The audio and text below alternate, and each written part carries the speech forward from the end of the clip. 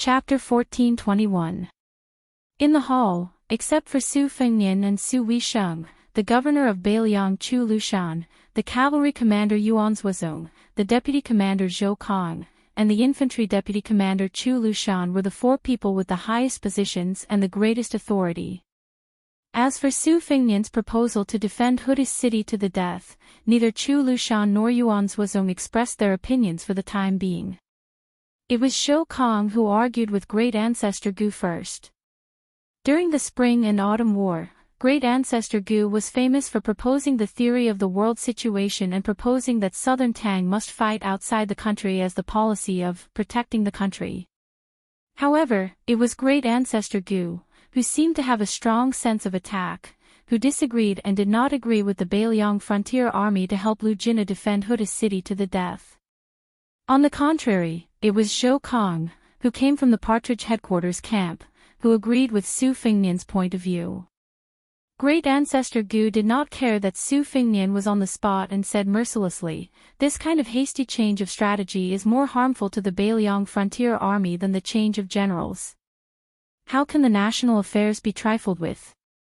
Zhou Kong also argued, "Water is impermanent, and soldiers have no solid formation. What's wrong with waiting for an opportunity to act?" In addition to the rhetorical question, Zhou Kong said something meaningful. When we made the military strategy of Beiliang in Yuliangliang province, the general and Li Shan were still there. At that time, the original intention was that Beimang would go south to the central plains through Beiliang and Jizhou. The Beimang barbarians only regarded Beiliang as an impregnable city. Even if they could not go around the city directly, they would only place 500,000 to 600,000 soldiers here to impede our Beiliang frontier army, instead of attacking the three provinces of Yuliangliu province today. Strategies and rules are dead, but our Beiliang soldiers are alive. The more than 100,000 border cavalry in Liangzhou are not to be trifled with.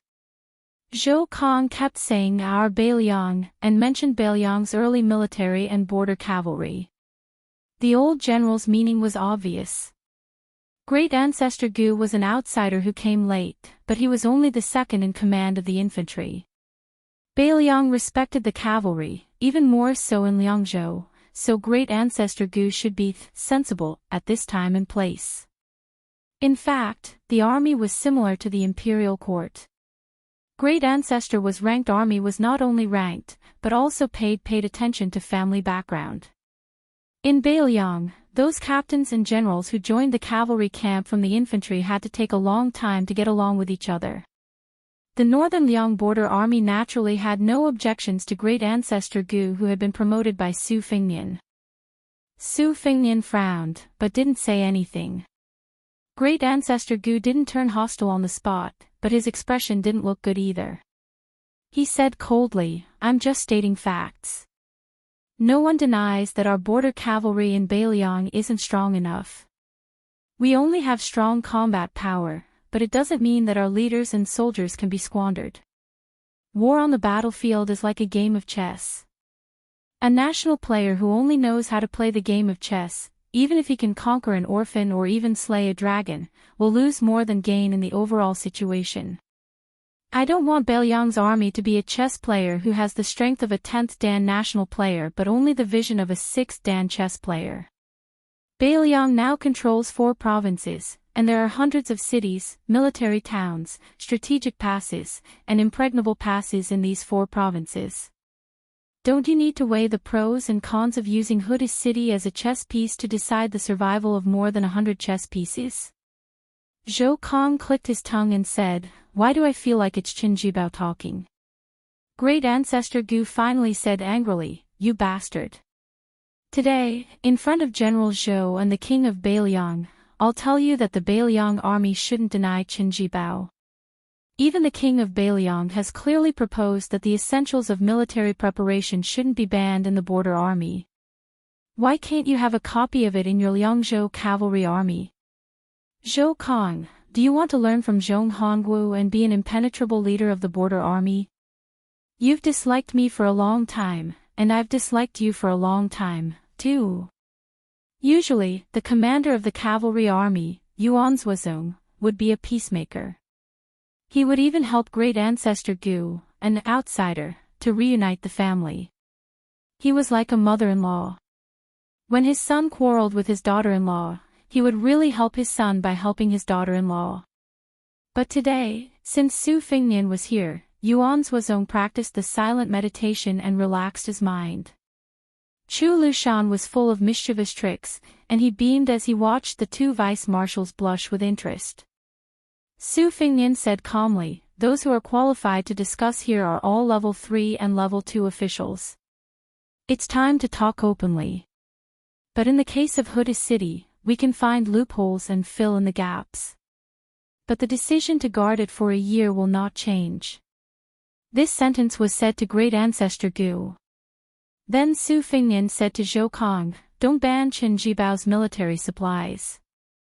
General Zhou, after you go back, take the lead to copy a volume. Including the commandant, all the lieutenants and generals can't be exempted.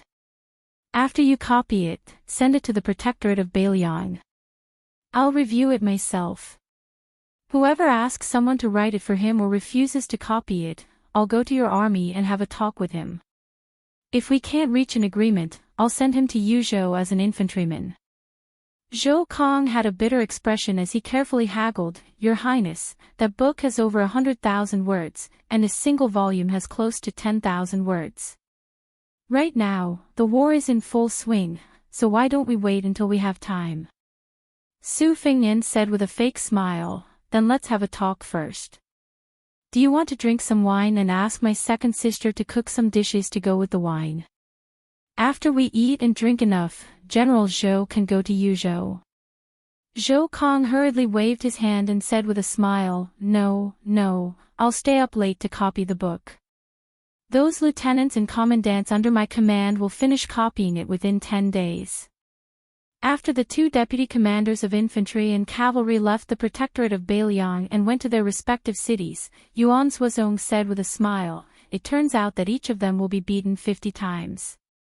Su Fengnian said worriedly, "Zhou Kong was beaten 50 times, but great ancestor Gu may feel that he was beaten 500 times.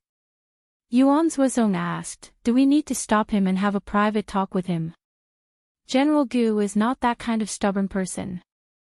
As long as it makes sense, he will listen to it. Su Fengnian was a little helpless, but the problem is that I don't have the confidence to make sense. At that time, it will add fuel to the fire and make great ancestor Gu more insistent. It's better to be like now. I'm deliberately mystifying him. Great ancestor Gu doesn't know whether I'm selling elixirs or dogskin plasters. He can only pinch his nose and do as I say." Su Fengnian saw that there were only his second sister, second brother Yuan and Chu Lushan in the hall. He said with a wry smile, "Now we are family. Finally, I don't have to pretend to be a master." In addition to laughing at the two old generals, Chu Lushan's eyes were more on the sand table. In fact, the Protector General of Bailiang had always been famous for his political and military achievements. He had always been looked down upon and underestimated by the entire Central Plains imperial court. Especially after the older generation of the Central Plains passed away one after another, Chu Lushan was only occasionally mentioned by people because he led thousands of cavalry to Shu province. Compared with Yan Wenluan and Chen Jibao, he was much inferior. He was even inferior to Yuan Zuozong, who showed his brilliance in the Battle of the Princess Tomb. At that time, people were very shocked that Chu Lushan, who was only a level 4 official, was appointed as the Protector General of Bailiang. However, the Bailiang army and its archenemy, Beimang, were not surprised. From this, it could be seen that the Liang imperial court generally did not care about Bailiang. What the eye did not see, the heart did not feel troubled. Chu Lushan had a saying that was widely spread among the upper echelons of the Bailiang frontier army. From the first time this fatty saw the sand table, he was intoxicated. In his early years, whether there was a war or not, he liked to stare at the sand tables of various countries in a daze. No one knew what was so interesting about these things. It was only when Wu Su asked him once that Chu Lushan told the truth. He said, "It is the same principle as reading a book. After reading a book 100 times, its meaning will be revealed." Later on, when the Su and Zhao separated from each other, Chu Lushan's home in Bailiang had no less than 100 sand tables of various sizes. It was rumored that the largest one took up the entire building. There was no place to stand on the first floor. If one wanted to see the sand table, one had to go straight up the stairs to the second floor to look down. Chu Lushan looked at the sand table at the northernmost city of Liangzhou, Huda City, and then at the southernmost city of Yuzhou, Xiaoguang City. He softly said, "It's not that Huda City can't be defended for a year. I've thought of a reason that might be able to convince Great Ancestor Gu." Chapter 1422. Chu Lushan continued, choosing Dong Zhuo from Beimang as the king of the South Courtyard and mobilizing millions of troops from the beginning to attack Bailiang in 3 different directions meant that Beimang had completely given up the idea of attacking the south from Jizhou and Liao. It also meant that there must be loopholes in the strategy we made back then. What we need to do is not just to mend it, but to completely destroy it in some places. Bailiang also predicted the worst situation at the beginning, but at that time, it was like fighting against an enemy. Well, for example, it was like fighting against the old god of sword Li Chungang. We guessed that the old man might use the green dragon sleeves or the sword opening heaven gate as soon as he came up. Su Weisheng whispered, "At that time, we only thought that he was one of the 2 strongest men, but we didn't expect that he would use both at the same time." Chu Lushan continued, "That's good. The fiercer the battle in Huda City is, the more dangerous the defense line in Liangzhou is, and the greater our chance to win by surprise will be." Back then, Yuan Zuozong suddenly smiled and said, Chu Lushan disagreed with the strategy made by Li Yishan back then. He thought it was too righteous and only thought about how not to lose, instead of how to win. Chu Lushan smiled, "Now that I think about it, we had to do that at that time. Without more than 20 years of blanking, there would be no room for leeway today." Chu Lushan slowly raised his head and looked at Su Fengnian. Then, a dazzling and flattering smile blossomed on his face. He chuckled and said, "Your Highness gave me the idea. Otherwise, with this little brain of mine, I would not have been able to think of it even if I cracked my skull. Perhaps only at this time could people think of Lu Qiu, or who competed with Li Gongda for the title of the best flatterer in Bailiang." Su Fengnian laughed and scolded, "Be serious." Chu Lushan continued to be nonchalant, "Didn't your Highness think of it long ago? It's just that the risk is too high and you know that Great Ancestor Gu won't agree." Su Fengnian nodded. Su Weisheng watched the mouth of Yuzhou province on the sand table as he said, "It's hard to attack."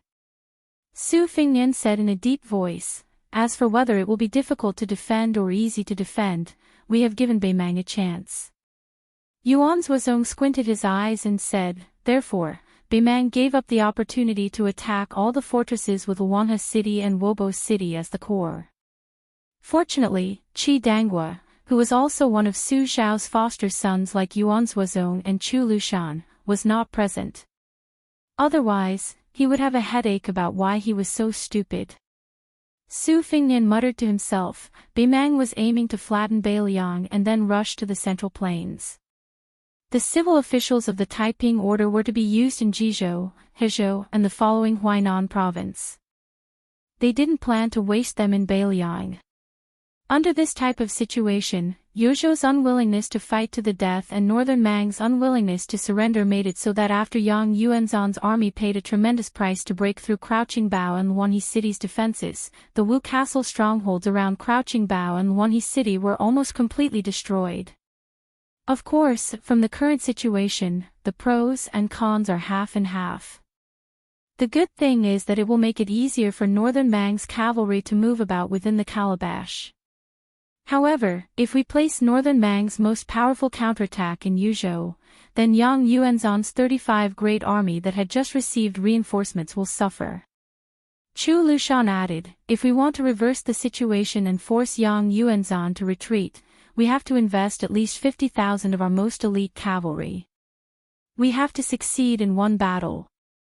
We have to wipe out Yang Yuanzhan's elite cavalry at the critical moment. Therefore, we must not lose Huda City. If we lose Huda City, we will lose Liuya and Fuling cities, as well as Huaiyang Pass. Once we pull the battlefront back to the Qingyuan Heavy Tomb region and allow Dong Zhuo's army to comfortably push southward and spread out the battlefront, it will be difficult for us to even have 5,000 cavalrymen, let alone 50,000. Therefore, for the sake of Huda City, we might have to sacrifice 40 to 50,000 people in the second year of Xiangfu City. However, for the sake of Huda City, many of them will die. Chu Lushan revealed a gloomy smile as he stared at the mouth of Huda City on the sand table. If all 35,000 people die here, we'll have built a huge Jingguan temple. Yuan Zuozong sneered, it's as good as West Rampart. Su Fingnian took a deep breath before saying, second brother Yuan, but if so, before Su Fingnian finished his words, Yuan Baixiong, who was always serious in speech and manner, said softly for the first time, we're family. Chu Lushan suddenly wanted to put his arm around Yuan Zuozong's shoulder with a flattering look. However, Yuan Zuozong slapped his hand away, saying, I'm not familiar with you. Chu Lushan scolded, I'm just a little fatter. Prince is just a little more handsome. Why do you judge people by appearance? Su Fingnian laughed, stop. You're not a little fatter, and I'm not a little more handsome. Su Weisheng looked at the aggrieved and long-winded Protector General, the King of Beiliang with a gentle smile, and Yuan Baixiong who was full of heroic spirit. She also laughed. Unexpectedly, Great Ancestor Gu and Zhou Kong did not leave Huaiyang Pass immediately. Instead, they drank in a restaurant with little business. Zhou Kong waited for the dishes to be served with a straight face. What? Do you think you haven't quarreled enough in the Protector General's office? Surnamed Gu, I'm more than willing to drink and chat with the prince when he's free. However, I can't drink or piss in the same pot with you. Great Ancestor Gu laughed, it's just that today is different from the past. If you were a general of Southern Tang in the past, I would have knocked you down with a punch if you dared to talk like this. When I beat you down and you can't say anything, I'll be the only one who can say anything unreasonable. When Zhou Kong heard these coarse words, he didn't get angry. Instead, he laughed, quarreling is one thing. I don't like you, Great Ancestor Gu, but I, Zhou Kong, have never denied that you did things very manly in Southern Tang. Otherwise, even if I couldn't stop you from becoming the deputy commander of the infantry, I would have taken the lead to cause trouble at Prince's side. In the end, I would have troubled you. However, to be honest, you're just lucky. It was Gu Jiantang who attacked Southern Tang. If it were me, Beiliang, even if you really fought at the gate of the country to defend it, it would still be useless. Great Ancestor Gu poured himself a cup of wine and laughed softly. Whether you believe it or not, being the deputy commander in Beiliang, no matter how much you old generals dislike me, is still much more comfortable than fighting the enemy in Southern Tang. It is because I understand that outside of the battlefield, your cavalry army might not see eye to eye with me, but if we really fight, if 10,000 people have to die for me, Great Ancestor Gu, the infantry vice commander, then you definitely won't only lose 9,000 people. For a general, there's nothing more comfortable in the world than this. Therefore, the worse you scold me, the more I want to treat you to a drink, so that one day, we won't have to visit each other's graves. Zhou Kong couldn't help but laugh. In the end, Great Ancestor Gu just wants to be happy for yourself. Great Ancestor Gu laughed, if I'm not happy for myself and you scold me, do you think I'd be willing to stick my hot face to your cold butt?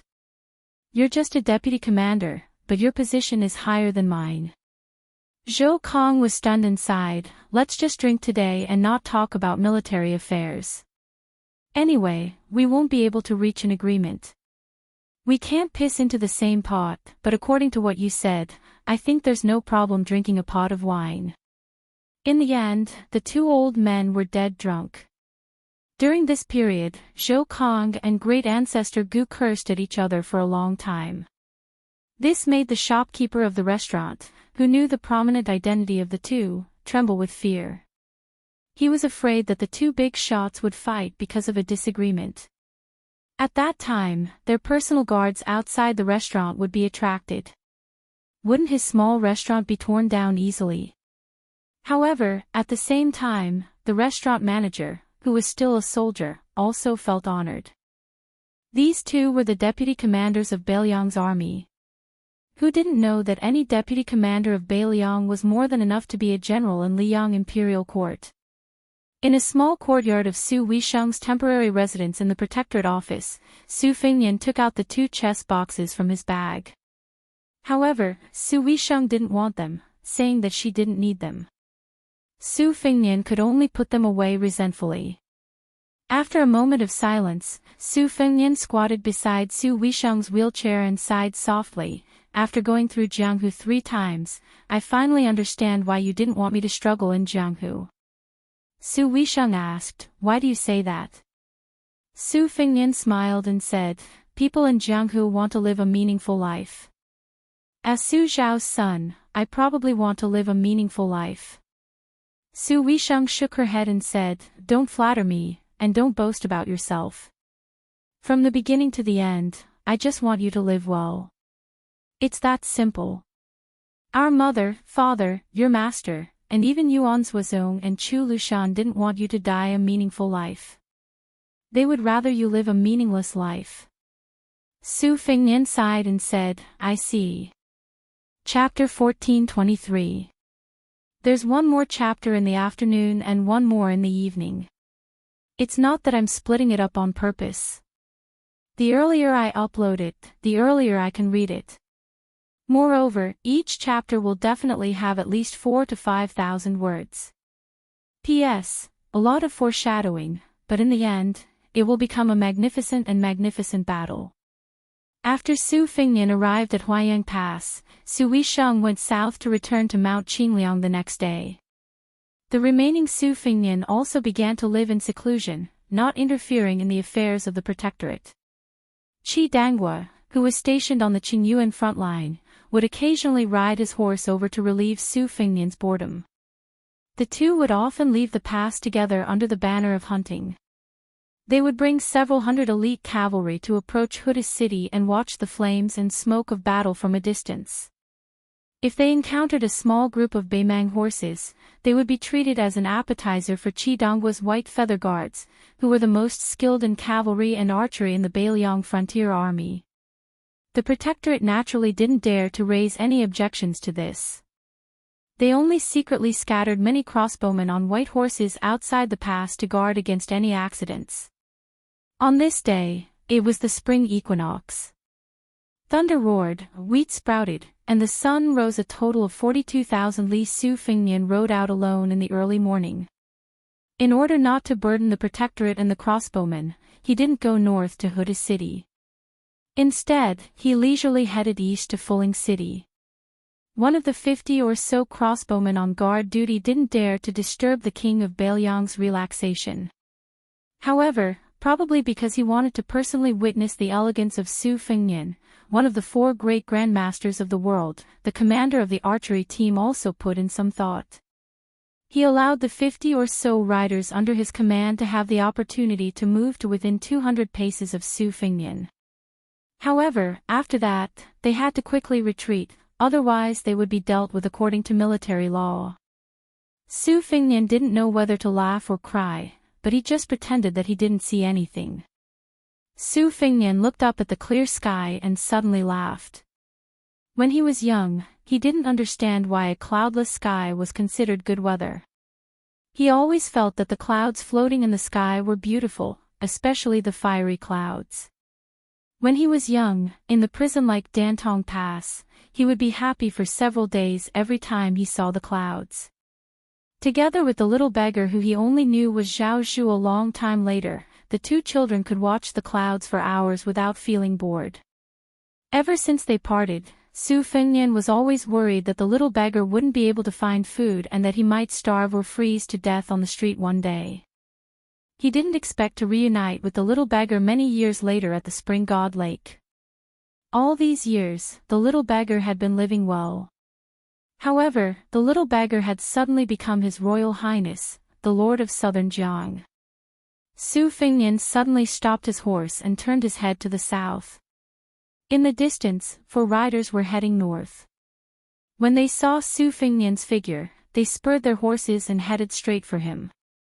Before they arrived, the commander of the crossbowmen on the white horse came to Su Fengnian's side first. He got off his horse and saluted respectfully. "Your Highness, the 4 riders should be Jianghu people who were selected by the Fish Dragon gang to join the army at the border. Do you want me to stop them?" Su Fengnian shook his head and said, "No, you can retreat to Huaiyang Pass first." The commander of the archery team accepted the order without hesitation. Although they were sent by the Protectorate, it was obvious who was the most powerful person in Beiliang and who the 300,000 border soldiers should listen to. Moreover, who was the prince?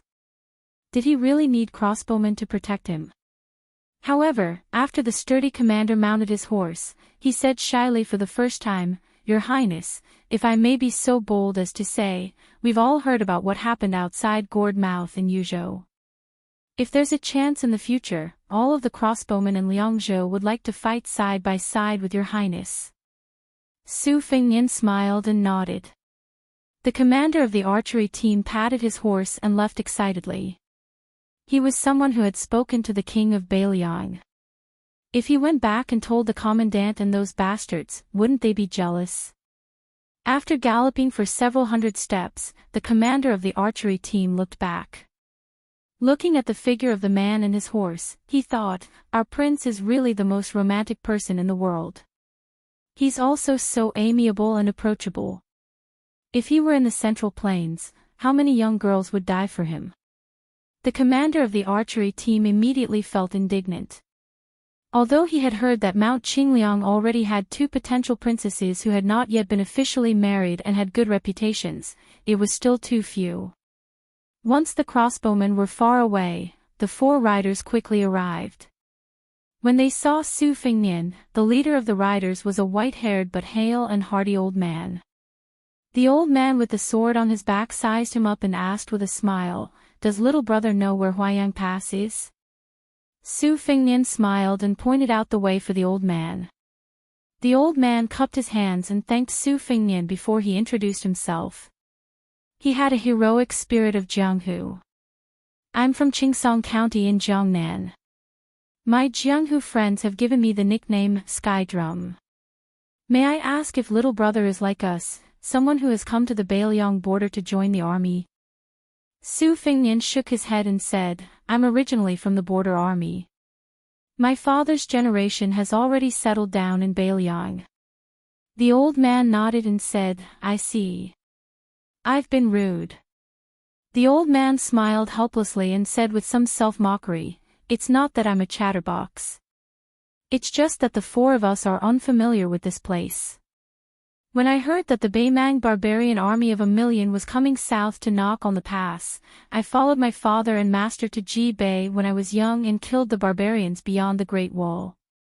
Now, I couldn't hold back my anger and heard that the Fish Dragon gang, one of the top 10 gangs in the world, could recommend us outsiders to the Beiliang frontier army. So, I brought 3 disciples to Beiliang. The Fish Dragon gang only gave us 4 temporary travel permits and we suffered a lot on the way north." One of the young men with a long sword on his waist said angrily, "Master, when we met the Beiliang frontier army, they were confident in their combat power. What's the difference between the way they looked at us and the way they looked at the barbarians?" Su Fengnian's 3 trips to Jianghu were not in vain. He immediately understood the meaning behind it. It must be that this group of people relied on their martial arts and had a conflict with the Beiliang frontier army. Otherwise, they would not have used the prefix, confident in their combat power. Instead, they would have directly pointed out the latter sentence. However, what Su Fengnian was curious about was that the Fish Dragon gang had opened their doors to recruit people from Jianghu. This was originally instructed by Wu Tong'an and Fu Shuifang. However, most of them were low-level masters who were opportunistic and could not survive in Liang Jianghu, so they fled to Beiliang to find a place to stay. There were only 16 people who were willing to go to Bailiang's border to join the army, and those who had some foundation in martial arts were clearly recorded in the Governor-General's office. However, this old swordsman, who Su Fengnian had never heard of before, was a real master of the realm of master. This kind of master could easily establish a sect on Liang Jianghu and become a leader in the martial arts world of a county. It was not difficult for him to go to the capital's Ministry of Justice and get a carp bag to hang around his waist. Su Fengnian casually observed the 4 riders. Other than the level 2 master's gaze, the other 3 people each had their own merits. The young man with a sword at his waist had an arrogant attitude. He had long heard that Bailiang had many talented disciples. This stranger who appeared at the border of the Great Wall for no reason and was not wearing armor and carrying a sword was most likely one of them. The middle-aged swordsman should be the eldest disciple of the master of martial arts in Jiangnan. He was relatively mature and prudent. He discreetly sized up Su Fengnian's hand, trying to find clues that he had once practiced martial arts. He had a lot of experience in Jianghu and did not believe that there would be an ordinary person riding alone in the vicinity when hundreds of thousands of Beimang soldiers were attacking Huda City. As for the last woman in black who wore a veil hat to cover her face, she was also curiously examining the man in front of her who did not look like a Bailiang. He looked more like a young master from a Jiangnan noble family. Su Fengnian smiled and said, "It doesn't matter what other people think. I just have to be myself. If you really want to talk about things with your eyes, haven't you been looking at us, Bailiang, for 20 years since you left Yang Dynasty?" The young swordsman probably could barely stand the arrogance of the Bailiang frontier army, but he could not stand the arrogance of a Bailiang disciple of the same age. He immediately became angry.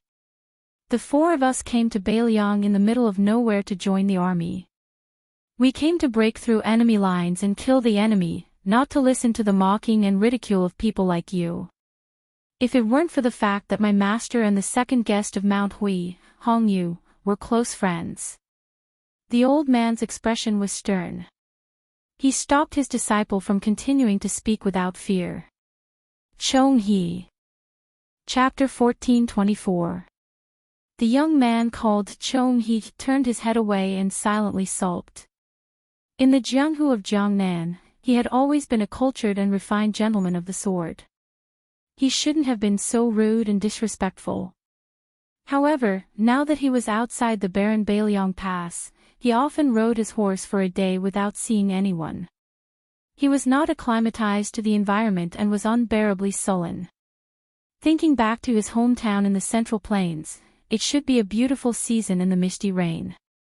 There would be alleys selling apricot flowers, boating on lakes, and dancing in brothels all night long. Even if he didn't do anything, it was still enjoyable to practice martial arts with his martial brothers and sisters in the deep courtyard of his home. It was better than drinking wind and eating sand and being bullied in the northwest border.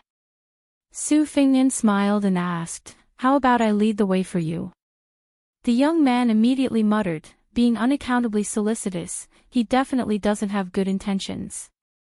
Isn't he still having bad intentions towards my sister?" The old man glared at his disciple, who was shooting his mouth off. He then turned to Su Fengnian. Without being pretentious, he laughed heartily and said, "That's just as well. When we reach the Great Wall and hand over the travel pass, I'll definitely treat little brother to a few jeans of green and wine. To tell you the truth, I have long heard of this wine. However, when I tasted it in the past, the taste. I don't dare to compliment it. I didn't think that now that I am in Bailiang, the more I drink, the more I can't put it down. I bought 2 pounds of wine at Longkou Pass in Liangzhou and it was empty in less than 2 days. Now the wine worm in my stomach is revolting fiercely." The 5 of them traveled together. The old man and Su Fengnian chatted about Bailiang's local customs. They had a tacit understanding not to ask about each other's identities. It was a big taboo to talk about such things with strangers. However, the young swordsman quickly couldn't hold himself back. His voice was neither soft nor loud, just loud enough for Su Fengnian to hear. He said, "Sister, the founding emperor of the Great Feng dynasty once wrote a letter to the master of the grasslands. He said, to the north and west of Jizhou, the place where the bow is drawn is under your command. And to the south and east of Jizhou, the crown and belt are to be built by me. Tens of thousands of people will plow and weave, my subjects and lords will live in peace, and there will be no tyranny." The young woman's voice was gentle. "Senior brother, didn't you say that when you first entered Bailiang?" In front, Su Fengnian laughed and said, "This is for me, a Bailiang barbarian from the west of Ji province." The old man who was running side by side with Su Fengnian smiled knowingly. "Little brother, you're so magnanimous." Su Fengnian joked, "It's because I've been holding it in bit by bit. Otherwise, I would have suffered internal injuries."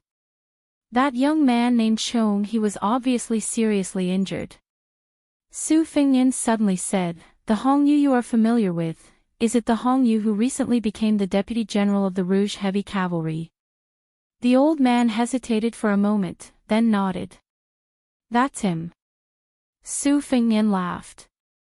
"Senior, you've already handed over your travel permit at the protectorate. You'll have to go south again for a while, to the grave, to find General Hong. At that time, I'll ask someone to lead the way for you. Otherwise, you really might not be able to see General Hong. It's not that we Bailiang are narrow-minded. It's just that General Hong's current position is very special. Not to mention you, even many of the Bailiang frontier army generals with real power can't easily see those heavy cavalry." Then the old man and Su Fengnian looked at each other and smiled. They didn't need to say anything. Then the two talked about interesting stories of the Central Plains Jianghu. The old man was very knowledgeable and talkative. He talked about the current situation of Mount Hui, about the Rouge Heavy Cavalry civil and military evaluations, and about the general evaluations. He couldn't suppress his exultation. "With little brother's insight, I'm sure you know why I put the general evaluations at the end. The general evaluations include Liang, Beimang, and Bailiang, while the general evaluations only include Liang. This is probably the most important evaluation since the fall of the Great Feng dynasty. There are 10 people in the general evaluations. There are 4 in Liang, Chen Zhibao, Chao Chongqing, Gu Jiantang, and Lu Xingxiang. Beimang has 3, Dong Zhua, Lu Gue, and Yang Yuanzan. Bailiang has Yan Wenluan, Chu Lushan, and Great Ancestor Gu. At the end of the general evaluations, there are additional comments on Xia Shibian, Ko Jianghuai, Tuoba Qiyun, Zhong Tan, and Song Li." Su Fengnian joked, "Yuan's Wazong didn't make the list." "I'm not convinced." Perhaps the young swordsman didn't like Su Fengnian, so he couldn't help but argue, Bailiang is still not satisfied. There are 3 people in the general evaluations. If you add Chen Zhibao, who rode into Shu alone, there are 4. That's almost half of the rankings. In addition, there's the young king of vassal state who became one of the 4 grandmasters. There's also Su Yanbing who suddenly appeared. As for the evaluations, there's also Bailiang's junior guardian Chen Wang and Sun Yin. They're on the same level as Yin Mao Chen. What else does Bailiang want? Su Fengnian smiled calmly, "That's why Bailiang is a good place. Not only do we have barbarians, but we also have scholars who can turn the tide and help the people." That guy instantly suffered another internal injury. The woman in the hat covered her mouth and smiled. The old man sighed. For so many years, this old man has always been puzzled by one thing. With Bailiang's manpower and material resources, how can they support the 300,000 cavalry at the border? Su Fengnian said softly, "In order to compete with Beimang, the Liang army claims to have 800,000 cavalry. It's more than the Dafeng dynasty at its peak, half in Bailiang and half in Liang." For some reason, when the 4 of them heard this, their eyes were filled with the monotonous and desolate scenery of the northwest. They couldn't help but have a complicated feeling. As they approached the Huaiyang Pass, Su Fengnian asked, "Senior, if you didn't know Hong Yu, who was a general in Bailiang, would you still come to Bailiang?" The old man was stunned and said calmly, "Of course not." Su Fengnian nodded slightly. His expression didn't change. However, the old man soon smiled and said, "But since Su Zhao's death, the muddled account of unrighteous spring and autumn has come to an end. I believe this old man isn't the only one who thinks this way. Many people of the older generation think the same way." Since the young man surnamed Su said those words in Tai and City, as long as they didn't have a blood feud with him, many of the knots in their hearts were untied. After entering Bailiang, this old man heard a lot of things and realized that many things were very different from what he imagined. In the future, he'll find time to write to his old friends in his hometown and tell them about a different Bailiang. It turns out that here, there's also the sound of books, the sound of chickens and dogs, and... When the old man said this, he couldn't help but laugh. "There's also the wine cellar who makes me regret that I didn't come 30 or 40 years earlier."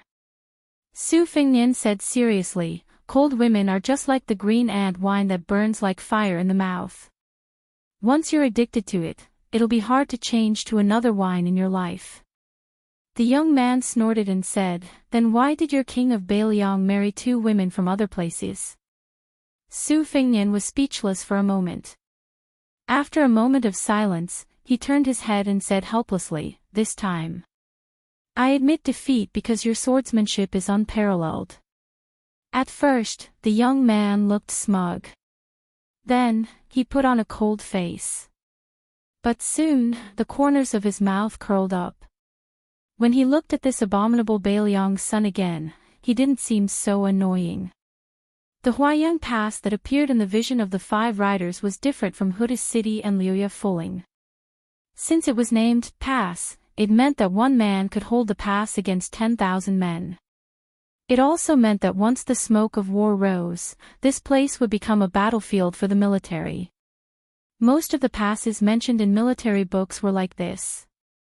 No matter the size, as long as one wanted to cross the border quickly, one had to take down these passes that were built on the roads and strategic locations.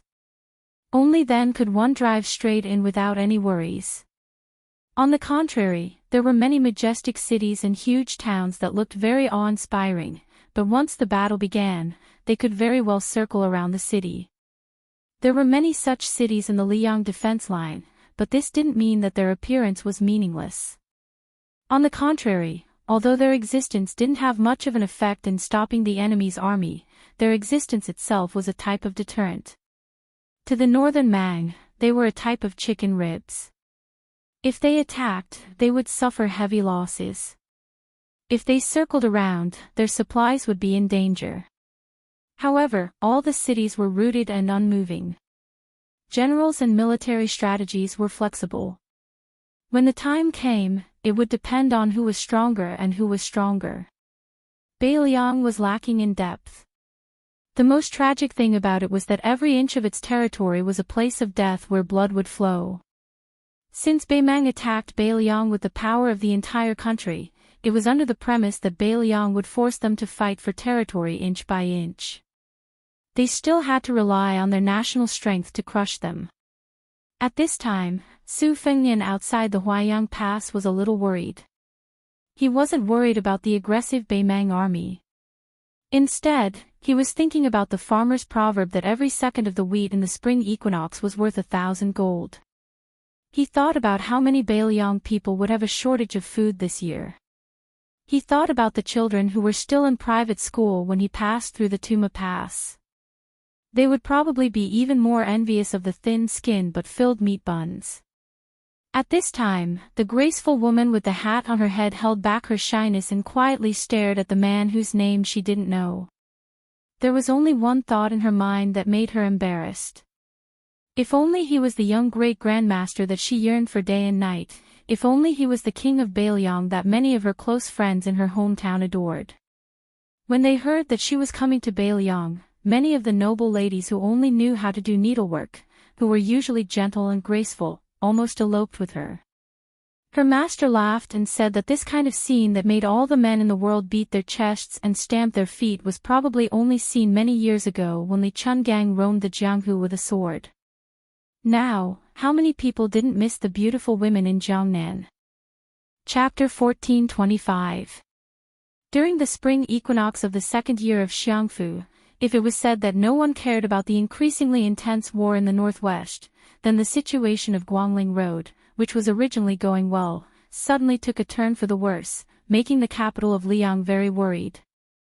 All of this originated from the young man at the western border of Xia. After the soldiers on the eastern front of Guangling had gotten used to Ko Jianghuai's mysterious movements, the main general Song Li slowly pushed forward step by step, continuously reducing the space for the West Chu army to perform. Not only did he take back all of the lost land, he also successfully instigated a number of West Chu officers who had rebelled at that time. He compressed the 20,000 infantrymen of West Chu's main force to the front line of Dangyin River and Crow Cry Valley. At that time, not only did Song Li's army have 30,000 Guangling Road infantrymen, there were also 8,000 elite cavalry who were good at fighting as a mobile force. In addition, Song Li had always been steady in commanding troops. No matter how one looked at it, it was a situation where victory was in the bag. The only problem was whether or not they could break into the old capital of West Chu before Li Xiao. But it was at this moment where victory was at their fingertips that the inferior Xia Shibian suddenly began to exert force, taking the initiative to attack. Afterwards, it was rumored that Song Li's cavalry moved out in full force, wanting to use several thousand cavalry to thin out the enemy's formation.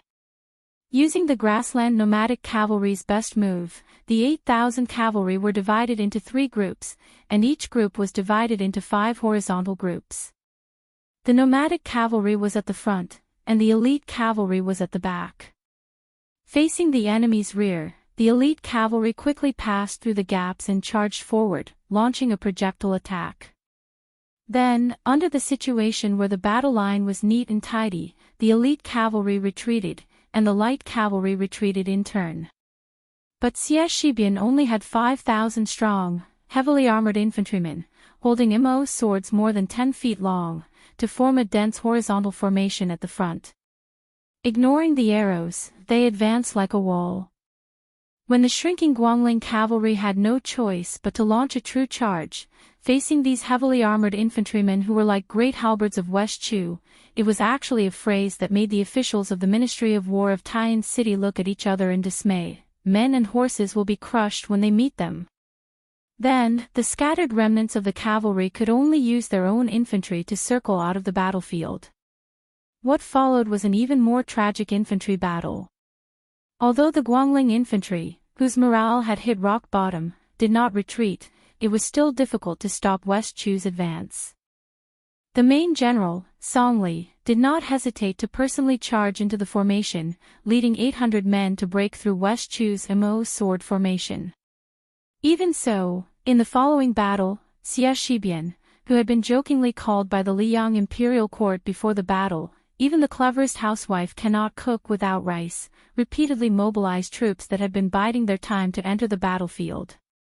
There were less than 1,000 of them, but all of them accurately remedied a few dangerous situations. Song Li was not a mediocre general, fighting bravely. Twice, he led troops to within 100 steps of Xia Shibian's formation and was forced back by arrows. Afterwards, Xia Shibian used the thousands of cavalry hidden in ambush to charge into the formation. Song Li had long prepared for this. Even though the battle was at a stalemate, he still strictly ordered the cavalry that had suffered heavy losses not to enter the battle formation lightly to support his side. He only allowed the cavalry captains to lead 500 cavalry to take turns killing the enemy. This was the only way to prevent the Guangling cavalry and infantry from collapsing in one battle under the charge of the 3,000 West Chu cavalry. The two armies of West Chu and Guangling fought from noon to dusk. Corpses were strewn all over the field.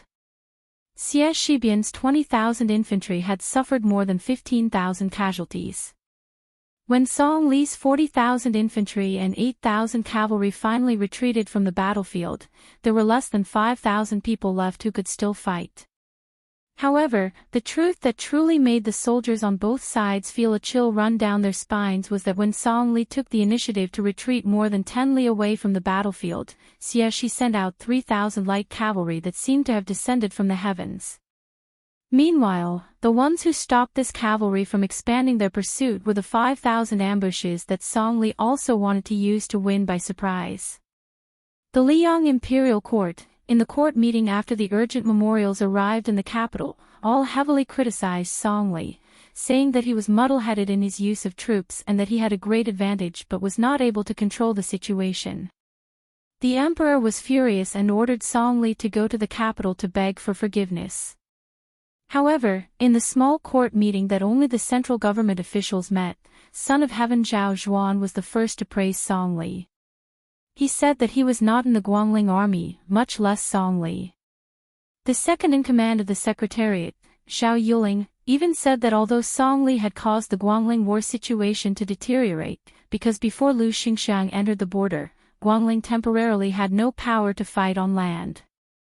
They could only place their hopes on Guangling Prince Xiao Yi's navy. However, in the end, they only lost a small battle to test the depth of West Chu's military power. At that time, the old general Yang Xinxing was also included in the small court meeting. He immediately knelt down and begged for forgiveness, sobbing silently. However, he did not absolve himself. Instead, he said that Yan Jinchuan's death was the fault of him and the old soldiers of Ji province. The emperor, Zhao Zhuan, did not pursue the matter further. Instead, he comforted this old general who had brought shame to the imperial court. He even appointed his eldest son, Yang Huqin, who had lost an arm during the Battle of Guangling, as the deputy general of Ji province, to lead the infantry of Ji Nan, who had been through hundreds of battles not long ago, to Ji Bei, to make up for his father's mistake. After the spring equinox, the 100,000-strong army of Nanjiang had arrived in Xiangzhou. Yan King Xiaobing fell sick along the way and had no choice but to let Crown Prince Xiao Zhu lead the troops. At the same time, General Lu Xingxiang and the old general of the same generation as Yang Xinxing and Yan Jinchuan led the troops on two fronts, a total of 40,000 elites. They worked together with the Nanjiang army to pincer the West Chu rebels.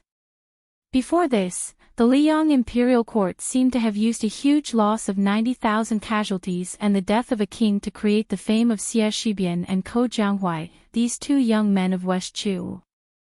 At such a time, West Chu made a sound that shocked the world. After Su Shao, another king of the dynasty, Chen Jibao, wrote a letter to the capital, saying that he had raised 10,000 soldiers and could assist Guangling at any time. Although it was rejected by the Ministry of War. However, the imperial court was still shocked and praised him as the sound of spring thunder. It was enough to see the special position of the white-clothed war saint in the hearts of the people of Liang. It seemed that in Liang's eyes, those traitors of northern Liang, such as Chen Jibao, the Confucian Grand Master Yao Baifeng, the imperial relative Yan Jieshi, and Jean Lanting, who was now the assistant minister of the Ministry of Rights, were all particularly pleasing to the eyes of Tai and City. Within the Beiliang Governor-General House, Su Fengnian and Chu Lushan led a group of Liangzhou border generals to discuss the victory of Xie Shibian and Song Li. This was perhaps the only entertainment of the Beiliang generals during wartime. Huaiyang Pass Lieutenant Huang Laifu's words were full of disdain. Didn't this Xie family kid learn his military tactics from us? In areas where the battle lines are not fully spread out, he secretly accumulates strength and throws it into the battlefield in batches at critical moments. Our Beiliang frontier army's most observant lieutenants all know this. The only thing he can take out is the MO sword array that he learned from who knows where. But it is still alright to deal with the Guangling cavalry, but against our cavalry, it is the same as the West Chu great halberd warriors of the past. Su Fengnian said, after all, this is the first time since the spring and autumn period that a cavalry on foot has been used. No matter how strong Song Li's cavalry is, we should get a feel of it. Do you have the detailed layout of the Mo sword formation? As always, Chu Lushan was looking at the various geographical details on the sand table. Hearing this, he raised his head and smiled. I'm still waiting for news from Fu Shuifang. However, based on the rough losses on both sides, Xia Shibian's Mo sword formation should be much more complete than the Great Halberd battle formation of the past. I believe that Gu Jintang's Tu Liao's side will soon be popularized, and he will have to ask for a large sum of money from the Lion of the Ministry of Revenue. The sturdy commandant from Qingyuan Army Town frowned and said, based on the spy report, Xia Shibian and Song Li are not of the same mind. They are both shrewd and cunning, and are very cautious and bold in their use of riding. In the past, I've only heard that Ko Jianghuai of West Chu is adept at long-distance raids without regard for the strength of his legs. Even if his overall strength is less than the enemy's, he can still fight with many on the battlefield. Furthermore, he has never defended or besieged a city. He fights as if his infantry can be used as cavalry. It's very chewy.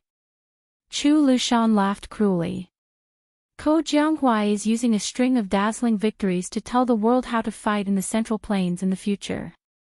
It's no longer as simple as you besiege a city and I defend it. All campaigns have the goal of eliminating the enemy's strength. If you hide in the city like a turtle, I'll find a way to force you out of the city to fight. If you have a large number of troops coming out of the city, I won't fight first. I'll find the right opportunity to defeat you once again. In any case, it's just a quick cut of flesh. 1 to 2 gene of flesh each time. After a few more times, you'll only see the bones. If Great Ancestor Gu's suggestion of fighting outside the city for the first time was enough to broaden the horizons of the military strategists of later generations, then Ko Jianghuai's novel way of fighting is a perfect extension. It can probably be called fighting outside the city to weaken the meaning of the city to the greatest extent. If used well, one can seize the initiative everywhere. Of course, when I was fighting in the hinterland of Beimang, I was already playing like this. It's just that the spearhead wasn't aimed at Liang, so those court officials didn't know how to feel pain. Luya rubbed his chin and said, Guangling Dao finally has a general who understands military affairs like Song Li to support them. That emperor of Liang must have been kicked in the head by a donkey. Just like that, he took him to Tai and city to denounce him. It's obvious that Zhao Yi's navy will also be eaten by Chao Chongqing. Chapter 1426. Su Fengnian shook his head and said softly, purely from the Battle of Guangling, we shouldn't have touched Song Li. But looking at the overall situation, the imperial court's actions that seem to be destroying their own foundations are actually of the same origin. Back then, the Spring and Autumn 8 kingdoms were destroyed and the generals were given out. Now, the Zhao family wants to gather all the military power in the world so that they can deal with the future war with Beimang. Yang Xinxing and Yan Jinchuan and the private armies under their command quelling the rebellion were one side of the matter. The Tangxi sword immortal Lu Baijie, the southern expedition commander-in-chief Lu Xingxiang, the Longxiang general Su Gong, the western Liaoning general Tang Taizuang, and the current Song Li, these people entered the capital one after another to become officials. The imperial court intentionally allowed West Chu to revive the country. Other than not expecting West Chu to give them such a big show of strength from the start, everything else happened as expected. Even the king of Yen sending 100,000 troops up north to support was arranged long ago. Don't look at how West Chu cleared out the Guangling battlefield in one go. In reality, he was just helping the imperial court to kill more people. In the end, the imperial court is using this to weaken the vassals and suppress the power of the local generals. It can be considered an open conspiracy. After Luya had cursed the two emperors of the Zhao family for not being good people, he immediately smiled at Su Fengnian and said, Your Highness's way of looking at problems is indeed different from us. It's a tall building. What's a tall building? Huang Laifu hurriedly said, Tall building, his mother, I forgot about it. Chu Lushan rubbed his forehead, feeling a little embarrassed. Su Fengnian smiled and said, from a strategically advantageous position. The two captains said in unison, yes, from a strategically advantageous position. Then they each praised, Your Highness is extremely talented. Your Highness is very knowledgeable. Our Bailiang Protector General's eyes seemed a little melancholic. Su Fengnian joked, that's enough, flattery is not suitable for you guys.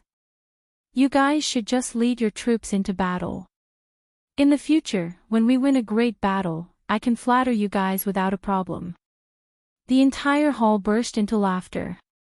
After Chu Lushan returned to the sand table of Northern Liang and finished discussing the arrangements with the generals, Su Fengnian walked toward Chu Lushan's residence. After Su Fengnian walked into the cramped courtyard, he said emotionally, It's been hard on you. Habitually, Chu Lushan bent over and said with a smile, although Lu Qiu has been living a luxurious life all these years, back when she was so poor, she would be overjoyed if she could have a hot steamed bun to eat. Later on, she joined the Su family's army. That was how she gained this fat bit by bit. Wang Yi might not believe it, but Lu Qiu was once as thin as a match. Her entire body added up to about 120 caddies of meat. But at that time, her flesh was firm and she could endure hardships. Su Fengnian really didn't know about this. He looked at Lu Qiu, who was as fat as a mountain. I can't imagine what you looked like when you were thin. Chu Lushan sighed. That's right. Even I almost forgot about it. Su Fengnian had specially brought those 2 jars of chess pieces today. Chu Lushan had someone find a finely made Torreya wood chessboard. The two sat across from each other after not seeing each other for a long time. Su Fengnian played white, Chu Lushan played black. They started the game. Su Fengnian lost. Chu Lushan finally won. Because Chu Lushan had waited for so many years. Finally, he didn't have to deliberately go easy. Sitting cross-legged on a large embroidered stool, Chu Lushan looked dazedly at the chessboard. He sighed and said, Today, I finally know the true depth of His Royal Highness's chess skills. It turns out that Lu Qiu was going easy on him back then, and His Royal Highness had never worked hard. Hearing this somewhat unfamiliar title, His Royal Highness, Su Fengnian became absent-minded for a moment. He sighed and said, I sent people to Qingzhou to find Lu Su, but the result was disappointing. Lu Su told me that he would rather go to the capital than come to Bailiang. Chu Lushan grinned and said, Everyone has their own aspirations. You can't force them. Su Fengnian grunted and said helplessly, I heard that Su Xiao had captured many scholars of the spring and autumn period, but most of the people he liked weren't willing to work under him. He could only let them go. Chu Lushan smiled awkwardly and said softly, Foster father did let them go, but many of them were secretly killed by Lu Qiu, afterward. Among them was the elder of Yuan Baixiong's best friend. Su Fengnian didn't know whether to laugh or cry. No wonder second brother Yuan said he wanted to light your sky lantern. Chu Lushan chuckled. Unlike Mr. Zhao, I came from a poor background like Mr. Li. I was born to be at odds with aristocratic figures. I don't have Mr. Li's magnanimity. Back then, when I saw those arrogant fellows, I couldn't wait to chop off their heads. Now that I think about it, I should have been more lenient and killed fewer people back then. Su Fengnian was speechless. Chu Lushan twirled a cool chess piece between his fingers and said, putting aside the officials of Spring of Eternal Hui, Tangxi Sword Immortal Lu Baijie, head of the Secretariat Qi Yanglong, Imperial College's Left Chancellor Yao Baifeng, Dongyuan Pavilion's Grand Scholar Yan Jieshi, Southern Expedition Commander Lu Xingxiang, Dragon General Su Gong, and so on. These people were invited by Zhao Dun to the capital to fill the vacancy after the collapse of Zhonglu. As for Song Kelly and the others, they were chess pieces that Zhao Dun deliberately suppressed when he was alive, so that the next emperor could show his majesty. Then Assistant Minister of the Ministry of War Tang Tai Zhuang, Nu Ches Saint Fan Chongho, Guangling Sek Songli, Junior Guardian Chen Wang, Ji Province's General Yuan Tingshan, Sun Yin, and Lu Su are the newcomers cultivated by the new Emperor Zhao Zhuan himself. Chu Lushan sneered, apart from the unreasonable moves against our Bailiang, the other moves are all in line with orthodox chess theory. Su Fengnian sighed emotionally. Zhao Dun must have thought it through carefully before choosing the fourth Prince Zhao Zhuan and not the first Prince Zhao Wu. We can't deny this. So far, Zhao Zhuan has done a flawless job. Chu Lushan suddenly looked at Su Fengnian with a playful gaze. Su Fengnian rolled his eyes. Don't get the wrong idea. There's nothing between me and that empress. Do you think that the imperial family of the Zhao clan is blind? Besides, it's not like you don't know that Yan Dongwu and Li Fuzhen are the same. Both of them ignored me back then. To be precise, they saw me as an enemy. Chu Lushan smiled mischievously. Lu Qiu is just thinking about what's good for her. Su Fengnian scolded with a smile. Do you really think all the women in the world should like me? Chu Lushan put down the chess piece and stretched out both hands, saying with a righteous expression, Your Highness, you don't know, but there are at least 8,000, if not 10,000, young ladies from influential families in the Central Plains who are in love with you. Chu Lushan said leisurely, There's nothing we can do about it. In the 100 years of the Jianghu, there might be quite a few people with peerless martial arts, but there are very few who are handsome and elegant. Counting them, there's only old sword god Li Chungang. Wang Xinji. That old geezer. Tuoba Bodhisattva. A northern barbarian. Dong Tai. It's true that his swordsmanship is profound, but it's a pity that he can't get past his appearance. Originally, Qi Xianzhu and Chao Chongqing could each be counted as one, but one was a Taoist immortal who never entered the world, and the other was a bookworm who only wanted to restore his country. So only Your Highness lived up to everyone's expectations. You went to Liang Lake twice and had countless interesting stories. You also went to Tai and City and became the Grand King of Bailiang.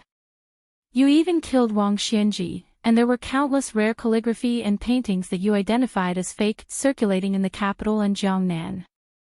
At the same time, there was the rise of Xueping and Xianyuan Qingfeng, which was equivalent to creating momentum for Your Highness, who had personally visited Mount Hui. How could those ladies not go crazy? It's really like rain after a long drought. Su Fengnian really didn't know that this would happen. He said self-mockingly, if that's the case, then there will definitely be more people who hate our Bailiang in the future. Chu Lushan laughed heartily. Of course. Let's not talk about the distant ones. Just take those Andes in Yanji County who don't have to worry about marriage. As long as a matchmaker says which family's man looks a bit like Your Highness, the market will suddenly become hot. Su Fengnian could only laugh it off. After a moment of silence, the atmosphere in the room seemed to change. Chu Lushan suddenly asked seriously, Your Highness, there's something I don't know if I should say. Su Fengnian said, You can ask, but you might not answer. For Lu Qiu, to ask so seriously, it wasn't that Su Fengnian was deliberately mystifying things, but that he really didn't have the confidence to give an answer. As expected, Chu Lushan asked a very tricky question. After Your Highness went to Beimang, especially after returning to Bailiang with Su Huainan's head, Lu Qiu knew that the war with Beimang would be different from what everyone had imagined.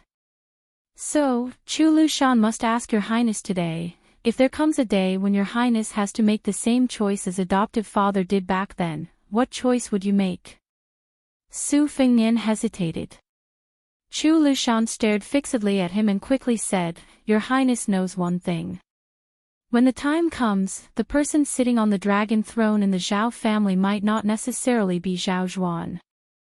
It might be that Zhao Zhu who was with Your Highness at Dantong Pass.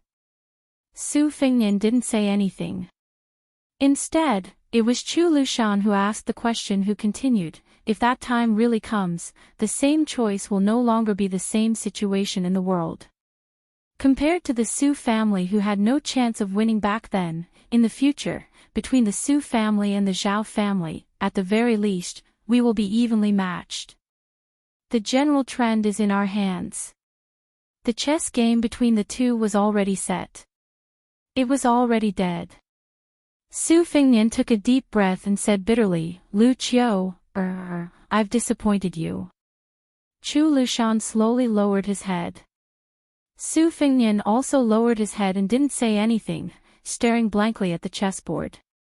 At some point, Su Fengnian was still sitting in his original spot. Chu Lushan had already stood up and walked over to Su Fengnian's side. With some difficulty, he bent down and reached out a hand to gently rub Su Fengnian's head. He said softly, although I'm very disappointed that I didn't hear the answer I wanted, Your Highness. You might have forgotten, but His Royal Highness, when you were young, out of all your adoptive sons, you were the closest to that silly Lu Qiu. I, Lu Qiu, have always been proud of this, happier than winning a battle. If there comes a day when Lu Qiu, who has been alone since childhood, has to give up his 300 caddies of fat on the battlefield, don't be sad. If I, Chu Lushan, have a family in this life, then it's worth it. Chapter 1427. Hudi's city was a nail that Beimang's army had to pull out when they went south. Hudi's city was huge and lofty. It was known as no other place in the border, no other place in the northwest. It was 4.5 li long from east to west and 5 li from north to south. Bailiang's road took 6 years to build. It was said that half of the dynasty's northwest was used up. Its south gate was called Dingding Gate, which was criticized by the civil officials of Liang. Just on the north side of the Tiger Head city, there were 12 winches and 12 crossbows, with 7 crossbows. The arrows were as big as the rafters of a house, with iron leaves as the feather. The arrows were as fast as thunder, and could reach as far as 700 paces away. At the end of the spring and autumn period, when Gu Jiantang attacked the old southern Tang, he used these crossbows to shoot through the southern Tang Navy's large turreted ships to show the military power of Liang. If it wasn't for these giant ballistae intimidating and restraining them, if Northern Mang's infantry were allowed to wantonly push forward the siege weapons, Tiger Head City's defenses definitely wouldn't have had enough strength to spare. Using more than 1,000 stone catapult carts of various sizes to attack a single city, this was something only a madman would do. In history, this had only happened once during the middle stages of Great Feng Dynasty's decline. The city that suffered disaster at that time was precisely Great Feng Country's capital, whose scale wasn't inferior to Great Peace City. Of course, although Beimang's central line had the same number of catapults, the only difference was that the weight of the catapults was 20 to 30 gen more. Therefore, overall, the power of the catapults was far less than that of the attack in the middle of the Feng Dynasty. Hudi's city was easy to defend and hard to attack. It also had Liuya and Fuling to help restrain Beimang, so that Hudi's city wouldn't follow in the footsteps of Xiang Fan's 10 years lonely city. In addition, there were 6,000 cavalry in Hudi's city that could take the initiative to attack at any time. They could also coordinate with the elite cavalry of Liuya and Fuling. The defense line of Huaiyang Pass was also less than 100 li away from the front line of the 4 towns. All of them were elites of the Bailiang frontier army who dismounted to defend the city.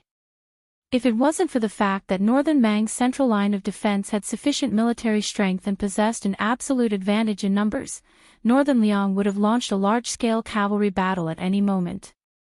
Therefore, in the spring of the second year of Xiangfu, Hudi's city became the only main character, attracting most of the attention from both sides of Liangmang.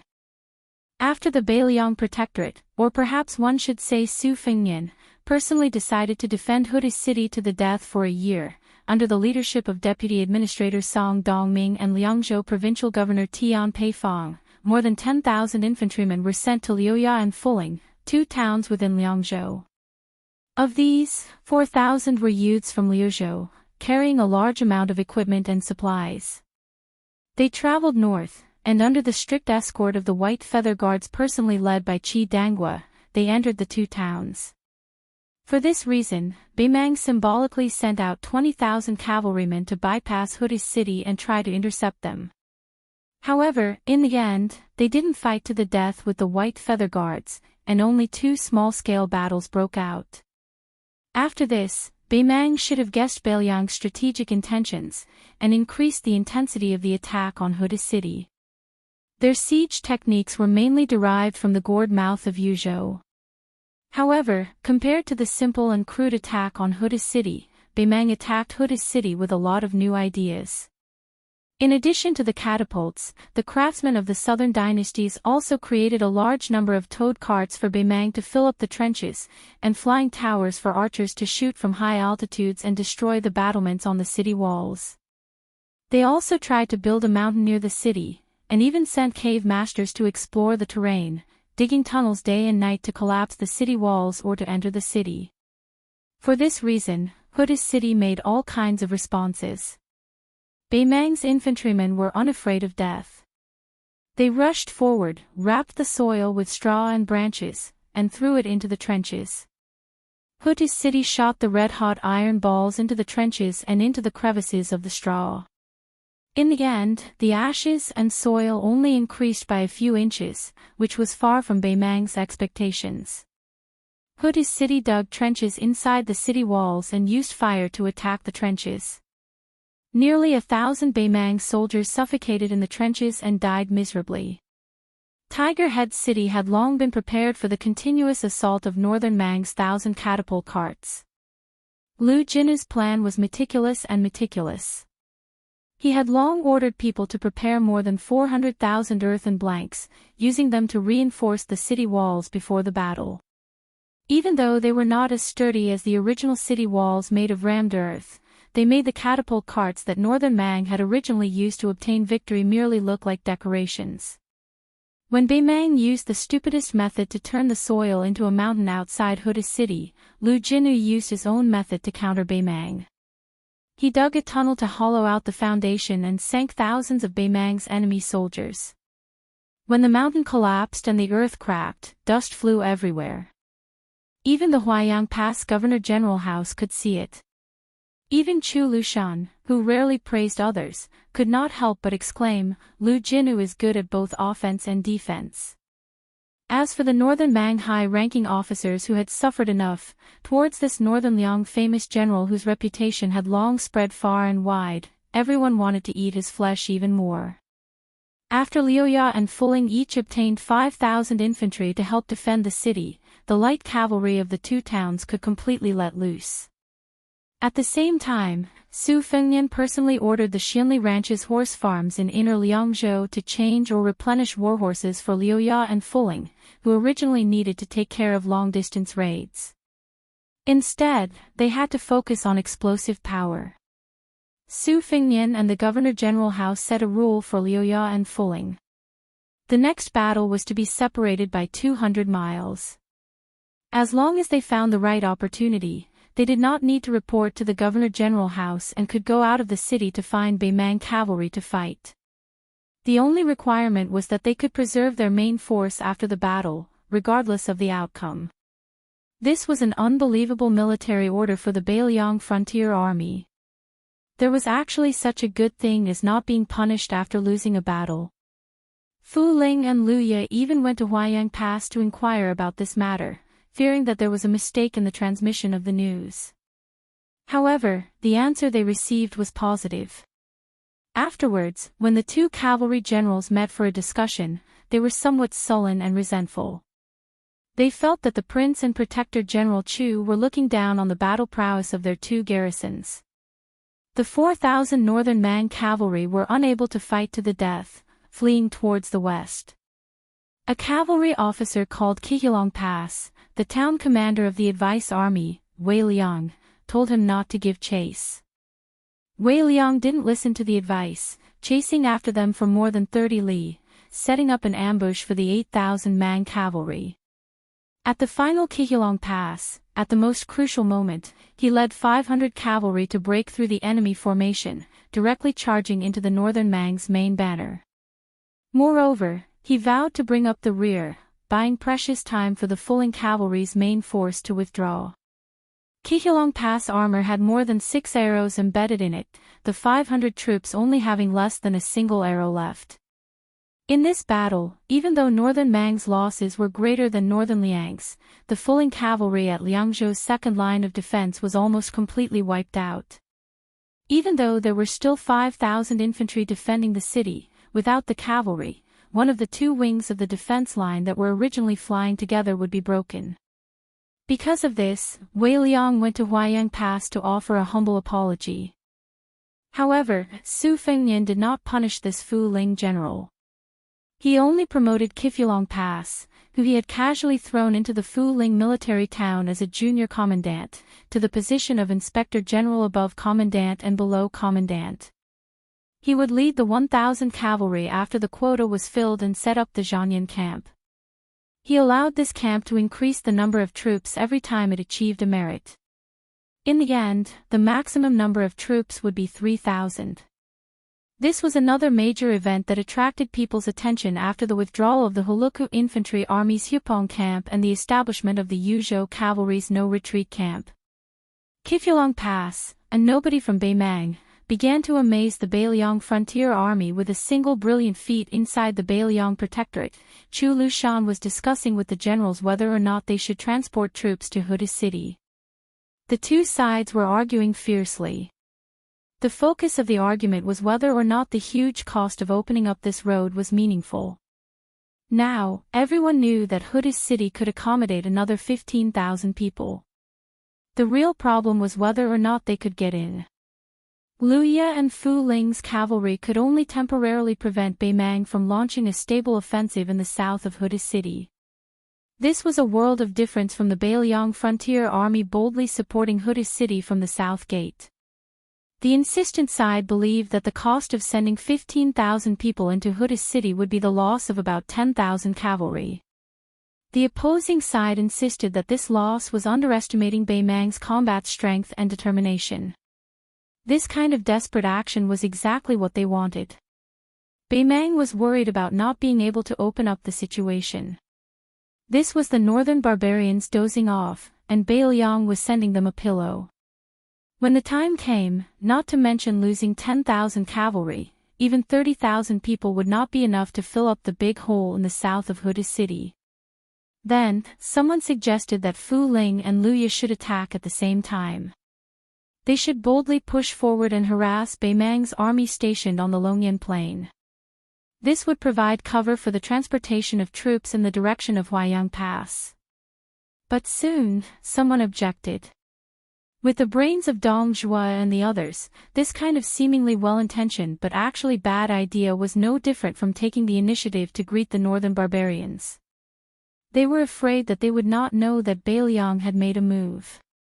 Chu Lushan, whose ears were filled with noise, said calmly, with the reinforcement of Luya and Fu Ling, Beimang must have guessed that we want to use Huda City as a support point. Otherwise, they would not have set a trap for Fu Ling's cavalry a few days ago. Therefore, Beimang is now guessing when we will support Huda City, not if we will support Huda City. There is no doubt about this. When Chu Lushan opened his mouth to speak, the whole place immediately fell silent. Every one of the unruly generals of the border army naturally pricked up their ears to listen attentively. Chu Lushan continued in a neutral tone, then we will strive to find a time when they will not expect to do this. If there is no such opportunity, then we can only not do it. Everyone, Huda City must be defended. But don't forget why we are defending Huda City in the first place. We are defending Huda City not for the sake of defending, but to protect our line of defense in Liangzhou as much as possible. As for the matter of exchanging troops, it is meaningless even if one of our border army's lives is exchanged for 2 Beimang barbarians. Of course, during this period, we can take the opportunity to lure a few Beimang cavalry away from the main army. We can even directly place 15,000 soldiers behind Huaiyang Pass and not move. However, we can mobilize all the troops on the front line of the grave and launch a large-scale battle that Bei Mang will never expect. After winning, we can retreat. Chapter 1428. At this point, Chu Lushan tapped his own head with a finger and said with a fake smile, Huda's city has Lu Jinu. He will defend the city well. Everyone, other than our 2 legs, we still have the 4 legs of our warhorses to help us run. Don't go down a single path. In the end, right now, we and the Northern Mang army are just staring at each other in the area of Huda's city and Huaiyang Pass. Both sides are scheming against each other, and the only thing left to do is to see whose Dao arts are more unexpected. Although there was no clear conclusion on the matter of Huda's city's reinforcements, after Chu Lushan spoke, the generals present had no more objections. After that, Chu Lushan accompanied Su Fengnian for a stroll around the Governor-General Manor. Chu Lushan sighed softly and said, "What a pity. We tried to be clever but ended up making a fool of ourselves." Su Fengnian laughed softly and said, "Perhaps this is what they mean by, a man proposes but God disposes. Just treat it as me shooting myself in the foot." Chu Lushan shook his head with a regretful expression. When Su Fengnian gave the military order to Liuya and Fuling, Wei Liang's rash pursuit and Bei Mang's ambush were all within the Governor-General Manor's expectations. In reality, once Wei Liang's cavalry fell into a desperate situation, they would only last for an hour at most before a long-distance Qingyuan cavalry would join the battle and wipe out Bei Mang's bait cavalry and subsequent ambushes in one go. However, the sudden appearance of a small governor-general with a sense of danger and the courage to fight to the death destroyed all their plans. Su Fengnian and the Governor-General Manor had no choice but to suffer in silence. This kind of opportunity was like a lost opportunity. Bei Mang must have thought that Bei Liang wouldn't repeat the same mistake and charge into the ambush. Bei Liang also lost a great opportunity to set up a trap for Bei Mang. Chu Lushan suddenly laughed. The Ministry of War in the capital finally remembered to ask us about Bei Mang's attack. Su Fengnian sneered, "Just ignore them. If those guys at the border of the Ministry of War dared to go to Gourd mouth of Yuzhou province or come to Huaiyang Pass, I wouldn't stop them from watching the battle. Now that they've ******** off, there's no such thing as lying down and enjoying a good life." Chu Lushan nodded, taking a bit of joy in his misfortune. That mad dog Yuan is now in a difficult situation. Wang Jingchong and Great Ru Shiwei, these 2 generals, have given him a great victory with both hands. Right now, the entire court is looking down on Northern Mang's military strength with disdain. Yuan Tingshan has also become Ji Province's general as he wished. I reckon that Gu Jiantang really wants to hack this son-in-law who only cares about his own promotion to death. The more vulnerable Northern Mang's easternmost battlefront is, the more difficult it will be for our great General Gu to obtain money, provisions, and weapons from the Ministry of Revenue and Ministry of War. When the 2 Liao brothers said that they wanted to build a 6,000-man Modeo infantry formation, the Minister of Revenue didn't say anything, but the Assistant Minister gave a straightforward answer, "I have a life, but I don't have any money." Su Fengnian sighed, looking back now. When Yuan Guo was promoted from the Ministry of Rights to the Ministry of Revenue, which was in charge of the imperial court's purse, it seemed that he was favored by the emperor, but in fact, he was not.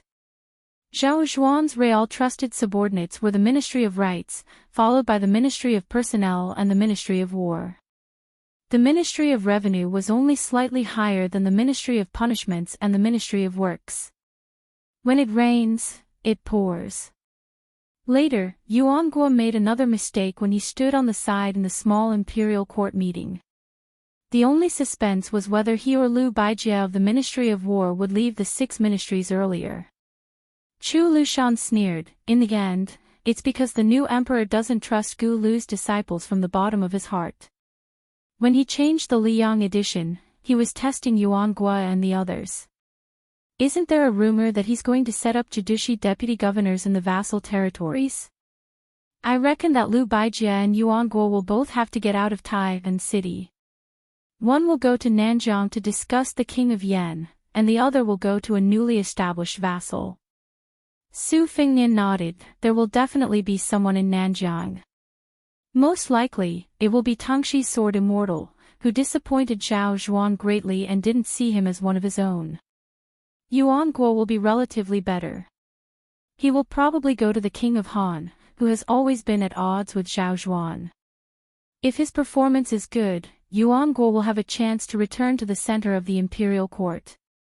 Liu Baijie, on the other hand, will definitely have the fate of moving around in the local areas for the rest of his life.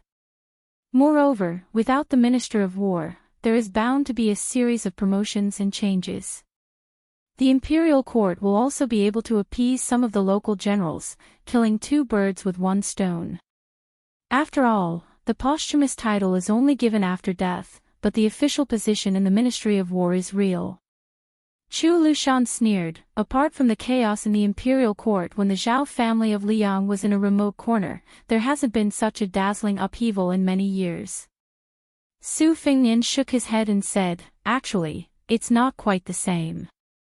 The chaos now is only seen as a mess by the common people. In fact, there is order amidst the chaos. The officials in the capital all know what to do. Chu Lushan nodded and said, that's why Qi Yanglong still has some skills. No wonder he's the old guy that Zhao Dun used to replace Bai Yan. Su Fengnian chuckled softly and said, Zhao Zhuan is willing to put Tantanan in an important position. This proves that this young emperor who is busy using his but to warm up the dragon throne hasn't lost his mind. Chu Lushan and Su Fengnian had unwittingly walked to the corridor of the yamen where Yu Wandao had once worked. The two of them stood under the eaves, one with his fingers crossed and the other with his hands tucked into his sleeves. These two most important figures in Beiliang standing side by side like this looked rather comical. Chu Lushan gently exhaled and watched the mist slowly dissipate in front of his eyes. He said, the Yuzhou cavalry has produced Yu Wandao, and Xiaoguang City has produced Lu Haojian who has repeatedly performed meritorious deeds. Now, Liangzhou at least has a Chifu Dragon Pass. This is a good thing. I'm just waiting to see which of the 100,000 refugees in Liuzhou will emerge first. And that Hong Yu seems to be pretty good. His temperament is a bit like Huang Fuxi's. This kind of person is born for chaotic times. Su Fengnian helplessly said, Beimang also has people like Zhong Tan. In the future, they will also gradually surface in the general trend. Chu Lushan was just about to speak when a commandant of the White Horse Guard suddenly strode into the courtyard, his expression somewhat strange. He cupped his fists and said, Your Highness, Protector General, there's someone requesting an audience. He claims to be Guangling Circuit's Ko Jianghuai. Even Su Fengnian and Chu Lushan couldn't help but look at each other in dismay. What kind of play was this? Chu Lushan smiled and asked, Are we going to welcome him with open arms, or are we going to ignore this famous general of West Chu?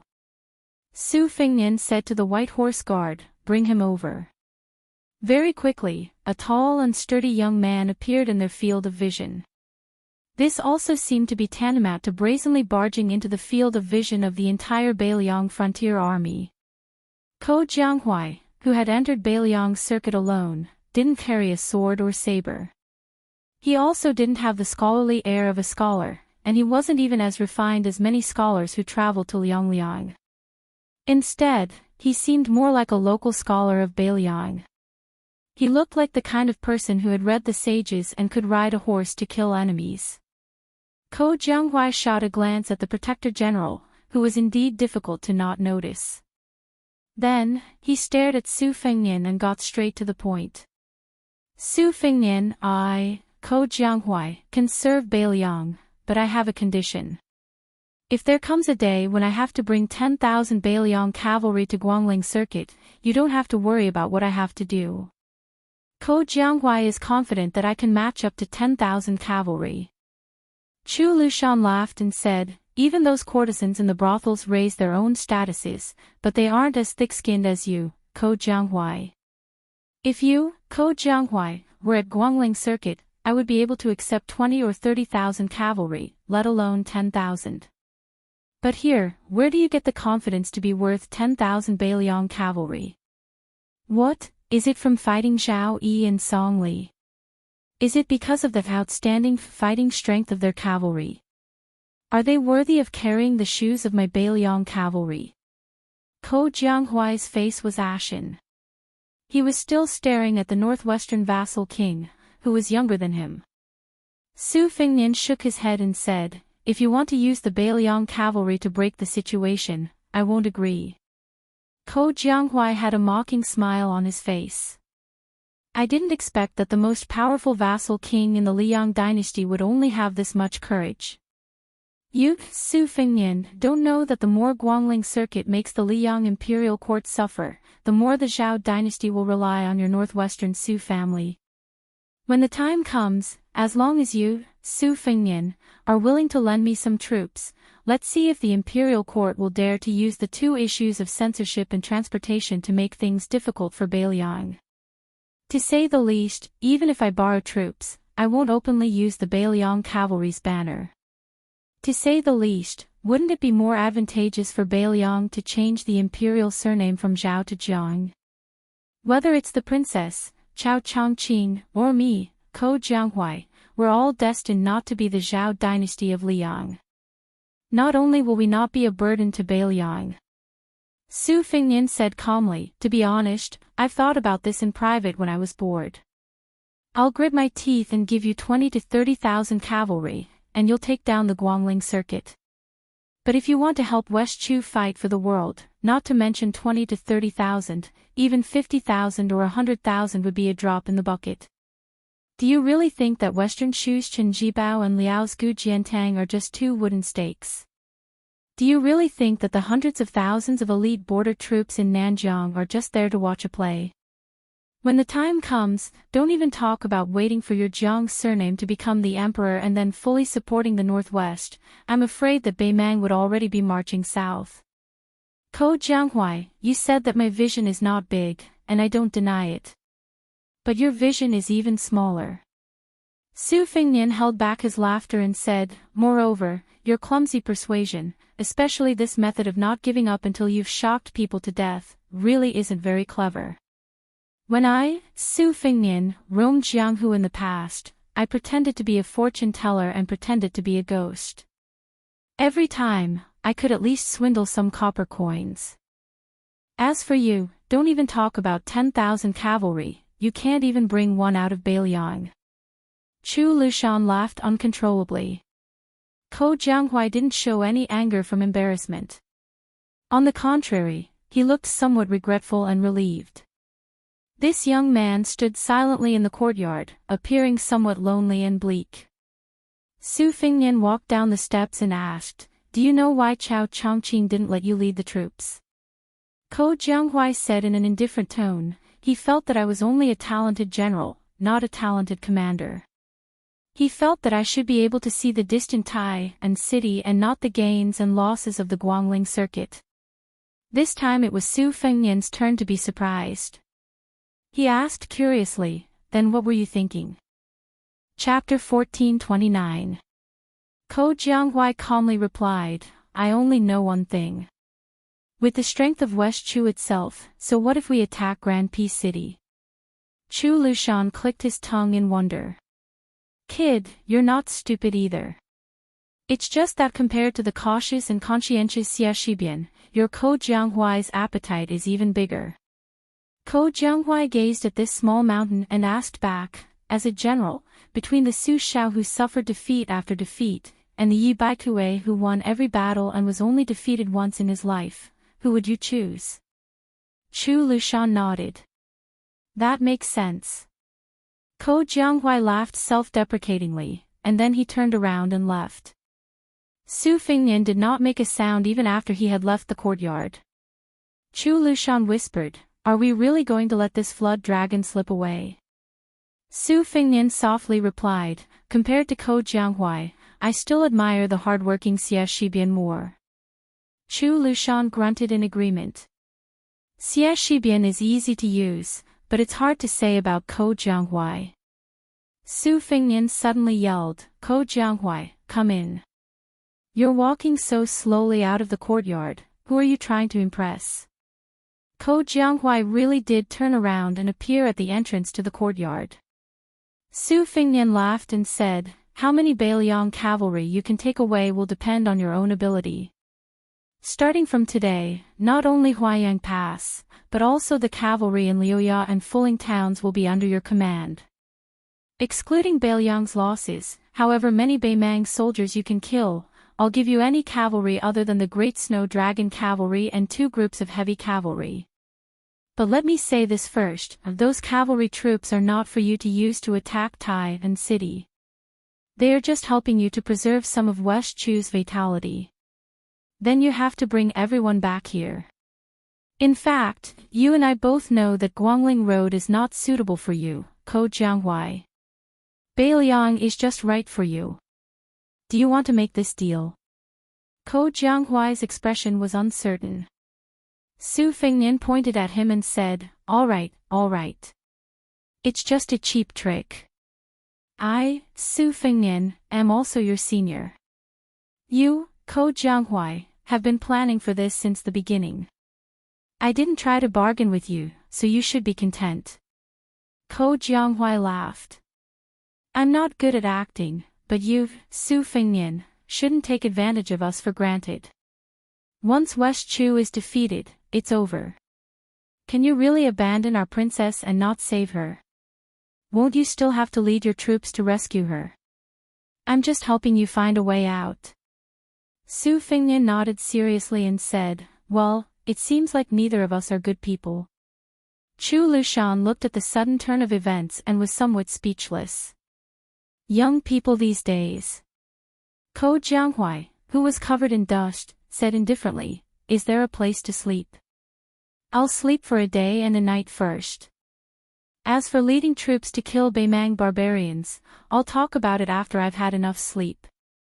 Chu Lushan laughed and scolded, you're the boss. After Ko Jianghuai was led away, Su Fengnian looked up at the gray sky and fell into deep thought. After walking down the steps, Chu Lushan did not say anything to disturb him. He stood quietly to the side and closed his eyes to rest. After a long while, Su Fengnian said slowly, even if Ko Jianghuai uses an alias, it's still hard to say what the pros and cons will be in the future. Chu Lushan was somewhat puzzled. We don't have to worry about the imperial court. The current situation is pretty much the worst. One Ko Jianghuai can fight against 10,000 cavalry. Actually, that kid isn't bragging. There's Shou Kong and great ancestor Gu overseeing the front line at Qinghetum, so there's nothing to worry about. But if there really is a big battle at Huayang Pass, Wang Laifu and the others won't be able to handle it, so I'll have to personally take the field. With Ko Jianghuai, we'll have a much easier time. Why do you say that? Su Fengnian said bitterly, maybe I'm thinking too far ahead. Chu Lushan quickly understood and sighed, it's a bit far. But distant water can't quench a present thirst. Su Fengnian nodded and laughed, that's true. Let's use Ko Jianghuai to deal with the urgent situation first. Chu Lushan hesitated. Su Fengnian patted his shoulder and walked out of the courtyard. Chu Lushan stood in place and muttered to himself, is it because he's afraid that I, Chu Lushan, will really throw 300 caddies of meat onto the battlefield that he agreed to let Ko Jianghuai stay behind? Qingming festival was approaching. At this time of year, there was no rain in Bailiang. The morale of Bailiang Road was also stabilizing. Liangzhou's hooded city was as stable as Mount Tai, and Xiaoguang City, which was on the verge of collapse, was also defended. The youths of Liuzhou entered the border army one after another, and a general with the surname Ko suddenly appeared above the heads of the 2 towns of Liuya and Fuling. In name, he was the deputy general of Liangzhou. With Liuzhou's languishing Luan Saber's illustrious military exploits, Liangzhou's border army was not surprised by this. This also indirectly proved that the young king's control over Bailiang's military and politics was growing. This was definitely not something he could do just because his surname was Su. The Qingming festival was a festival that occurred between the middle of spring and late spring. It was a time when the qi was clear and the scenery was bright, and all things were visible, hence its name. In previous years, Beiliang and the Central Plains had more or less the same customs. Other than the tradition of sweeping the tombs and offering sacrifices to the ancestors, there were also night lanterns praying for blessings, and planting willows to ward off evil spirits. However, this year, Beiliang Road's various provincial and county officials had specifically ordered that planting willows was not allowed, and no explanation was given. Qingming Festival was one of the ghost festivals, and it was also the time when willows sprouted and turned green. As a result, the saying, "When a willow branch grows on the door, 100 ghosts will not enter the house," was very popular. It was just that many of the troublemakers in Beiliang had already left the country, or they had been dealt with until they were docile and obedient. Thus, there was no disturbance or objection to this kind of small matter. In the second year of the auspicious talisman, Liangzhou was bright and clear without rain, and the weather was mild and excellent. However, there was a kind of speechless solemnity in the provincial capital where Mount Qingliang of Liangzhou was located. There were constantly important people rushing into the city with their personal cavalry. Other than the head of the Beiliang Protectorate, Chu Lushan, who stayed at Huaiyang Pass, the commander of the cavalry, Yuan Zhuozong, who did not go down south, and the commander of the infantry, Yan Wenluan, who oversaw the border of Yuzhou, the other generals at the border almost all rushed to this provincial capital without exception. Zhou Kong, great ancestor Gu, He Zhonghu, Chen Yunxue, Yuzhou provincial governor Hu Kuwei, Yuzhou general Huang Fuqiu, and even the administrator Li Gongda and Lingzhou provincial governor Su Beiji all arrived one after another. This was the first time that Mount Qingliang's royal residence had gathered so many generals after Su Fengmian was overthrown as the king of Beiliang. It was an unprecedented grand occasion. The next day was the Qingming festival. 2 riders from the northern border of Liangzhou quietly entered the city under the curtain of night. After entering through the southern city gate, they followed the main street and headed north, heading straight for the legendary Beiliang Palace of the Liang Court. The deputy general of Liangzhou, Ko Jianghuai, who used the alias of Ko Beishang, slowly rode his horse. He turned his head and smiled at Su Fengmian. "Are there still people going to the royal residence to assassinate you?" "There shouldn't be." One of the 4 great grandmasters of the world, Su Fengmian. Regardless of whether he is the king of Beiliang or not, no one dares to seek trouble. Su Fengmian dismissed it with a smile. Chapter 1430. After getting to know this Ko Jianghuai, Su Fengmian realized that despite this guy's cold and unapproachable appearance, he was actually a chatterbox. Once he started talking, he couldn't stop talking. During their journey together, Ko Jianghuai asked almost everything about Su Fengmian's first trip to Jianghu. On the other hand, Ko Jianghuai never took the initiative to ask about Beiliang's military affairs. Occasionally, when he talked about Guangling's military affairs, which could affect the hearts of the people, he always had a sloppy attitude. This was an eye-opener for Su Fengmian. It turned out that there was such a kind of general between the unparalleled valiant general who could break through enemy lines and the scholarly general who only had a feather fan and a silk headscarf. Ko Jianghuai, who had been practicing the sword, had seen that Su Fengmian had not only traveled Jianghu with Li Chungang, but had also interacted with Dong Tai. He wanted nothing more than for Su Fengmian to know clearly what the 2 sword gods liked to wear and what they ate. Therefore, when Su Fengmian told him the truth about the old man wearing a sheepskin fur coat who liked to pick his feet and dig his ears, Ko Jianghuai, who had collapsed on the spot, was silent for about half a day. With great difficulty, he pulled himself together and rambled, "So that's the style of an expert. Not wallowing in the mire with the world, no wonder he could practice the world's best sword. It seems like I also have to wear a tattered fur coat." In the end, when Su Fengmian also said that the peach blossom sword god's appearance was not at all like jade, and that he was actually more approachable than Ko Jianghuai fell silent again. When Ko Jianghua had finally finished healing his injuries, Su Fengnian said that he had only practiced martial arts for 3 or 4 years, and that he had relied on luck to become a great grandmaster. This made Ko Jianghua, whose swordsmanship was actually quite good, grief-stricken and completely shut his mouth. When they entered Liangzhou city, Ko Jianghua finally came back to his senses. When they could vaguely see the lights of Mount Qingliang, Ko Jianghua suddenly said as if a heavy burden had been lifted from his shoulders, "Although you deliberately made it sound easy, I know that it was not easy for you to have your current glory." Su Fengnian smiled indifferently and said, "If this can make you feel better, then you can understand it that way. Let me make a rough calculation. Since I started practicing the saber in Wudong, I started from level 2 Master Realm to the Celestial Realm, which is above the Earth Immortal Realm. If I really count, there are 6 realms. It seems that I broke through more than once a year." "Oh right, you are still a master and not at Vajra Realm. If you are lucky, 4 to 5 years later, you might be the top expert in the world." Thus, Ko Jianghua stopped talking. When this Liangzhou deputy general entered the majestic palace, he was still sickly. 2 young tiger kuei excitedly ran over to welcome Su Fengnian.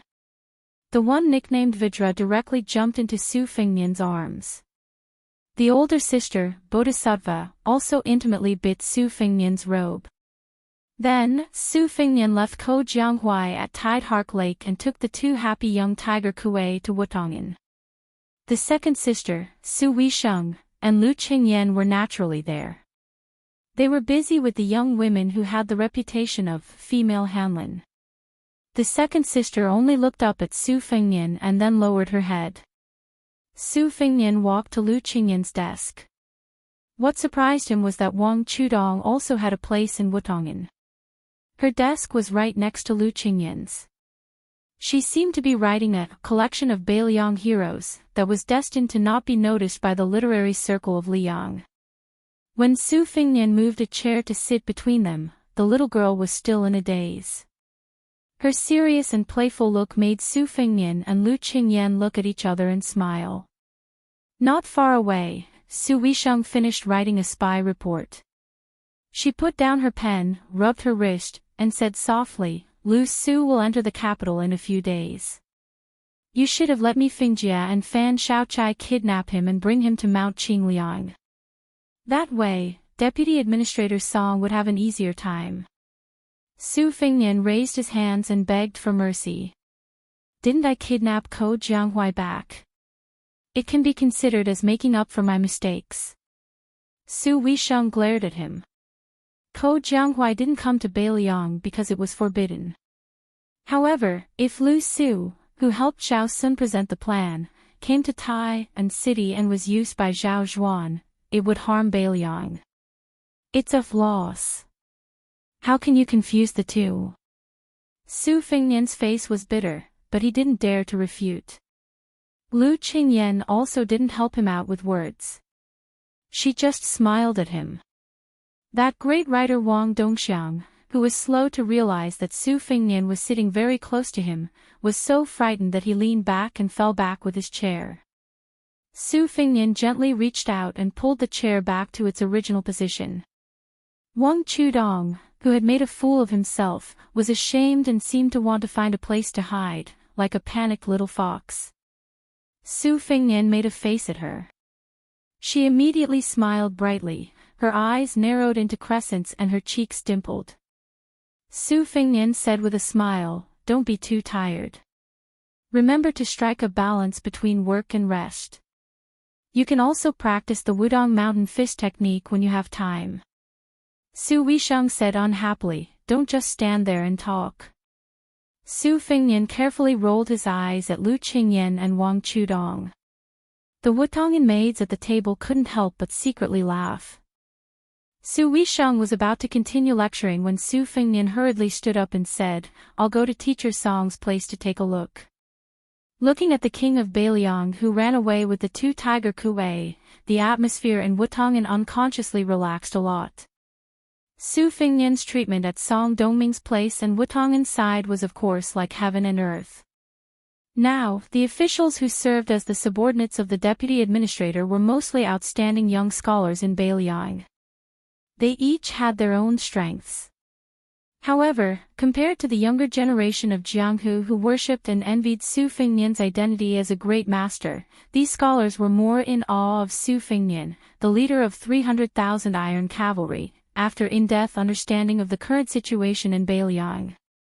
Therefore, when Su Fengnian and Song Dongming, who was taking a break from the busy drinking tea, these young people were all paying attention to the young king's every move. Song Dongming held the teacup that Su Fengnian had personally brewed and poured tea for him. He was not in a hurry to drink tea. He was only using it to get rid of the spring chill. He said softly, "All the scholars who went to Liangliang have arrived. The family members of the soldiers who died in battle have also arrived. There are certainly some rumors among them. I hope you don't take it to heart." Su Fengnian nodded. Some of the rumors were the same as many people who heard that he had gone outside the Calabash Gate and felt that he was showing off his bravery. Su Fengnian really did not want to pay attention to them. Some of them were extremely bitter and sobbing. Su Fengnian did not dare to listen to these. After chatting about Bailiang's government affairs, Song Dongming stood up and walked out of the room with Su Fengnian. This middle-aged man who was once groomed by Yuan Benshi as the prime minister hesitated and said, "In the past, I wanted to be the administrator so that it would be easier for me to show off my skills. After getting along with Li Gongda, I feel that I still hope that he can continue to be the administrator. I am in Liangzhou and Sir Li is in Lingzhou. It won't be a problem." Su Fengnian nodded and said, "Since Sir Song has said so, then there is no problem." Song Dongming stopped and said with a smile, "I still have a lot of business to take care of. I won't see you off." Su Fengnian smiled and said, "Of course." Song Dongming said to Su Fengnian's back, "In the past, I only knew that Bailiang was a place where martial artists used soldiers. Now, Song Dongming and many scholars have discovered that Bailiang is also a place where scholars can write. I want to thank you on behalf of these people." Su Fengnian turned his head and smiled happily. Song Dongming suddenly blinked and tried hard to hold back his smile. He said, "Your Highness, there are a few women of the younger generation in the Song family. They are all virtuous and have written to me. They said that even if they steal, they want me to send back a few small items such as your seals and copybooks. The most courageous one has always wanted to travel the Jianghu and be a heroine since she was young. She said that it would be best if I sent her a piece of your clothing. If I didn't send anything back, she would cut ties with me, her uncle." Su Fengnian rubbed his forehead awkwardly. Song Dongming laughed heartily and said, "I don't care about the clothing. Your Highness can just casually write 4 or 5 characters and send me a few copybooks." On the night before Qingming Festival, Su Fengnian sat alone on the top of the mountain. He watched the city lights at the foot of the mountain gradually light up and then extinguish. He finished a jug of green ant wine. Chapter 1431. At dawn, Su Beiji slowly walked to the top of the mountain. He looked at Su Fengnian, who was draped in a thick fur coat. He walked to the stone table and sat down. He shook the empty wine pot and said softly, "An ordinary man will die because of his treasures, and 100 ghosts will look up at him." Su Fengnian, whose alcohol smell had long been blown away by the cold mountain wind, sighed and said, "Last night, I was thinking that if someone else becomes the emperor, even if that person used to be my good friend, would he tolerate someone with a different surname holding hundreds of thousands of elite soldiers?" Su Beiji shook his head and said, "You'd better not have any hope, or else you'll be disappointed. Because even if that person can tolerate it, the people around him won't agree. How to sit on the dragon throne and how to sit on it are 2 completely different things." Bailiang always felt that the 3 emperors of the Zhao clan of Liang were the same. They all liked to cook the hound after the cunning rabbit had outlived its usefulness. This opinion wasn't wrong. However, not to mention Zhao Zhuan, who had just ascended the throne, Zhao Yin and Zhao Dun were destined to be wise monarchs in the history books of future generations. They naturally had their own strengths. Ordinary commoners would have to rack their brains if they wanted to take care of a household and live a comfortable life, let alone a huge dynasty. Zhao Yin might believe that Su Xiao won't rebel against the Zhao clan, but Zhao Yin wouldn't believe that Su Xiao's son would willingly guard the northwest. Zhao Dun might know that your bottom line isn't low, but he also doesn't believe that the next Su clan's prince with a different surname won't be arrogant and uncontrollable. He must be wondering if there's a possibility that the king of Beiliang might one day run off to destroy the Zhao clan on a whim. The outspoken Su Beiji glanced at Su Fengnian, who wanted to say something but was hesitating. He sneered and said, "You might say that Su Xiao won't rebel, but I, Su Fengnian, won't rebel either. The same goes for my descendants in the future."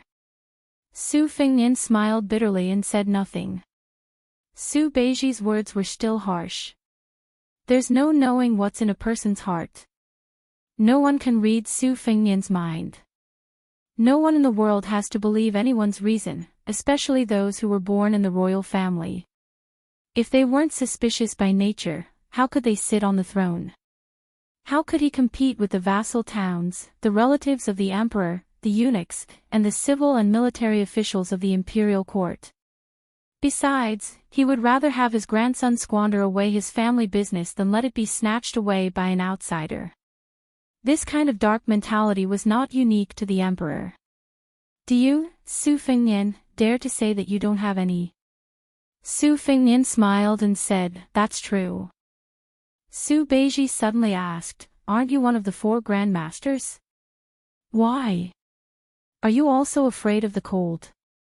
Su Fengnian said self-deprecatingly, "After the battle at Liuzhou, my strength fell greatly, and I feel cold in my bones all day long. Actually, the fur coat can't keep out the cold. The only reason I wear it is because it's better than nothing. It's just like how many retired swordsmen of the Jianghu like to look at their dusty swords on the shelves. Retired generals also like to touch their armor and sabers." Su Beiji asked, "What's up with that Liangzhou Deputy General Ko Beisheng?" Su Fengnian joked, "He's a new lover." "What's up? Tangerine, is this old lover of yours here to denounce you?" Su Beiji stared expressionlessly at Su Fengnian. Su Fengnian could only put away his joking expression and said helplessly, "It's that Ko Jianghuai from West Chu from Guangling Path. He made a deal with me, and we're both getting what we need." Su Beiji's expression softened, and he said in a low voice, "Liuzhou only has 3 incomplete military towns to rely on, but they have to face Lu Gui's 100,000 soldiers and Tuoba Bodhisattva's 10,000 elites. They have 30,000 Longxiang army's 2 deputies. Wang Lingbao is only a valiant general. Although Li Mofan is a talented general, there's a huge disparity in strength between the 2 sides at Liangmang and Liuzhou. Li Mofan is also not an immortal who can make soldiers out of beans. The Longxiang army is still in a perilous situation, and we need Ko Jianghuai, who has the potential to be a top general of the spring and autumn period, to help us in our hour of need." Su Fengnian nodded and said, "When Ko Jianghuai makes a name for himself at the Huaiyang Pass defense line in Fuling, Liuya, and Huaiyang Pass, I also have plans to let him become a general there. In the northern pass of Liangzhou, the space for us and Beimang to maneuver our troops is limited. In the end, it's just a fight to the death. Therefore, we have to defend multiple passes and garrison troops, and both sides have their hands tied. However, Liuzhou is like a blank piece of paper. It has plenty of blank space for Ko Jianghuai to display his military talents to the fullest."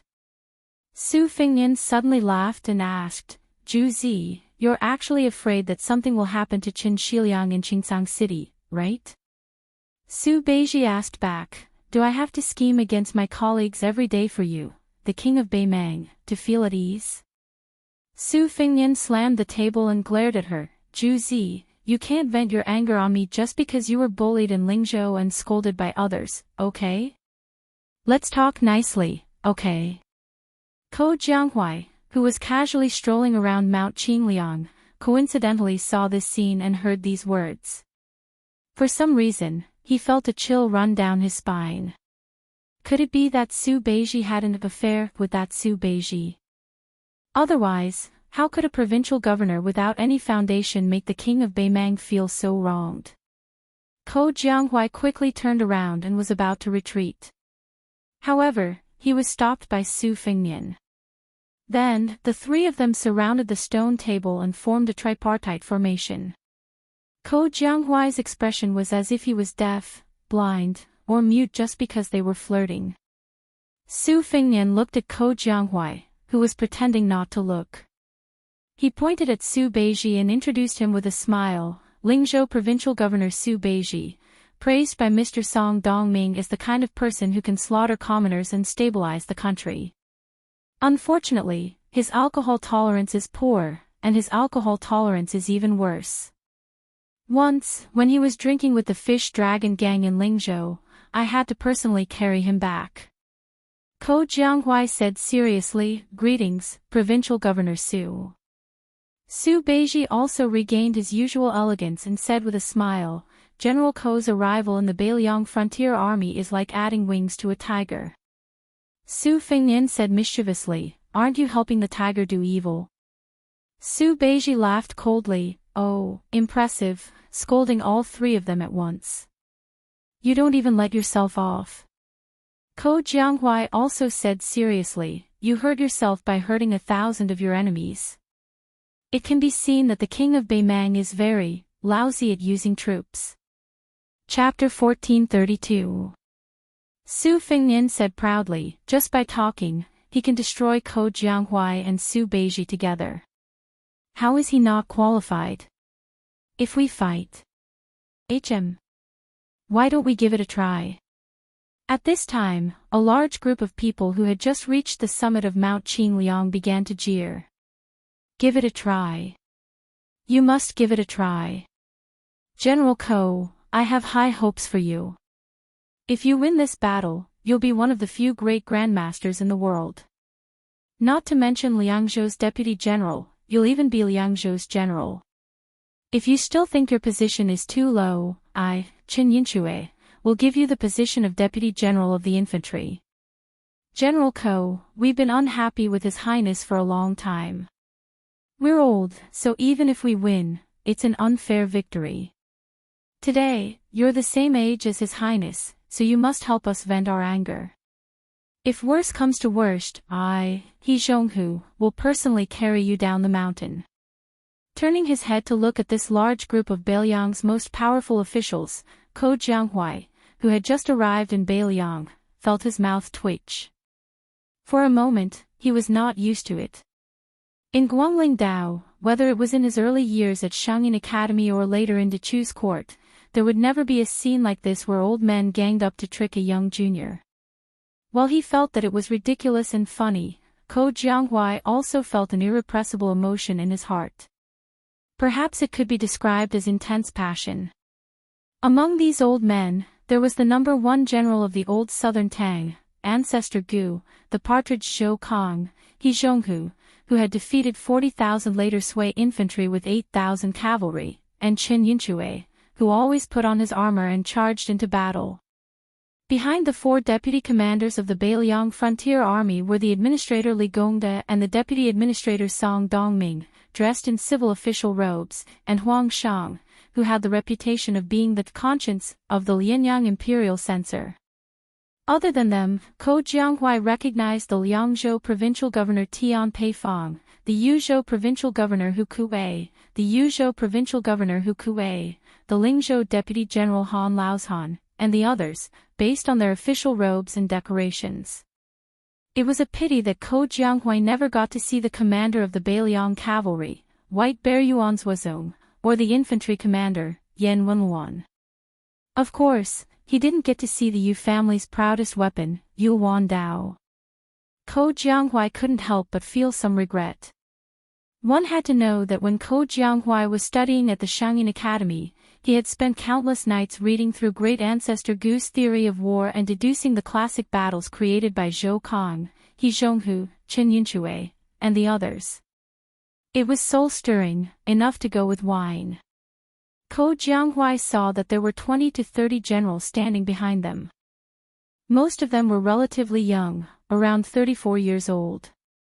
They should be the high-ranking military officers with real power after Bailiang's reform.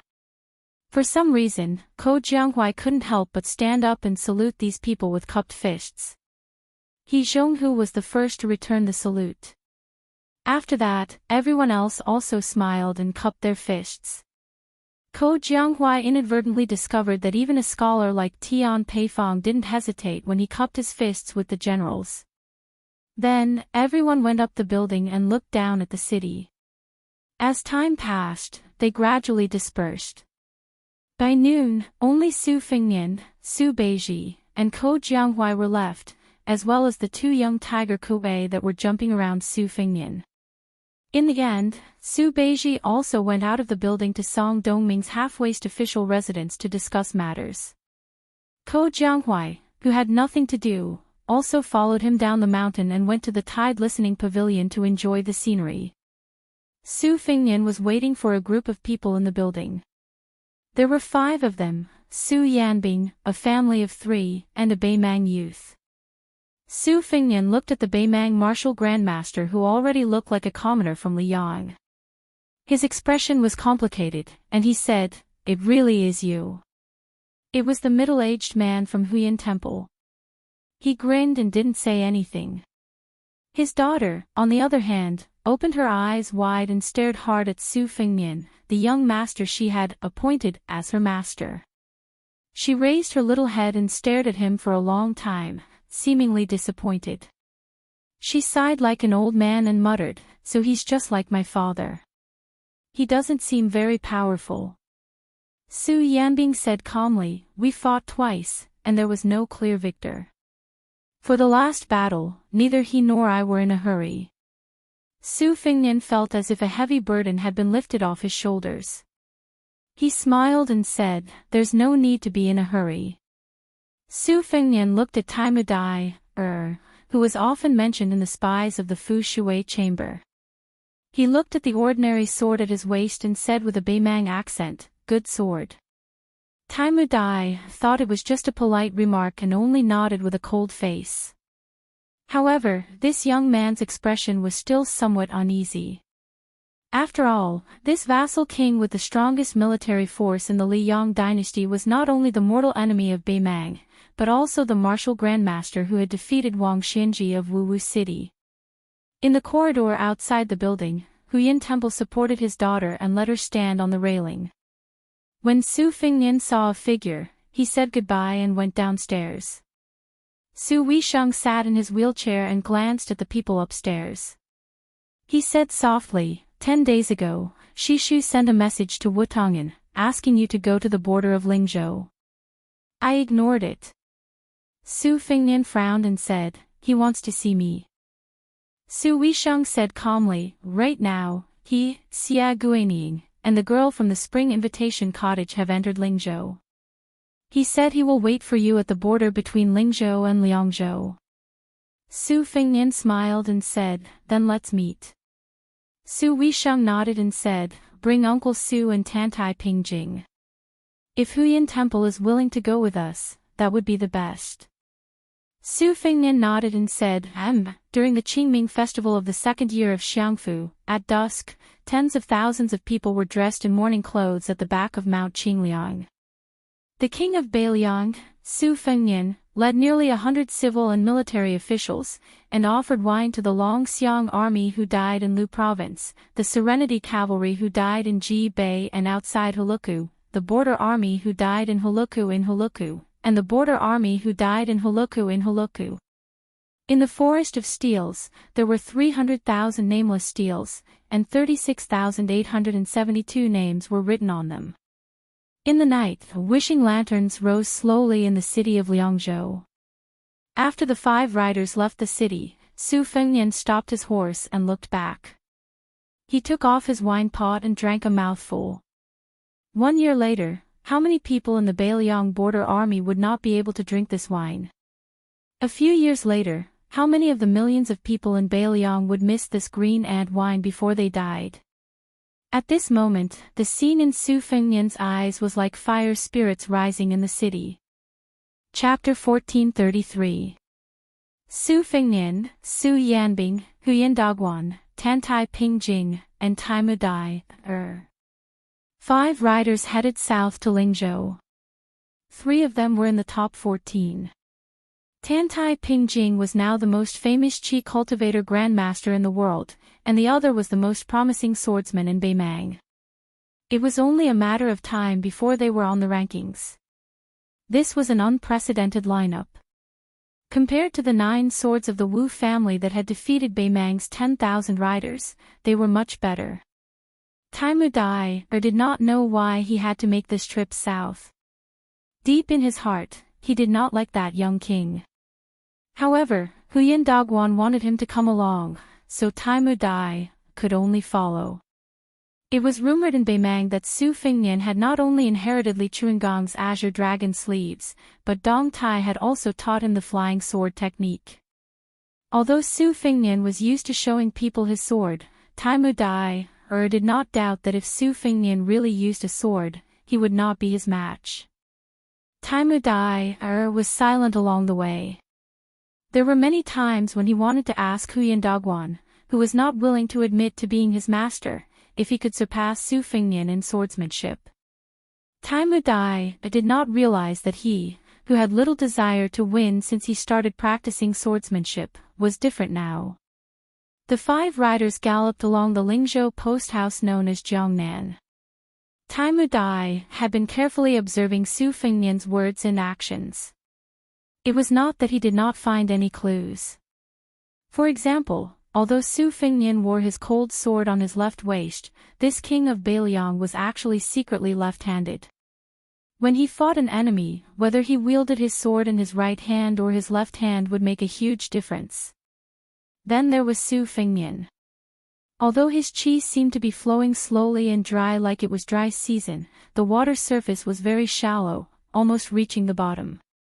However, Taimu Dai knew that if his qi was flowing like a river during flood season and looked fierce, then Su Fengnian was the Guangling River in Liyang. The more dry it was, the more lofty it was. The depth and width of the river was terrifying. The 5 riders stopped at the northernmost part of Lingzhou and turned off the post house. They followed a small path and turned into a mountain range.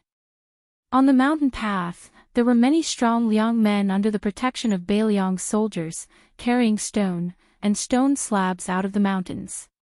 Under the protection of the Bailiang soldiers. The person leading the way for the 5 riders was a spy from the Fushui chamber who had been waiting at the entrance to the mountain for a long time. He was a middle-aged man with an ordinary appearance. He did not have the shrewdness that a spy should have. He gave off the rough aura of someone who lived close to the mountains. The man's surname was Liu, and he was a small spy leader in the second-class branch of Whisk Shui society. He only knew that he was going to pick someone up, but he didn't tell him who he was going to pick up. When he met the 5 riders with different accents, the spy wasn't sure where they came from. However, since the leader of Lingzhou's spies, the first-class branch of Whisk Shui society, had said a few harsh words for the first time, he carefully accompanied the 5 riders into the mountain. Along the way, the man carefully explained the history of the quarry to them. He said that the place was called Jianyu Mountain in the local area, but the scholars of Lingzhou liked to call it Diyu Paradise. Ever since the Great Feng dynasty established the protectorate of the western regions further west of Bailiang, most of the stone used to build the military towns in Qingcang Linyao was cut from this place. Later on, it was the same for the construction of the prince's manor on Mount Qingliang. It was even more so for the construction of Huda City, which took 6 years at the border of Liangzhou. In the end, Su Fengnian and the other 4 had no choice but to lead their horses forward. They came to the top of a mountain and looked down at the mountain range. After the beginning of spring, the scenery was lush and verdant. However, as far as their eyes could see, it was as if the peak under their feet had long been an empty shell. Ever since the Great Feng dynasty, after nearly 500 years of stone mining, this Du paradise, which was one of the 36 blessings of Taoism, had truly become a paradise in name. It was made up of 16 large caves and nearly 1,000 caves. Looking down from the side peaks, the winding plank paths climbed all over the mountain range. On the main peak, there were occasional Taoist temples with flying eaves hidden in a cage of greenery. Day after day, year after year, tens of thousands of stone miners in Bailiang worked hard to make a living here, while people who sought immortality were born here to cultivate Taoism. Su Fengnian stood on the top of the mountain and was lost in thought. Du paradise had been brightly lit since the beginning of the year. It had welcomed the peak of stone mining. Because of this, even the Taoist priests in the temples who usually did not care about worldly affairs could not sit still. They were afraid that the young vassal king would be determined to completely empty the entire mountain range. When that time came, where would they find a paradise? On the eve of the Qingming festival, 3 elderly Taoist priests jointly visited the Lingzhou provincial governor's manor. They tactfully raised objections to Su Beiji. They even did not hesitate to use the reason that this move would harm Bailiang's foundation and fate. Su Beiji treated them with courtesy, but the government still carried on with the stone mining as usual. As the main culprit, Su Fengnian certainly knew the secret. He spread the word that another Buddhist city would be built behind the third line of defense at the heavy tomb. It would only take 3 years. The administrator Li Gongda and a Mahist master would be the supervisor. Su Fengnian would personally be the deputy supervisor. The new unnamed city would be built facing the Songshan mountain. Its scale would be even bigger than Huda city. When the time came, it would become the new largest city in the northwest. Would the city be built? Of course, Su Fengnian wanted to tell Beimang, Baiting, and Shijing, especially Dong Zhuo, the king of the southern courtyard, that even if they succeeded in destroying Huda city, Liuya Fuling, and the heavy tomb, Bailiang still had to break through another city before they could enter Bailiang's Daoist territory. Would Bailiang's tax revenue, which was not rich to begin with, be cut off because of this? The answer was of course, but Su Fengnian was staking everything on this one throw. In the entire Liangzhou, other than the 3 border armies and the army guarding the pass, everyone else had to rush to the Songshan mountain area to contribute to the construction of the new city. All of this was actually a cover for the final battle at the mouth of the Calabash a year later. Su Fengnian had to force Beimang to have no choice but to focus on Liangzhou's front line. To this end, Su Fengnian and Chu Lushan even discussed a desperate plan where Liangzhou would win and Liuzhou would lose.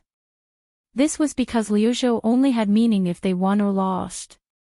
In a stalemate, Liuzhou had no strategic value. Of course, even if Liuzhou lost, it would only allow Beimang and Lu Gui to win. If it was a Pyrrhic victory, then Ko Jianghuai would become an important chess piece. It was precisely because of Ko Jianghuai's arrival that Chu Lushan came up with the idea of being even more ruthless to the enemy than to himself. Then, Su Fengnian agreed. This meant that the 30,000 Longxiang soldiers, the 3 towns of Liuzhou and Qingcang, and the 100,000 refugees who had not yet moved into Bailiang would definitely be in danger. And Su Fengnian's younger brother, Su Longxiang, would be the first to bear the brunt of this. Therefore, when Su Fengnian agreed, Chu Lushan's expression was complicated. Later, in Wutong and on Mount Qingliang, Su Weisheng did not treat Su Fengnian well. This was probably because she was conflicted about Su Fengnian's decision. Su Fengnian pointed to a cave in the distance, then turned to Tantai and asked calmly with a smile, "After I heard about the stone quarrying in the grotto heaven of Lanyu, I couldn't understand why the grotto heaven was so majestic, but the entrance was so narrow. Back then, I only heard from my master that quarrying in the grotto heaven was actually not as difficult as outsiders thought. To use the words of those who followed in their father's footsteps, it was like cutting soft tofu with a knife. However, after the stone was hung out of the grotto heaven, it would quickly become as hard as iron." Sect Master Tantai, do you know what's going on here? Tantai said softly, many tombs and antiques that have been preserved for thousands of years will vanish when they see the light of day again. The stone in the mountainside hardens when it comes out of the mountain, probably because of the same principle, but a different manifestation. It's the result of the fusion of material and gas.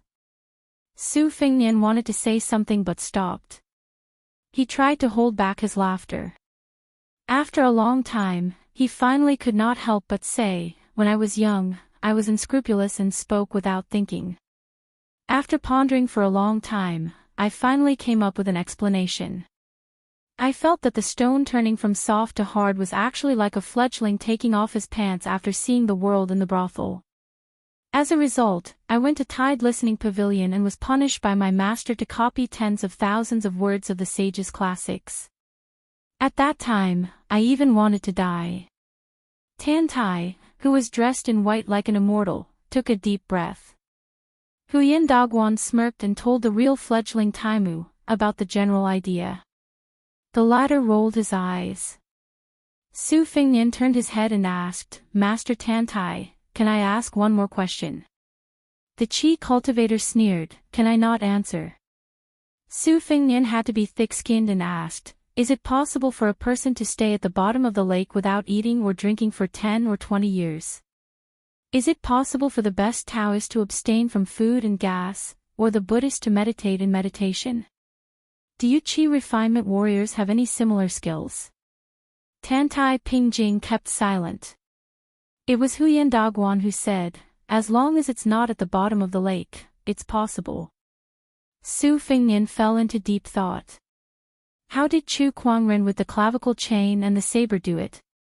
This was something he had been curious about since he went to Wutang Mountain to practice his saber. At that time, he thought that his realm was not enough and did not understand the power of a first-rank martial arts master. However, when he reached the Vajra realm, he realized that even if he reached the Vajra realm, it was impossible. After that, he advanced to the Xian Finger realm and Celestial Phenomenon realm, but Su Fengnian still could not get a reasonable answer. Later, when Gao Shulu was unsealed and they fought, he achieved the celestial body. Only then did he know that to reach Chu Kuangren's level, only a land immortal who was good at Qi cultivation could barely do it. However, in Su Fengnian's eyes, Chu Kuangren's martial arts realm was not too high. He was at the first rank, but he was definitely not at the celestial phenomenon realm. This was enough to make Su Fengnian puzzled. Back then, the suppression of the old man with two sabers who came from the Beimang princess tomb like Helian Wuwei, was done by old Huang. However, the real mastermind behind the Tide Listening Pavilion's top floor was the master behind it. However, the master did not give any clues until his death. Chapter 1434. Su Fengnian suddenly lamented, the wise man devises his strategies, the brave man exerts his strength, the benevolent man spreads his benefits, and the faithful man is loyal.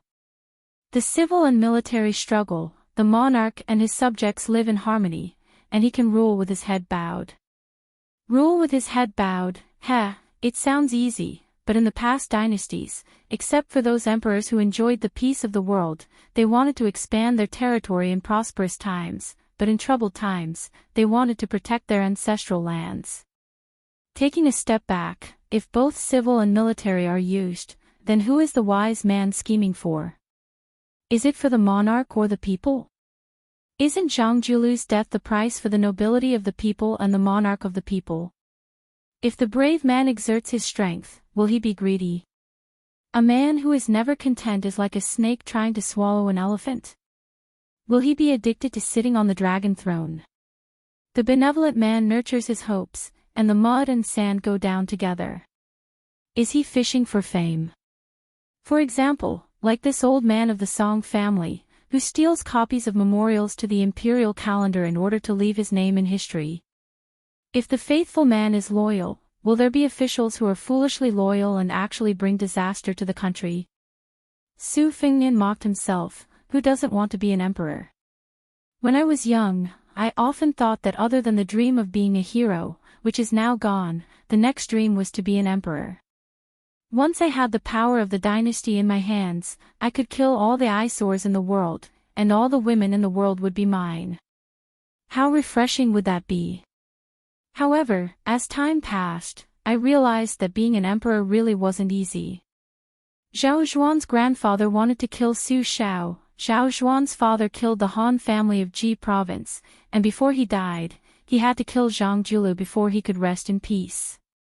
Zhao Dun and Li Yang didn't accept Li Xiaoxin's new calendar from the two Zen temples, and didn't choose to let the world have 60 more years of peace. Instead, they let the descendants of the Zhao family have a few more years of imperial power. I think it was also at that moment that Zhao Dun and Zhang Julu, a pair of wise monarchs and famous officials who could have been immortalized through the ages, began to truly part ways. Only then could Zhang Julu make up his mind to seek death, and Zhao Dun forced himself to let Bai Yan die. I ask myself, if one day I finally become the emperor, would I feel more and more guilty when faced with so many choices? Would they kill Su Beiji, Chen Shiliang, Chu Lushan, and Yuan Zuozong? Would they break up the Beiliang frontier army and let the old men who wanted to die on the backs of the horses beyond the Great Wall die on their beds in the misty central plains? In the future, the sons and grandsons of Su Fengnian, will the men fight with each other for a seat? When they are young, they will make solemn vows and talk cheerfully, but when they are older, they will hide daggers behind their smiles and turn against each other. Will women marry people they don't even love? Su Fengnian looked at Su Yanbing and asked with a smile, "Uncle Su, is this considered soft-heartedness?" Su Yanbing nodded, but said, "There is a saying that soft-heartedness doesn't lead an army, but it doesn't mean that those who lead an army have to have a heart of stone." The four great generals of the spring and autumn period who are equally famous as the great general, whether it's Yi Baikue or Gu Jiantang, are usually very amiable and approachable when leading an army. Training an army for 1,000 days to use it for a single day. The time when one is truly ruthless and merciless is when one uses the army. On this point, Chu Lushan did very well. Su Fengnian gently looked to the south. Over there was someone who did even better than Chu Lushan. The five of them led their horses down the mountain. The spy surnamed Lu, who had been standing far away from them, continued to lead the way. At the foot of the mountain, they happened to run into a large group of quarrymen who had come out of the depths of the mountain. The mountain path paved with crushed stone was only wide enough for 3 or 4 people to walk side by side. The smaller stones were tied up in layers on wheelbarrows and transported out of the mountain. The larger stones were placed on donkey carts and ox carts. There were also many quarrymen carrying stones in groups. Compared to Nanzhao's red sandalwood, which was worth an inch of gold and could be transported by river, the transportation of stone was even more clumsy. When Su Fengnian was about to mount his horse and leave the mountain, he saw a white-haired but tall old quarryman who was physically exhausted. The long piece of stone on his back suddenly tilted, and the old man fell along with the stone onto the path of crushed stones. Fortunately, the old man's body was still healthy and did not hurt his muscles or bones. He sat on the ground awkwardly and smiled bitterly. A Lingzhou quarry supervisor wearing armor and carrying a sword turned a blind eye. He did not arrogantly crack his whip like the government's lackeys in Liyang. He allowed a young, dark-skinned quarryman to secretly stop and hand the old man a jug of strong wine. The nearby Beiliang soldiers wanted to go forward and stop them, but the supervisor, who looked like a deputy captain, gently shook his head and used his gaze to stop his soldiers from going forward. However, when Su Fengnian approached, 7 or 8 soldiers simultaneously held their swords and glared at him. The quarry was currently not open to the public. The outsiders who could enter were all people who were close to the government and had a clean family record in the whisk room. After all, the large and small Taoist temples in Dayu Paradise still needed the support of incense. The Great War of Liangmang had begun, and more people came to pray for blessings. The most prosperous Lingzhou naturally had a lot of incense. Regardless of whether they were rich or poor, they all asked for something like a protective talisman. Su Beiji set an unwritten rule for the large and small Taoist temples in Lingzhou. In the past, they did not have to hand over incense money to the government. They had to take 2 or 3 or 4 out of every 10 miles. For a forbidden land like Dayu Paradise, because the government was lenient, they had to take 4% of the incense money. Therefore, after Su Beiji bought the rice provincial governor, he had the reputation of being a popular provincial governor. It was only when Spy Lu stepped forward that the Lingzhou soldiers in charge of transporting the quarry retreated. However, their eyes were still alert. The quarry old man who drank a mouthful of strong wine raised his head and looked at the handsome young master in front of him. He did not have stage fright. He was probably a talkative person. He took the initiative to smile and said, "This young master is going to Chongshan Temple to burn incense, right? It's not that I want to put in a good word for Chongshan Temple, but the marriage fortune sticks there are very effective. These years, I have seen many young masters and ladies come back after making their wishes." The old man's outrageous grandson also managed to find a pretty good granddaughter-in-law for the old man after winning the lottery at the monastery. Nowadays, people in Lingzhou say that other than Wudang Mountain's fortune sticks, everything else is the most effective. In terms of marriage fortune sticks, it will be Chongshan Temple's turn. Speaking of which, the extremely hospitable old man unconsciously raised his hand as if he wanted to invite the young master to drink a mouthful. However, he quickly pulled his hand back. It was clear that he realized that this kind of green ant wine that could be bought for 20 copper coins was expensive for quarrying people like him, but how could a young master like him drink it? Su Fingnian was originally going to take the wine pot, but when the old man pulled his hand back, he could only give up. He smiled and squatted down. Soon, Su Yambing took a wine pot from the horse's back and threw it over. Su Fingnian reached out to catch it and handed it to the old man. "Old uncle, drink mine. If you don't mind, you can take it all." The old man was not polite. After taking the wine pot, he opened it and sniffed it hard. He laughed and said, "It's both green ant wine. They have the same name, but just by smelling it, I know that young master's wine is more valuable. I like to drink all my life. If someone gives me wine to drink, I won't refuse. However, I'll just pour a few mouthfuls into my grandson's wine pot. I won't have the face to ask for more." The old man really poured a few mouthfuls of wine into his own wine pot. After pouring the wine, he shook the crude wine pot before returning the exquisite wine pot to Su Fingnian. The old man did not forget to say, "This old man will say something. Young master, don't be angry. Although young master looks like a rich person from a large family, you can't be so extravagant. No matter how big your family business is, you have to be careful with your spending. If young master doesn't like to hear it, just treat it as this old man farting. Don't ask for the wine back." The dark-skinned young man was a bit nervous. Compared to his grandfather who had spent his entire life dealing with rocks in the deep mountains, he had been to many more counties in Lingzhou and knew the severity of the situation.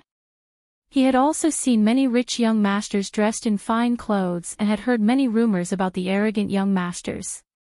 Although everyone in Lingzhou knew about the embroidered roaming cavalry that had locked up many rich young masters, this young stonecutter was still quite nervous when he was in close proximity to someone of the same age who had a high family background. Su Fingnian smiled and said, "The person in charge of the family has to have a way of managing the family." "That's right, old uncle, I heard that your Big Fish Mountain quarry can only mine 80 pounds of rocks a day. Although there are 25 miles of mountain roads in 2 trips, it shouldn't be too tiring. Why does old uncle have to carry 100 pounds of rocks in one trip?" The young stonecutter did not want his grandfather to say too much to an outsider, so he reminded him, "Grandfather, we need to move." With the help of his grandson, the old man knelt down and tied the leather rope that was used to tie the rocks. After he slowly stood up, he turned his head to Su Fingnian and said with a smile, "The provincial governor did have such a rule, but young master might not know." The quarry also said that after completing a mission of 120 pounds of rocks, if you carry an extra 10 pounds of rocks, you will be rewarded 1 copper coin. This old man, my grandson, and my 2 sons, the 4 of us together can carry an extra 400 to 500 pounds. That is 40 to 50 copper coins. For our family, this is not bad. This old man still has some strength, and my sons and grandson are filial. They only let this old man carry 1 trip. Isn't this because they want to carry 20 to 30 pounds of rocks in 1 trip? It will be slower, but it will also be good to earn 2 or 3 copper coins. The government has also been very straightforward in paying the bill, so we have more motivation to work. Su Fengnian smiled and nodded. Chapter 1435. Perhaps it was because the old man had drunk a few mouthfuls of good wine and still wanted more. His smile was simple and honest. In the end, he said to Su Fengnian, however, this old man is already so old. Whether or not I earn those 2 or 3 copper coins doesn't really matter. It's just that when I heard that the prince wanted to build a large city in the north of Liangzhou to fight the Beimang barbarians, this old man thought that even though I won't have the chance to go north in this lifetime, at least I still have some strength left, so I can carry 20 to 30 caddies a day. Not only can I earn 2 or 3 copper coins, but I also feel that when the city is built in the future, perhaps the extra stones I carry will be able to block a few more arrows from the northern barbarians. When I think of this old man's heart feels comfortable. Many of the young children in the village don't quarry with their fathers anymore. They've seen the sights of many cities in Lingzhou and their hearts have grown bigger. They don't think it's good for nothing to dig for stones in the mountains, so they've all gone to become border soldiers. Us old men can carry several tens of thousands of caddies of stones. The sooner the city is built, the more likely they'll be able to come back for the new year. The old man suddenly paused and looked into the distant sky. He murmured softly, I heard from the officials and soldiers in the quarry that half of the 300,000 stone tablets behind the prince's house are made from the stones of our Big Fish Mountain. Those old fellows who have children in their families who joined the army all say that if there's a day when someone in their family can't come back and they want to carve their name on the tablets, then using the stone from our hometown is also good. The old man had already begun to walk forward. Suddenly, the young master of the wealthy family called out from behind him, Uncle, wait a moment. Then, the young stonemason was surprised to see that person take off his fur coat and hand it to the white-clothed woman who was as tall as a man but looked like an immortal. That person walked to his grandfather's side and untied the rope without any explanation. He carried the stone on his back. He didn't look like a young master who knew how to do rough work. Carrying over 100 caddies of stone, he was actually calm and composed. Behind that person, there were 4 people with extraordinary auras who leisurely led their horses forward. It made that person's head seem to be a bit off. What was going on? The dark-skinned young stonemason was momentarily distracted. Could it be that the hedonistic young masters of Beiliang were all so easy to talk to? On the other hand, the old stonemason was more at ease than his grandson. He lived to 70 years of age. Perhaps the more he spent time with dead things, the more he could see the black and white of people's hearts. He didn't know if the young master who gave him the wine was a good person or. The old man couldn't figure out why the young master beside him would help him carry the stone out of the mountain, and he was too lazy to think about it.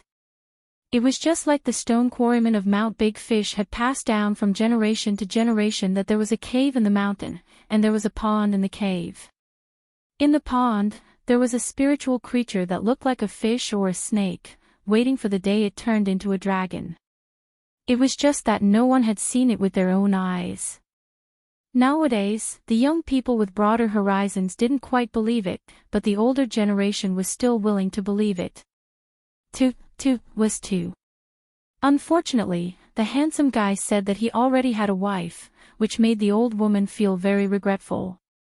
In the end, after the young man removed the stone, he said something inexplicable to the old man, saying that he would do his best.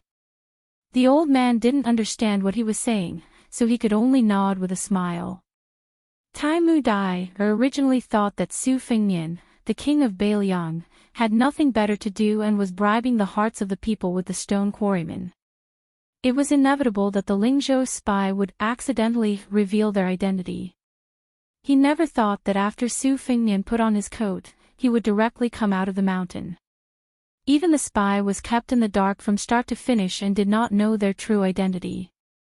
In the end, Tai Mu Dai could only feel that this young king was really boring. Otherwise, he wouldn't be able to reason with him. 5 riders came to the grotto heaven of Diyu. In the end, 4 of them left the mountain first. The tall woman who joined forces with Su Yanbing to cause fatal trouble to Tai Mu Dai, and the others said that she wanted to go back to the mountain. Tantai Pingjing rode into the mountain alone and finally led the horse to the mountainside of another side peak of the grotto heaven of Diyu. However, she did not enter the cave. She stood at the entrance of the cave and waited.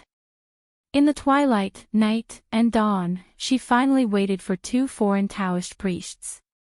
A young Taoist priest and a young Taoist priest. Their Taoist robes were obviously different from the Taoist priest of Diyu Mountain that the stone quarrymen often saw. The young Taoist priest greeted Tantai Pingjing gently, "I'm Li Yufu from Wudong."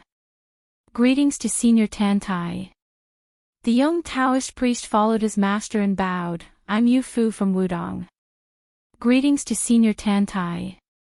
Tantai Pingjing looked at the master and disciple who walked out of Wudong Mountain and walked into the grotto heaven of Diyu Mountain. She said indifferently, "Master Li also saw the great opportunity." Li Yufu smiled and said, "I'd like to thank you for waiting."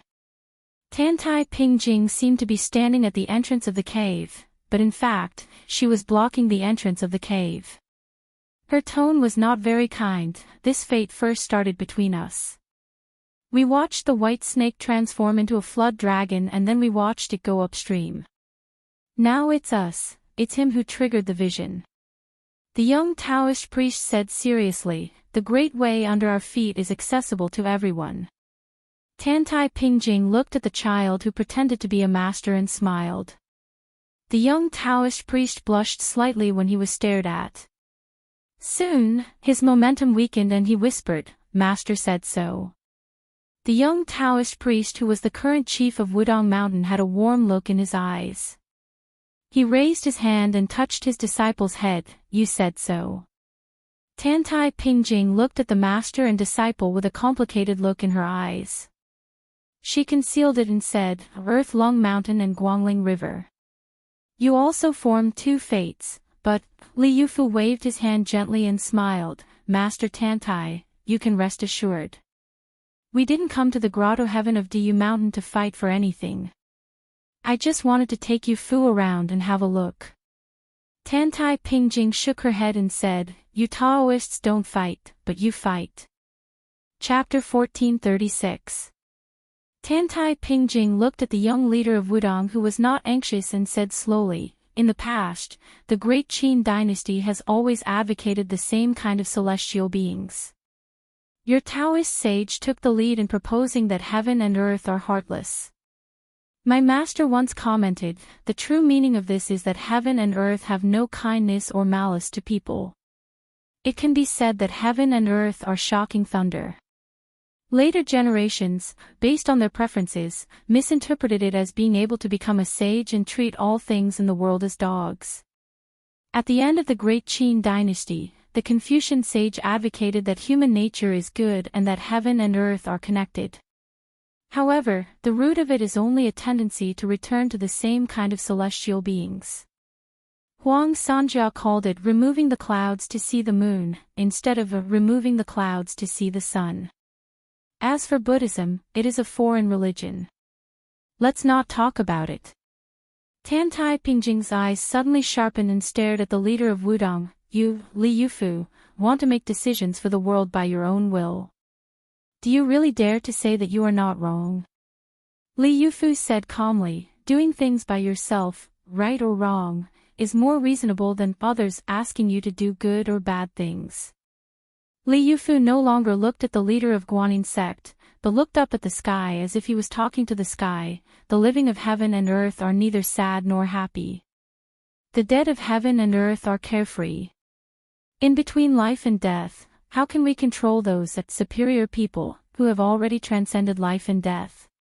Born and dying in heaven and earth, we should not ask how to live forever. We should ask why we were born and how to live better. The courtesy of Confucianism, the purity of Taoism, or the mercy of Buddhism.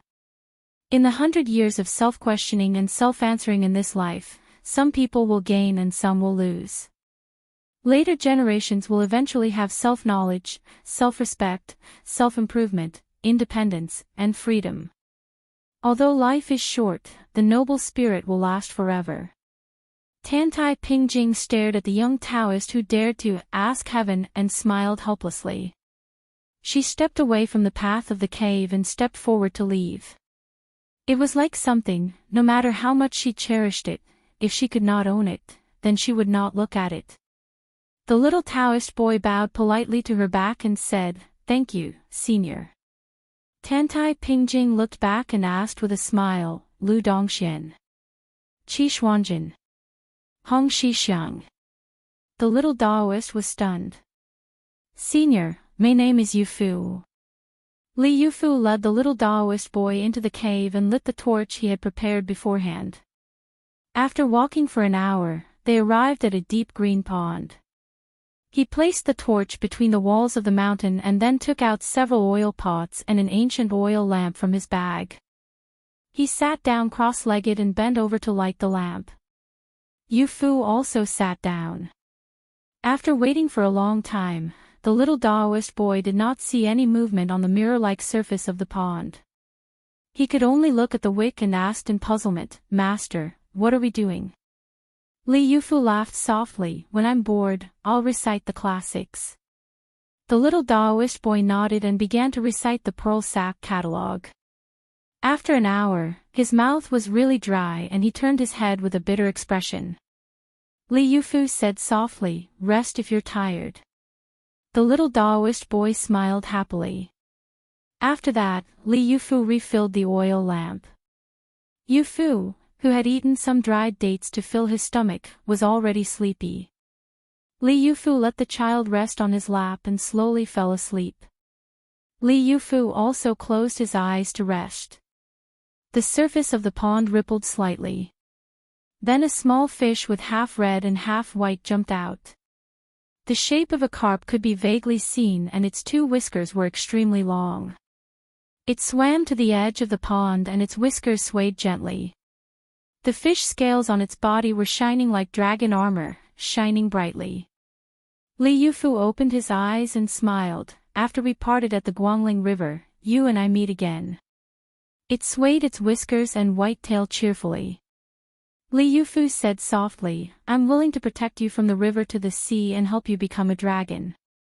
If the future generations suffer from a drought, are you willing to create clouds and rain for the world? If there is a king who is heartless, are you willing to warn him on behalf of the heavens? If you feel lonely, will you still not stir up trouble? If you can't overcome each other, will you live in peace with the world?" It was still and motionless. Li Yufu laughed, "As the Bailiang of the place where your dragon rises, you don't have to worry with him. The hearts of the people and the power of heaven and earth." It swayed its tail slightly and broke through the water surface, floating above the pond. Li Yufu gently pinched his fingers. 3 days later, you and I will go down the mountain and enter the river. We will say goodbye at the mouth of the Guangling River." It seemed to nod and slowly dived back into the pond. Li Yufu sighed slightly and looked down at the little Taoist child who was drooling. He listened to the child's vague ravings and murmured, "Youngest uncle, when you are enlightened, before Li Yufu cuts off heaven and earth, I will ask her to come back. After that, there will be no afterlife." Li Yufu closed his eyes and smiled. "In fact, if there is an afterlife, how good would it be if I could call you youngest uncle again? Unfortunately, there is no such thing." In the spring of the second year of Xiangfu, 2 Taoist priests of Wudong Mountain left Bailiang and began to walk eastward along the Guangling River. Wherever they went, there was a spring rain that was as precious as oil.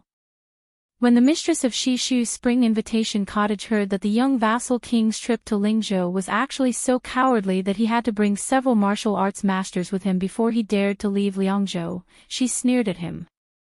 Before they even met, she already looked down on the young man with the surname Su. Naturally, she felt more and more resentful towards the man beside her who rode into Shu alone. However, when she accompanied two of the most legendary men in the world and saw the 5 riders appear in her sight with her own eyes, there was no reason for this woman to recognize that person at first glance. At that time, she knew that the young man seemed to be really qualified to let the current king of Shu return to Lingzhou. He was qualified to let Mr. Xie go to Shu to catch a dragon and raise a dragon to deal with him. Of course, she also hated that guy called Su Fengnian more and more. However, the beautiful Xie, who had been on the Rouge reviews twice, was not only disgusted, but she even had the intention to kill. Because the first thing that guy said after he got off the horse was, "Aunt Xie, right? Why didn't you bring the child with you to Lingzhou?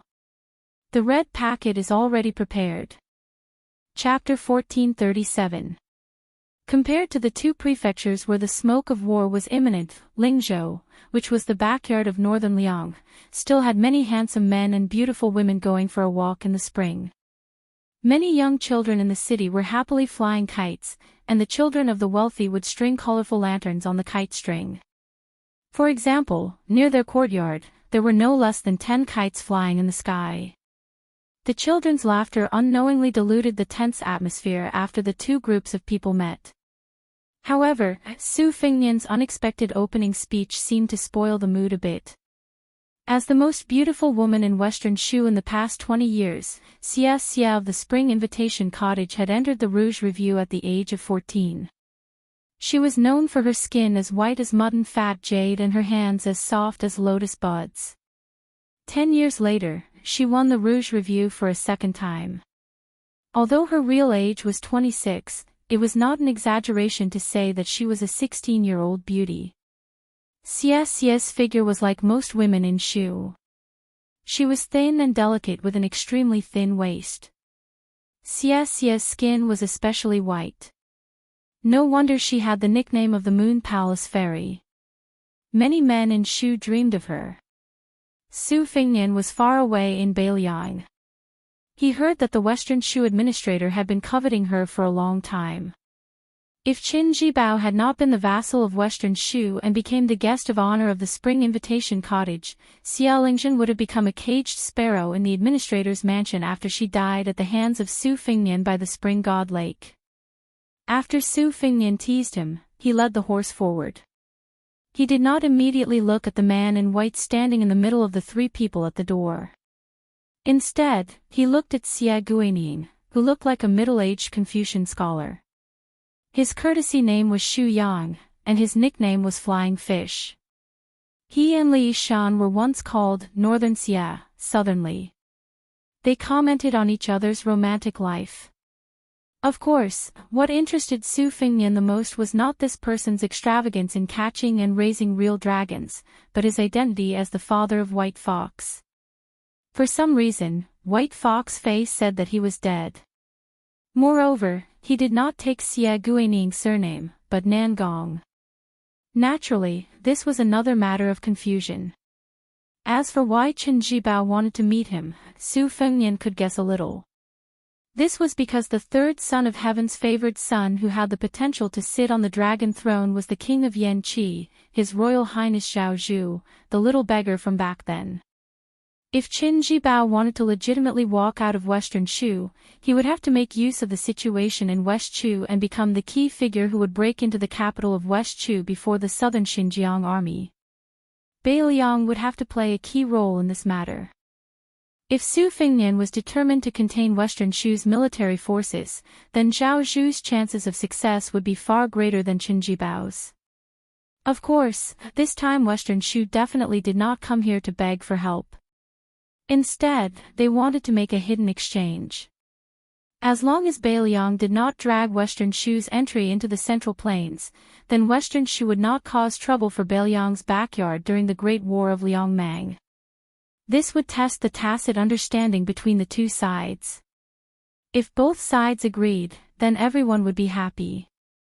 However, as long as either Su Fengnian or Chen Jibao was unwilling to take a step back, then after today, the two sides would completely fall out and fight to the death.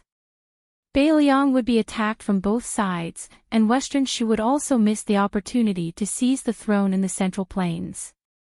Perhaps this would be an awkward situation where one steps slower than the next. This deal could very well decide who the entire Central Plains belonged to, or even the surname of the entire world.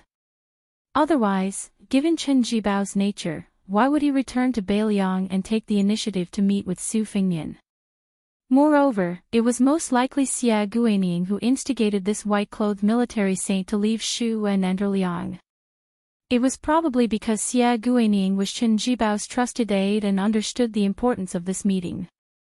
Thus, even though Su Fengnian's teasing made her seethe with anger and hammered her weak spot with a hammer, she still didn't show any displeasure. The group entered the luxurious Jiangnan-style residence. Su Fengnian and Chen Jibao walked side by side at the very front, followed by Tantai Pingjing and Xia Guining, and finally Xia Guining and Su Yanbing.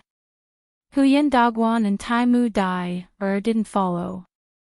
Huyan Dagwan said that it didn't look like he was going to fight immediately. He had to go to the streets of Lingbei City to buy some strange objects for his wife and daughter. Then, this Beimang martial grandmaster directly left.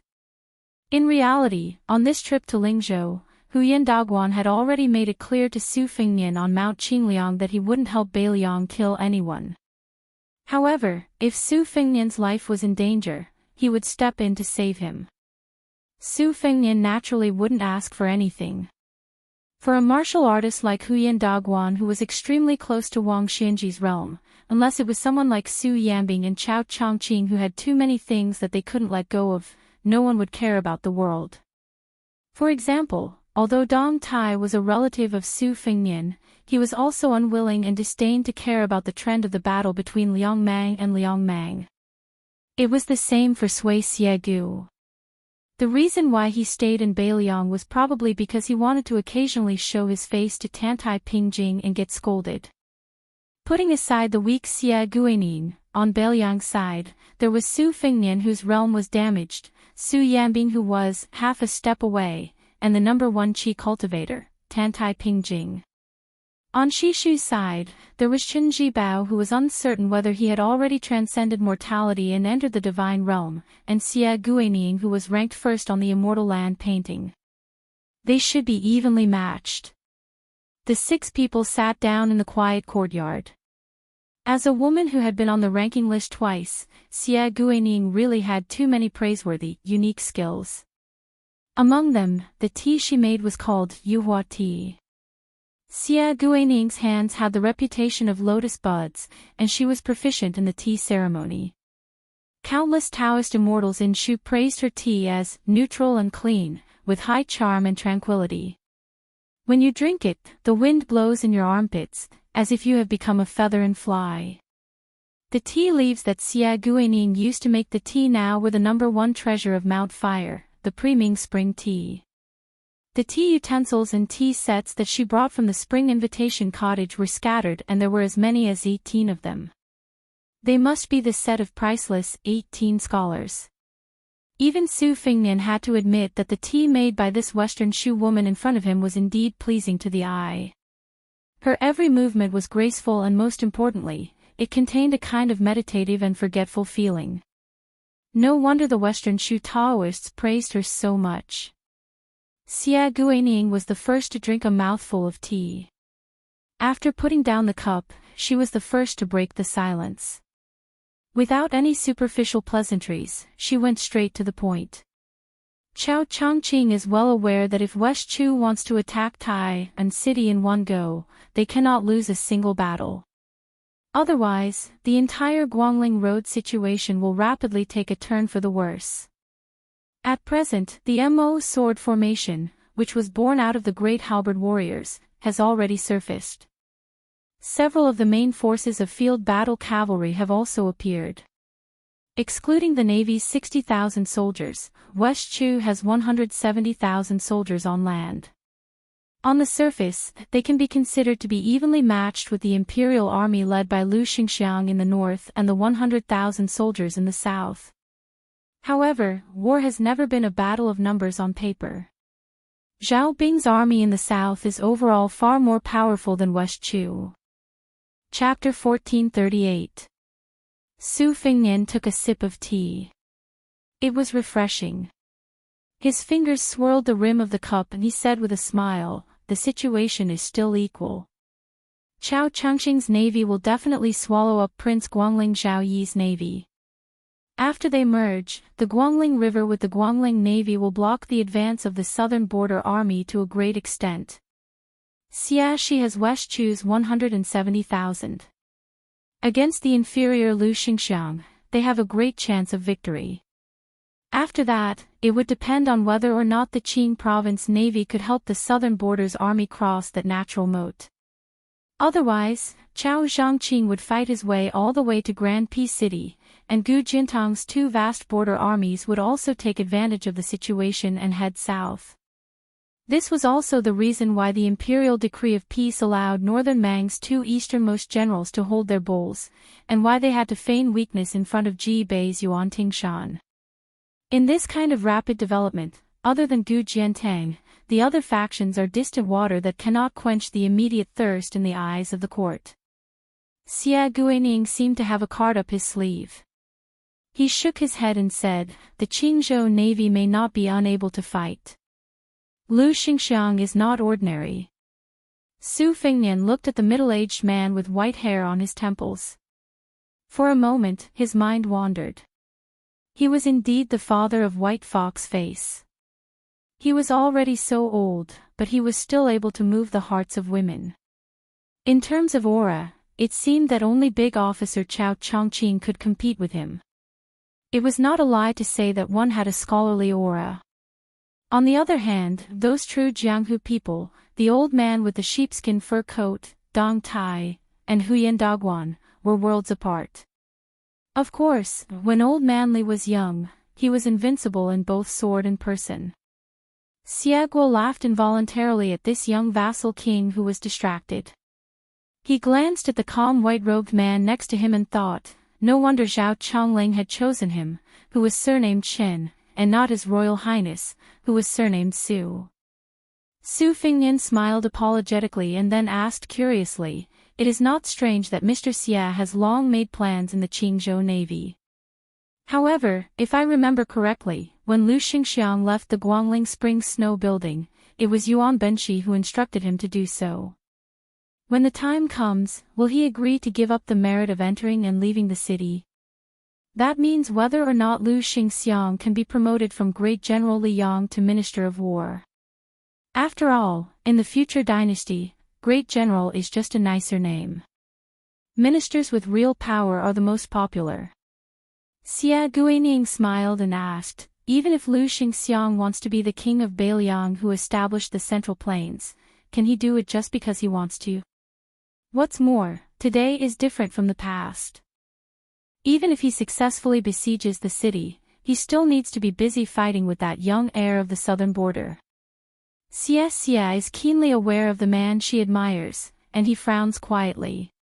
She could forget herself when making tea, but she could not forget him. Most women in the world were like this.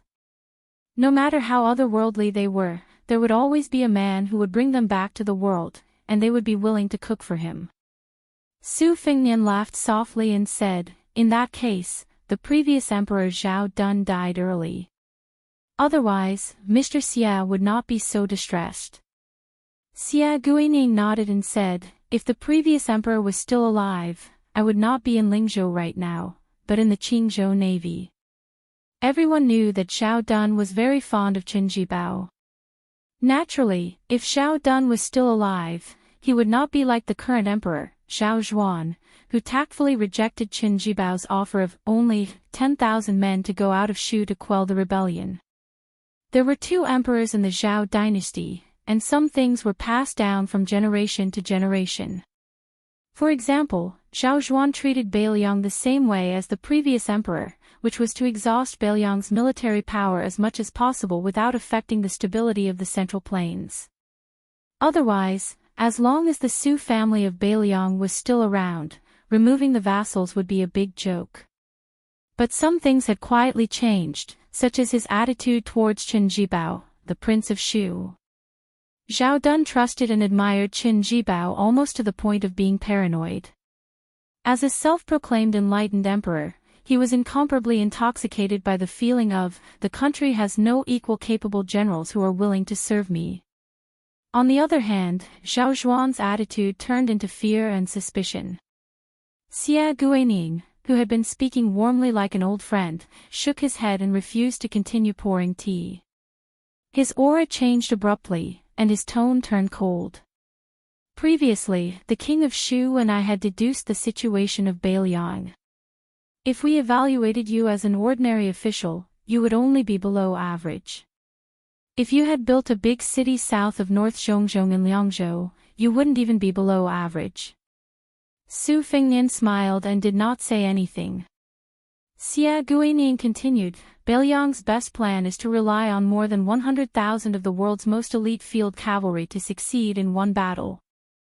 Su Fengnian asked calmly, Mr. Xia, do you mean to let Baimang's million troops stationed north of Hudi's city in Liangzhou and reenact the Battle of West Rampart? Xia Guining smiled and did not say anything. Xia Guining, who acted as the icing on the cake, was a little surprised. This repulsive young vassal king was not stupid. Mr. Xia was not trying to be an alarmist. He and Xia Guining had once stayed up all night to make a sand table deduction. However, at that time, the deduction was based on the fact that Xia Guining was in charge of Bailiang, not this young man with the surname Su. Under this premise, Baimang did not dare to divide its troops to attack the border from 3 fronts. It only dared to do it in one battle and make a big bet with Bailiang. To be precise, it was with him and Qin Jibao, who was standing next to Xia Guining. Mr. Xia acted as Dongjua, and Qin Jibao acted as the defender of Bailiang. Both sides mobilized their troops, and it was very similar to the Battle of West Rampart. Both sides kept losing troops and increasing troops, competing to see who would be the first to be defeated. In the end, Mr. Xia tried his best, but still lost to Bailiang, who only had 30,000 cavalry and infantry left. In that shocking armchair war, Liuzhou, Yuzhou, and Lingzhou were all reduced to watching a show. All the tragic, treacherous, and exciting battles only happened in the north of Liangzhou.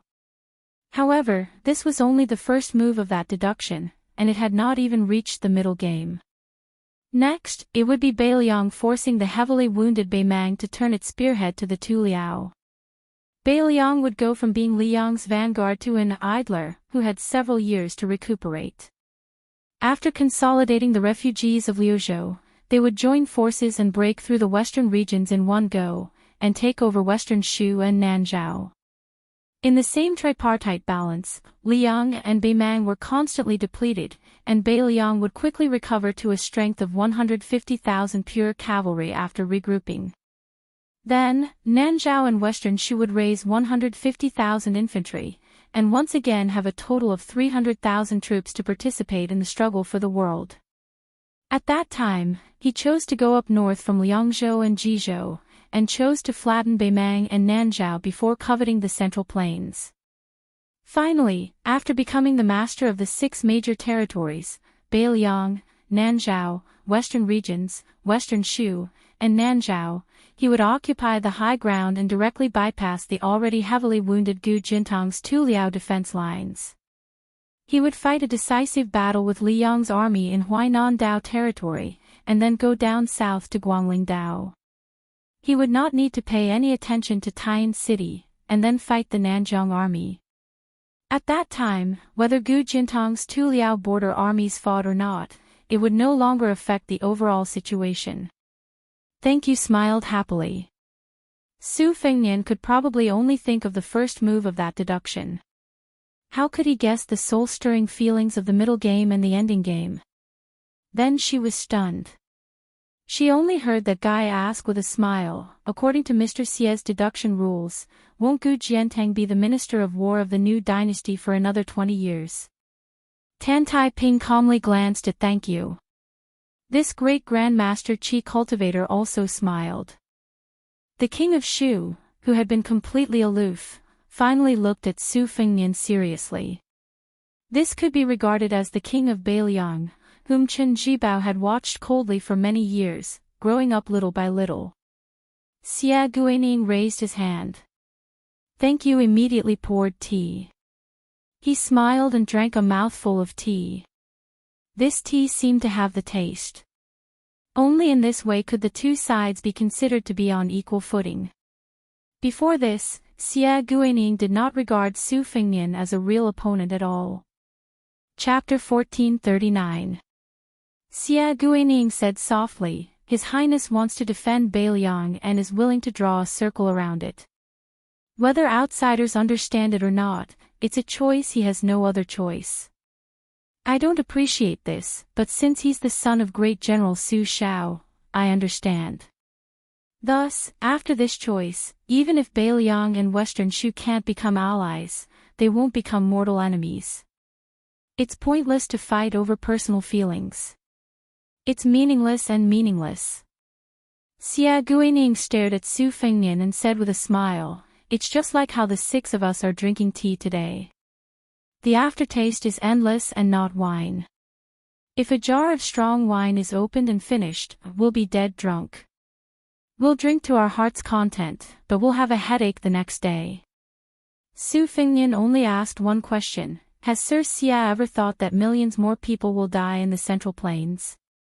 Xia Guining fell into silence. After a long while, he asked in return, Then have you ever thought about how to truly inherit Su Zhao's deep will to destroy the foundation of the powerful clans? Su Fengnian laughed coldly. Sir Xia wants to say that from the great Emperor Qin's state to the great Feng dynasty and the 9 kingdoms of spring and autumn, there hasn't been a single legitimate emperor of the Central Plains born from humble beginnings. Only with such an emperor can Su Shao trample over the Central Plains be considered a success. Su Fengnian put down his teacup and said slowly, or according to Sir Xia's words, it's meaningful. Xia Guining countered, when the great Qin was hegemonic, Luoyang was China's land. When the great Feng dynasty was in power, Qingzhou was the Central Plains. When it came to Liang, Jiangnan was the Central Plains. If one day, millions or even tens of millions of people die, but we can annex all of Beimang and make the northwest of Beiliang become the Central Plains, what's wrong with that? After we succeed, we'll win hundreds of years of peace under the heavens. The more people who die today, the fewer people who die in the future. Shaking his head, Su Fengnian replied in a deep voice, There are some accounts that can't be settled like this. Xia Guining didn't get angry because of Su Fengnian's rebuttal. Instead, he said with a relaxed smile, It said that His Highness never makes a losing deal. It's the same with the 6-pearl bodhisattva in Mount Lantua in the western region, Xianyuan Qingfeng in the Great Snow Plateau in Mount Hui, Ko Jianghuai, the Deputy General of Liangzhou under the pseudonym Su Fengnian, and even more so with the little girl named Lu Narong from the Fish Dragon Gang. Before coming to Lingzhou, I made a bet with King of Shu on whether or not you would let Huyan Dogwan appear openly, and in the end, I lost. From this, it can be seen that although His Highness's trip to the south looks aggressive, it is actually quite sincere. Su Fengnian smiled and said, Mr. Xia is a schemer, but not a shrewd businessman. You don't understand how I do business with people. Moreover, Mr. Xia is not as good as Huang Sanjia. All these years, you've only learned from others. Huang Sanjia treated the spring and autumn period like a field of crops. Mr. Xia, in the end, you are just a book reader. In the first half of your life, you are far from being a writer. The strategist of the spring and autumn period, Huang Sanjia, my master Li Shan, Yuan Benshi, Nalan Yusi, and even Zhang Julu, who isn't strictly a strategist. They are all more, less restricted than Mr. Xia. After all, it's better to have no books than to believe in books. Of course, when Mr. Xia was born, you couldn't stand the loneliness and tried to make up for yourself. Therefore, you looked all over the world and flipped through the pages of the spring and autumn period books. Only then did you come to the Western shoe that hasn't been successful since ancient times. You wanted to start something new. Xia Guaning's expression froze. Xia Guaning felt as if he had fallen into a fog. He didn't understand what this person surnamed Su was talking about. Why would Mr. Xia, who was good at maintaining his composure, get angry? Su Fengnian suddenly turned to look at her and asked with a naughty smile, "Aunt Xia, you don't understand, right?" Xia Guaning's chest suddenly felt stuffy and short of breath. Tantai Pingjing smiled knowingly. As the person best at observing energy in the world, she only needed a few clues to find the secrets of the heavens. For example, Huang Sanjia's identity as a writer and Xia Guaning's responsibility as an endorser. Huang Sanjia did not change the overall situation, but changed the small details. In the end, he did not die early, but endured until he was 70 years old. This could be called a good death. This was enough to make Xia Guaning, who had been diligently endorsing books, feel angry. It was like two examinees in the same year.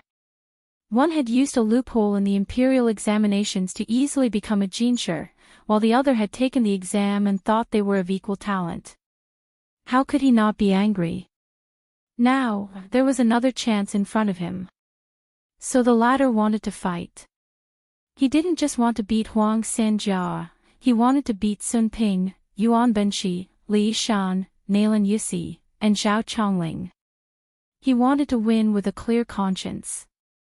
Saint stood at 30, did not have doubts at 40, knew destiny at 50, listened to at 60, did as the heart wished at 70, and did not overstep the rules. The reason that Tantai Pingjing had left Liangzhou to Lingzhou was because she and Xia Guaning, who was half a peer, were on the opposite side. She thought that Xia Guaning's actions were overstepping the rules. As to Xia Guaning's capture of the Western Shoe Serpent Dragon, that was just a subtle sign that the two would part ways.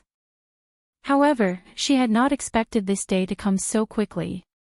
Xia Guaning, who had been exposed, laughed and said in a casual tone, "Wang Yi says Zhao Dun died early. I want to say Zhao Chongling died early." He added, "Li Shan died late." Su Fengnian said expressionlessly, "As strategists, Yuan Benshi died late." Xia Guaning looked at this young person and laughed. He asked, "Then dare I ask, did I also die late?" Su Fengnian did not speak, but Su Yanbing and Tantai Pingjing stood up at the same time. Xia Guaning did not fear this tense atmosphere at all. Instead, she felt the pleasure of wanting to see the world in chaos. As to her own life, she did not care about it.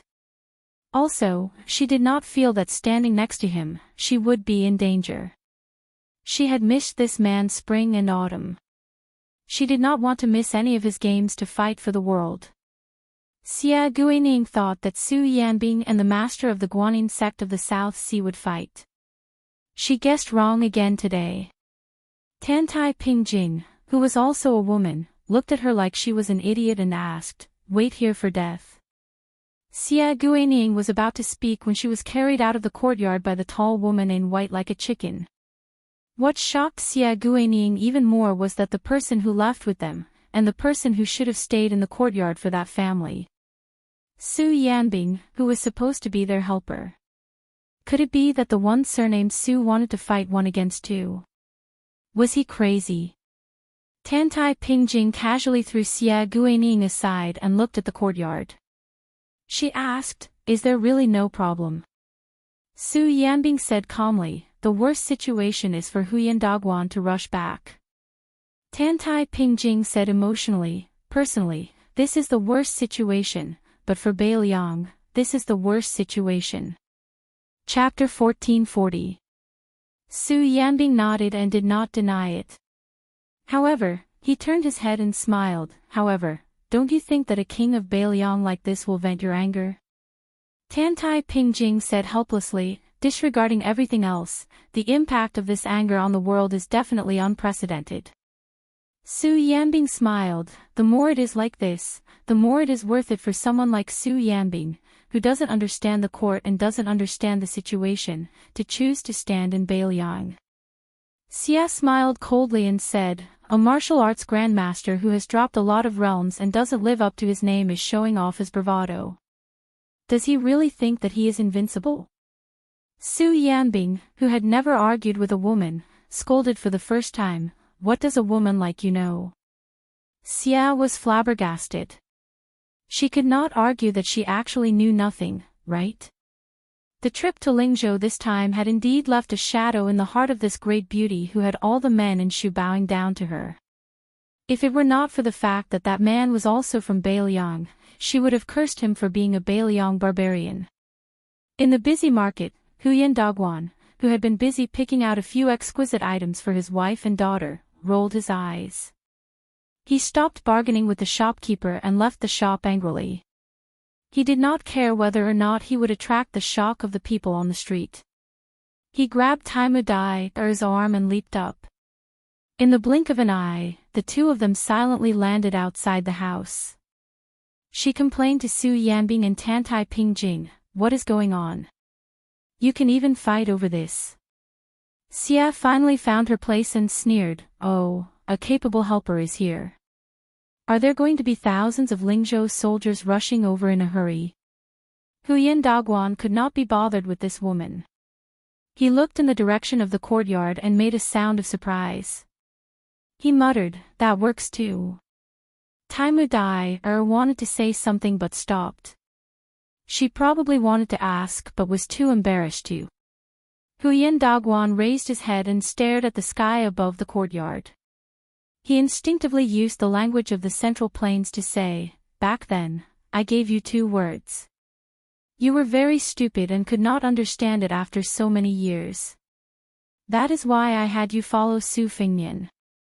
I hope that you can get close to this grandmaster who is about the same age as you before walking out.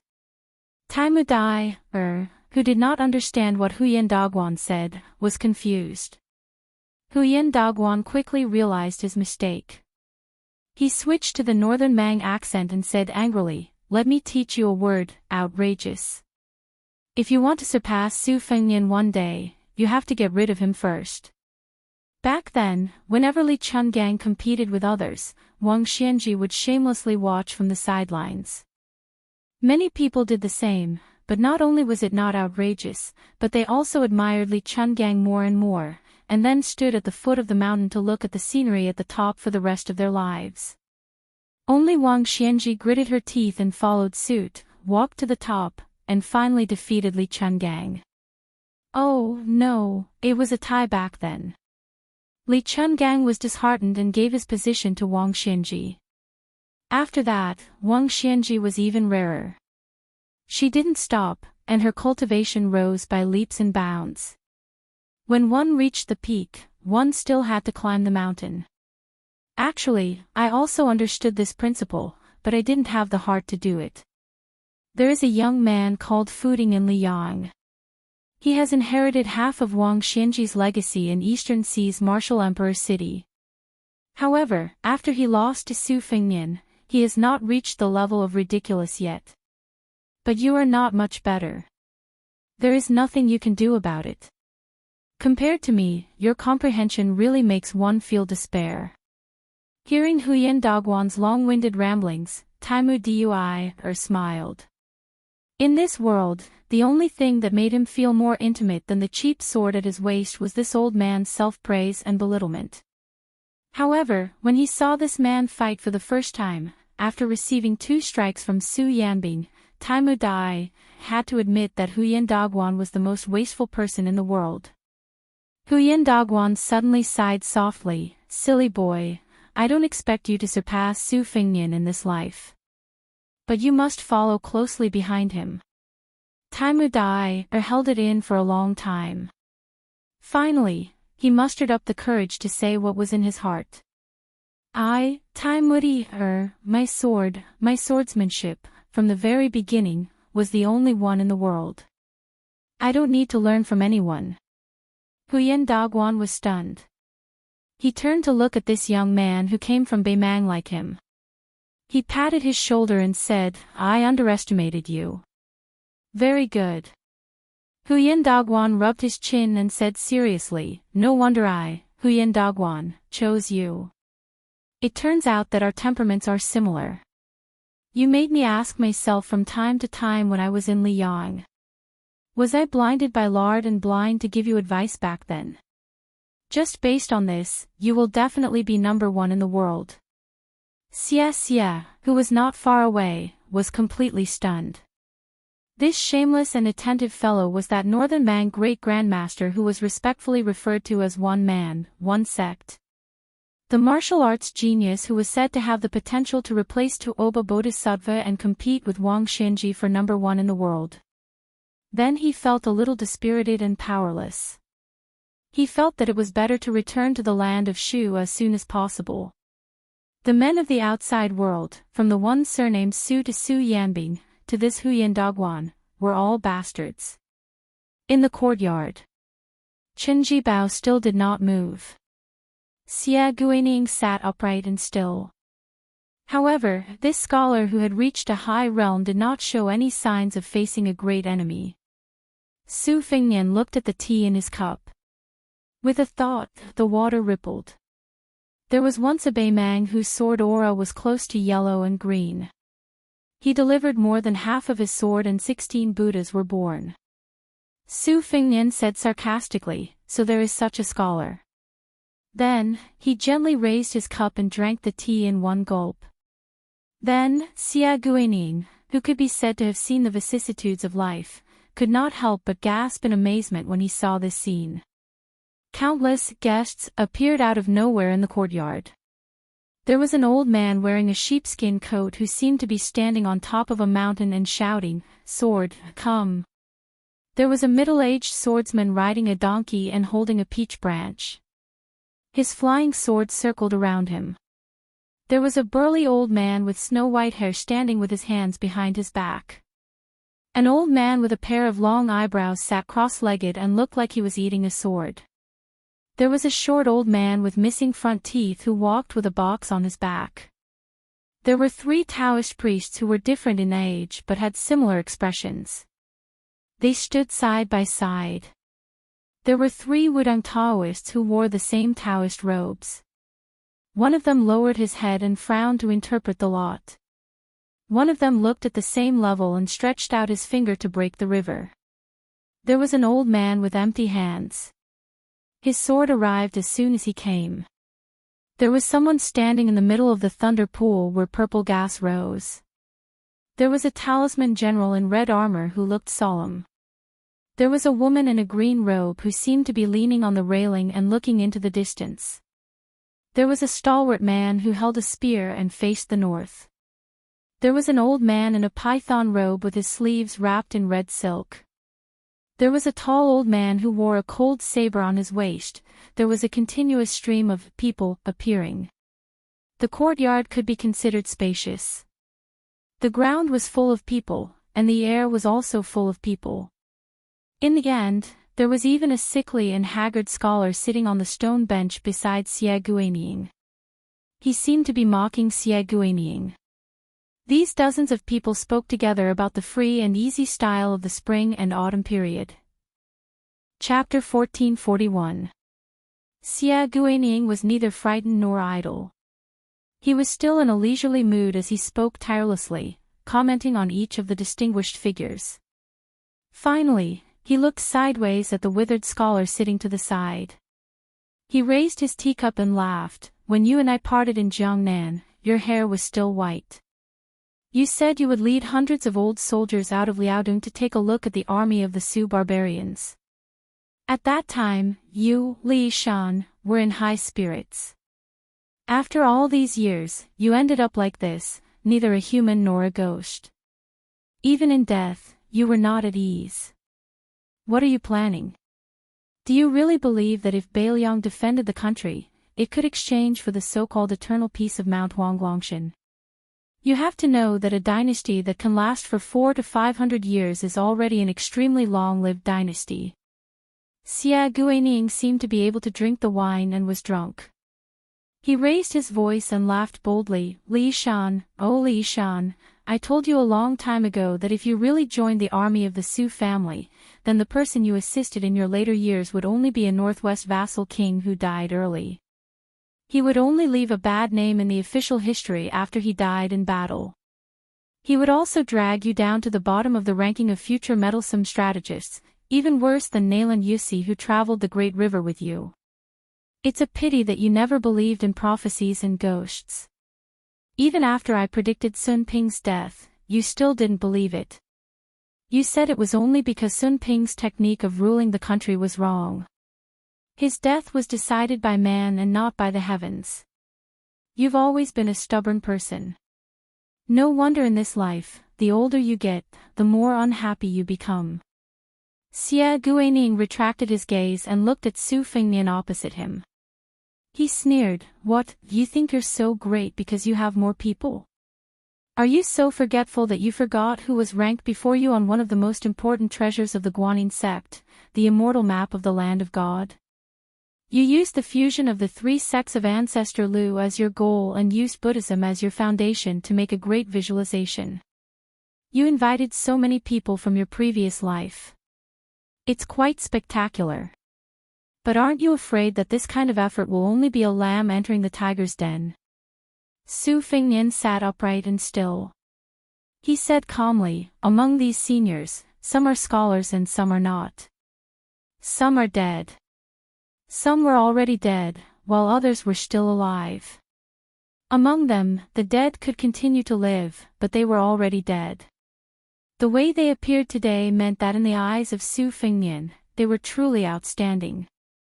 In your opinion, perhaps my Su Fengnian stubbornly defending Bailiang to the death was a lack of ambition, and my master Li Shan staying in Tide Listening Pavilion for 20 years was a trap of his own making. Su Shao, with his 300,000 border soldiers, was a fool not to fight for that chair. I don't find it strange that you think this way. Everyone has their own aspirations, their own desires, and their own thoughts. I just want to tell you something. Everyone has their own way of living. It's not up to you, Xia Guining, to do it just because you think it's interesting. It's hard to live a happy life. It's hard to live according to your own wishes, and it's even harder to live according to others' wishes. If you want to do business with me, Su Fengnian, and Bailiang, you should at least figure out what kind of person I am.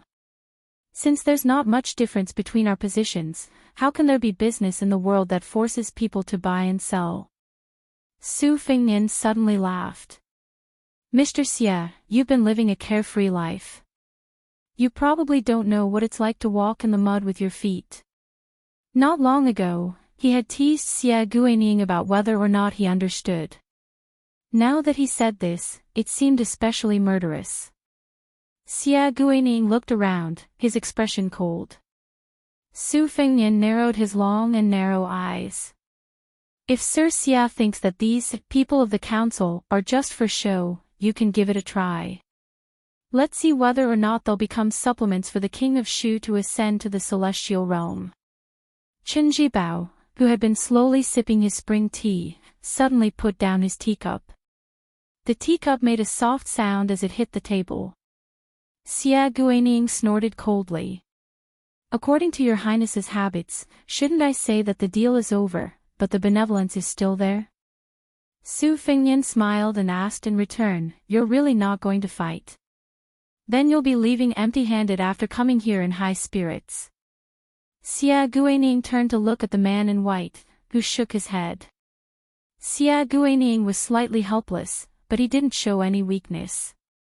Water without a source, no matter how much there is, it can't withstand squandering. Let me give you a word of advice. Your Highness's stance should be used to deal with Tuoba Bodhisattva. The people around Su Fengnian gradually dissipated. He stood up with a smile and asked, "Then let's stop here." Xia Guining sat still and said with a cold expression, "Forgive me for not seeing you out. From beginning to end, Chen Jibao didn't say a word. Outside the door, Su Fengnian was about to pass by Xie Guining, who had an inquisitive look on her face. He stopped and smiled. "Aunt Xie, do you never want to come to Bailiang again?" "That's right. There's little water here, and there's a lot of wind and sand. It's bad for the skin. You weren't on the Rouge rankings in the first place. If another young woman stole the title of the #1 beauty in Shu, I'll feel guilty." Xie Guining sneered. "The great king of Bailiang is fussing with a woman like me. How magnanimous of you." Su Fengnian smiled warmly and said, "It's my fault. Finally, to tell you the truth, Aunt Xie's tea brewing skills are truly unique in the world. It's such a big technical job that I can't reward you." Xie Guining wasn't sure if this bastard was speaking from the bottom of his heart or if there was a knife hidden in his smile. However, deep in her heart, there was still a trace of self-satisfaction that she didn't want to admit. The 5 of them mounted their horses and left. Tan Tai Ping looked calmly at the pale Su Fengnian and glanced at Huyan Dogwan. She frowned and said, "Why do you have to show off your courage? Xie Guining is much stronger than me in terms of combat ability and realm. If we really fight, your technique is more of a competition of realms. It's the strongest technique that Xie Guining can't be more familiar with." Su Fengnian waved his hand and interrupted Tan Tai Ping's words. He smiled and said, "I'll just treat it as a warm-up so that I won't be flustered the next time I face Tuoba Bodhisattva. Although I didn't fight with Xie Guining, it's not like I didn't gain anything. The visualization that was originally leaking on all sides has been mended a lot." After Su Fengnian finished speaking, he turned to look at Su Yanbing and said with a bitter smile, "Uncle Su, I'm afraid I'll have to trouble you to take a detour and tell Deputy General Han." "Yes, tell him that he doesn't need to blame himself." Su Yanbing was puzzled but he didn't ask much. His fellow disciple Han Laozhan was now the Deputy General of Lingzhou. In name, he was guarding the southernmost gate of Bailiang. In reality, everyone knew that Han Laoshan's most important duty was to keep an eye on the movements of Western Shu.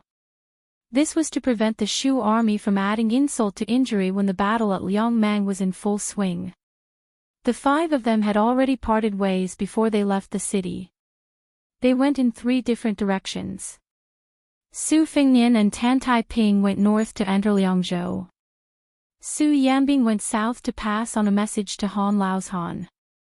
Huyan Dogwan and Taimu Dai could roam around Lingzhou. The 2 of them didn't have much to do with Bailiang. Su Fengnian didn't have the face to order them around. After Su Fengnian and Tan Tai Ping rode out of the city, he lamented, "Let's not talk about combat power.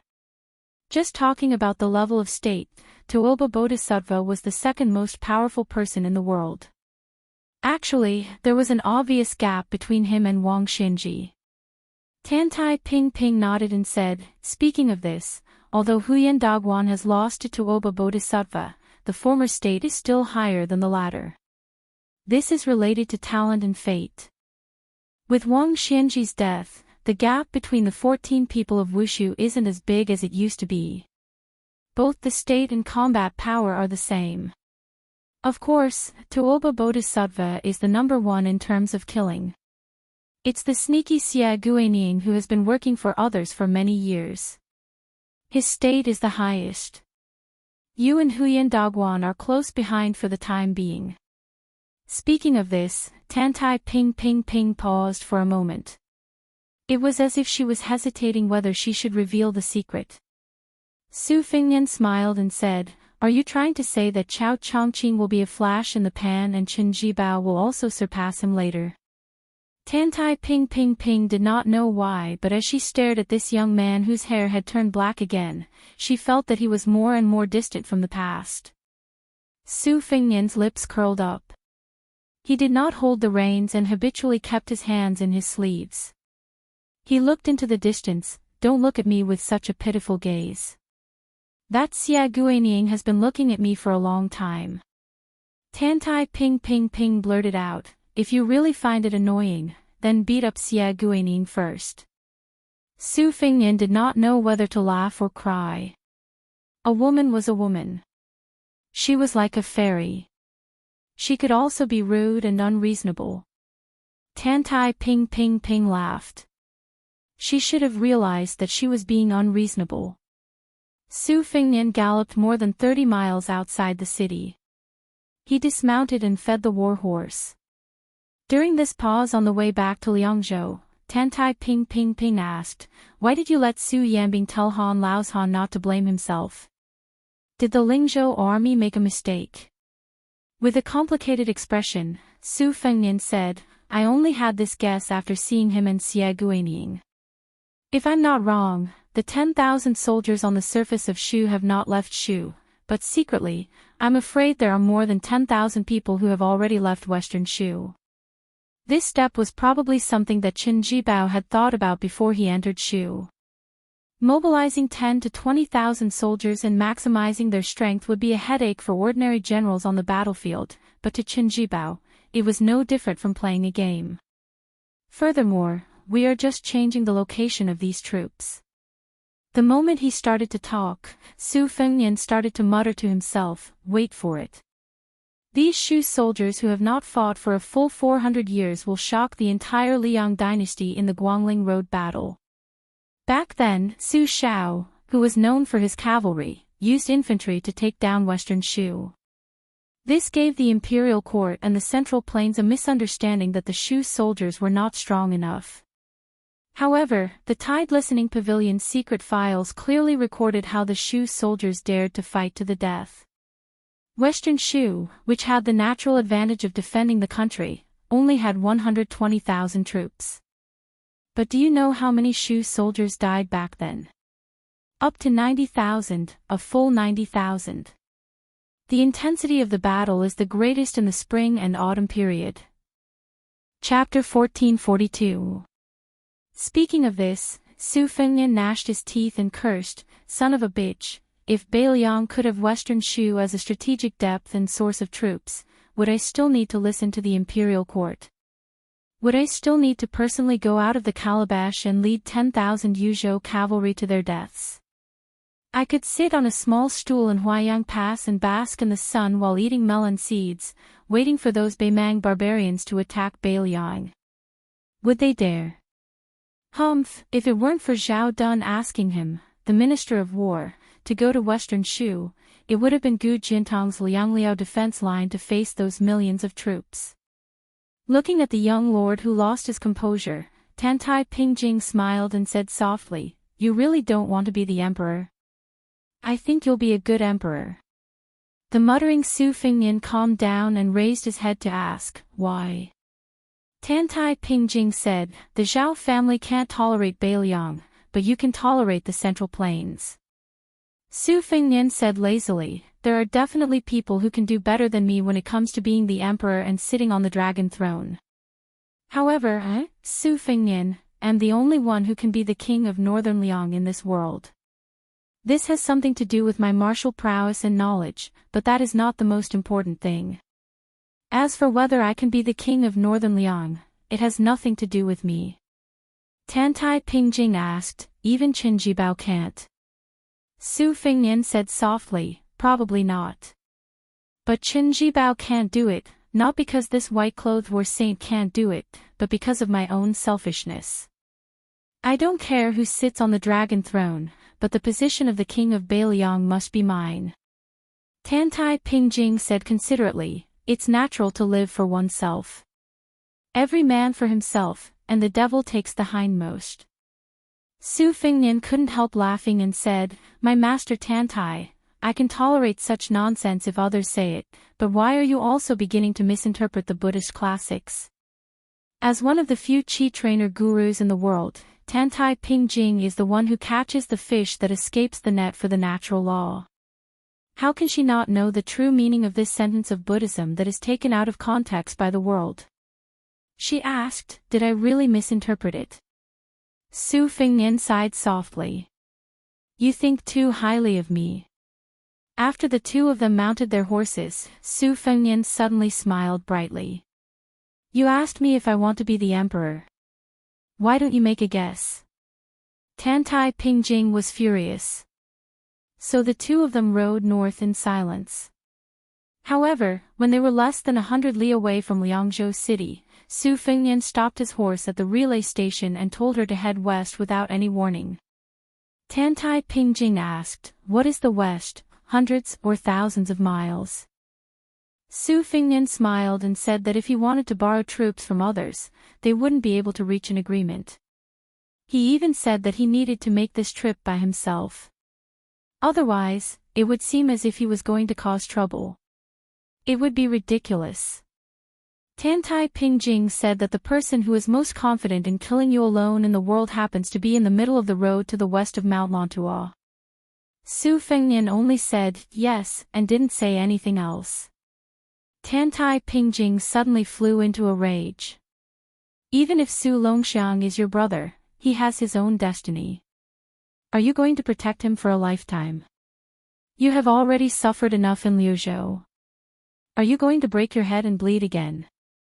Su Fengnian smiled. I didn't even fight with Xia Guinying.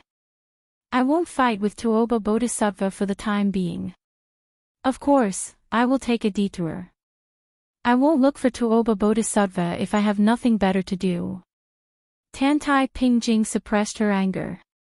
I will send you to Qingcang City. Let me give you a word of advice. You better not fight with others in Mount Lantua. Otherwise, even if I foresee that Tuoba Bodhisattva wants to kill you, I can only watch him do it. Su Fengnian blinked. Actually, I was waiting for you to say this. Tantai Pingjing's expression was extremely ugly. It was obvious that this Qi refinement grandmaster was enraged. Su Fengnian mounted the horse again. He smiled gently and asked, "Have you guessed the answer to that question?" Tantai Pingjing's temper finally exploded.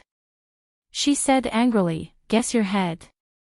Su Fengnian's lips moved slightly as he muttered something softly. Tantai Pingjing instantly regained the demeanor of a Qi refinement grandmaster. In the second year of the auspicious talisman, the valley rain arrived. Spring had already set in. Every household had a cinnabar tone that forbade scorpions. After Su Fengnian and Tantai Pingjing parted ways at the south of Qingcang City, he traveled alone to the hinterland of the west region. He finally saw that inconspicuous mountain. And at this time, a monk nicknamed Useless Yi went down to Guangling and found Chao Zhangqing, who was on a western Chu ship. The monk was floating on a reed leaf on the river with his hands clasped together. He raised his head and looked at the green robe, asking Chao Zhangqing to put down an item and pick up an item. Chao Changqing did not speak. He only shook his head. Chao Changqing could not let go of Dechu. Chao Changqing could not pick up the Central Plains. The monk from Mount Lantua, whose real name was Lu Songtao, asked, "Even I can let go. Why can't you?" Chao Changqing smiled. "You have never picked up the things that I can't let go of. How can you let go of them?" Useless monk lowered his head and chanted a Buddhist proclamation. Chao Changqing looked up at the distant capital of Dechu. He said that he could not let go of Dechu. He could not let go of the capital, the imperial palace, the pavilion, or the chessboard. Actually, it was just that he could not let go of her, who was watching the chessboard with a smile. On this day, Useless monk died in battle on Guangling River. On this day, seawater poured into Guangling River. The Confucian sage Chao Changqing's domineering ways were known to all. When Su Fengnian climbed the mountain, bells suddenly rang all over the mountain. Su Fengnian sensed the melodious sounds of the bells. He stopped halfway up Mount Lantua and looked to the east, lost in thought. Su Fengnian slowly closed his eyes and lowered his head to put his palms together. He hoped that Bailiang would not be sad. After Su Fengnian and the others left, Chen Jibao gently picked up his teacup and remained silent. Xia Guinying stood up and could not help but laugh and scold, "This guy is indeed Li Yishan's disciple. He's so stubborn. He even turned around and scolded me. However, I don't know if he listened. Su Fengnian's realm is like water without a source. Apart from the West, he'll have enemies on 3 fronts from today onwards. It's even more so for Bailiang. Chen Jibao smiled. Anyway, we didn't ask for anything on this trip to Lingzhou. I just want to take one last look at Bailiang, which is still peaceful. Are you? Is it because the father-in-law pinches his nose and suppresses his anger to look at the son-in-law?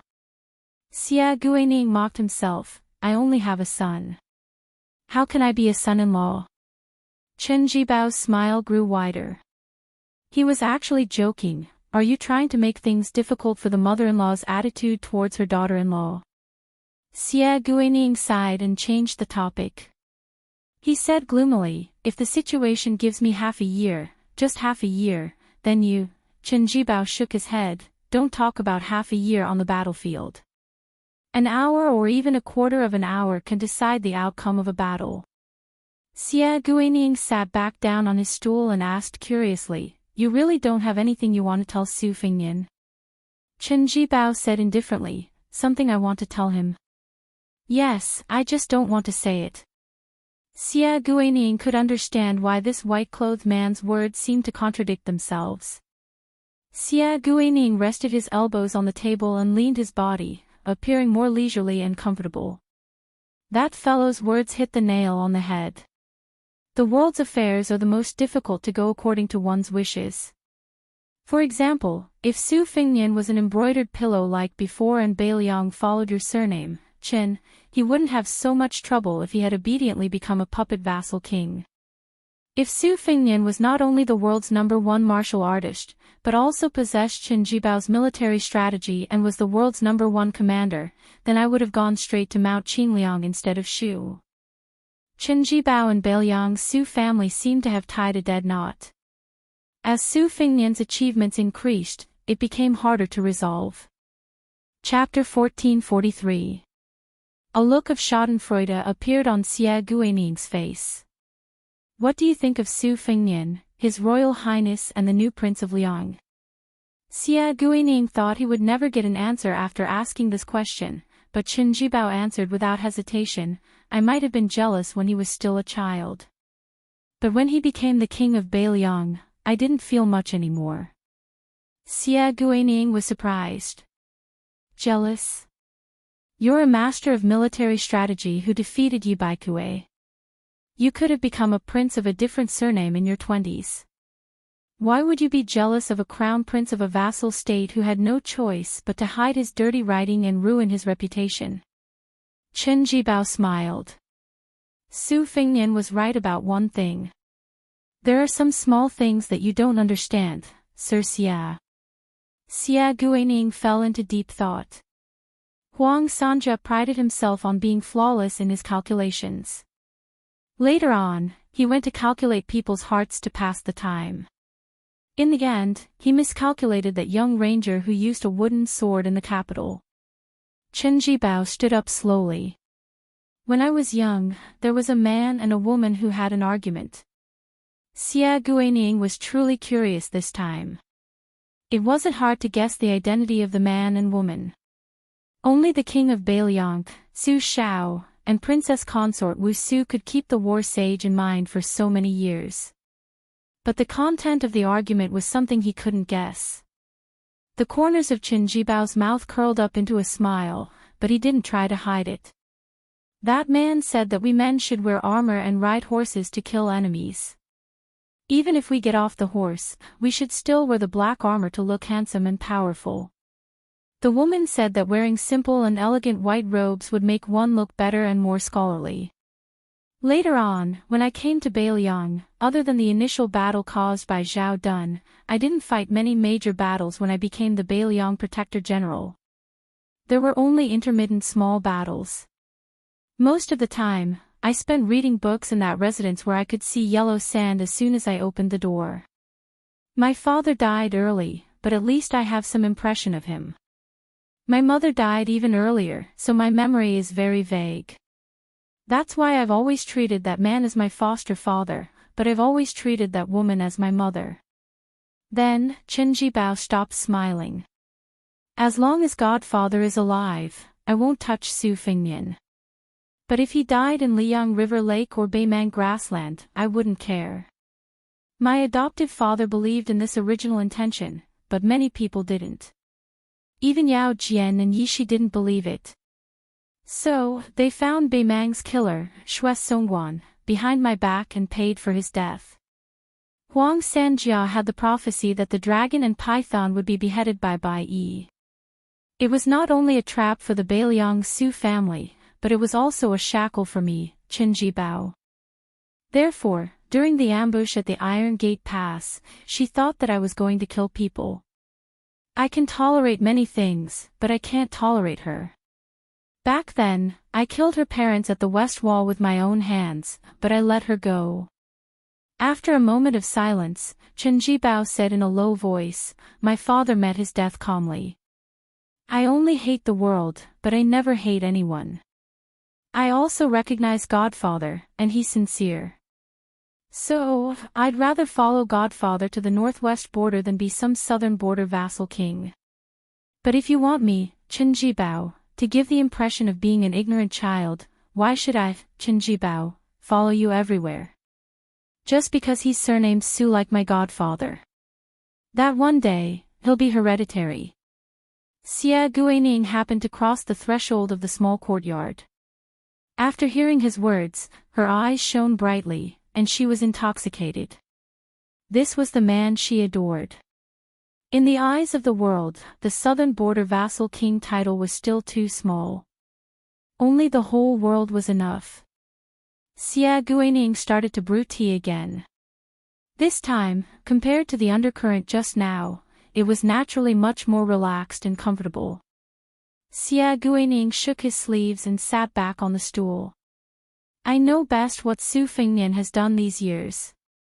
When he was in Tai and City, I kept an eye on him. But when he left the capital, I was only disappointed. Xie Guining couldn't help but ask, why would Sir be disappointed? Although I also dislike that Su Fengnian, if we really talk about it, he still has some ways. Xie Guining suppressed her disgust and finally managed to say, speak honestly. From this, it could be seen that Su Fengnian, the new Prince Liang, was not the same as before. He was not as unsightly as before.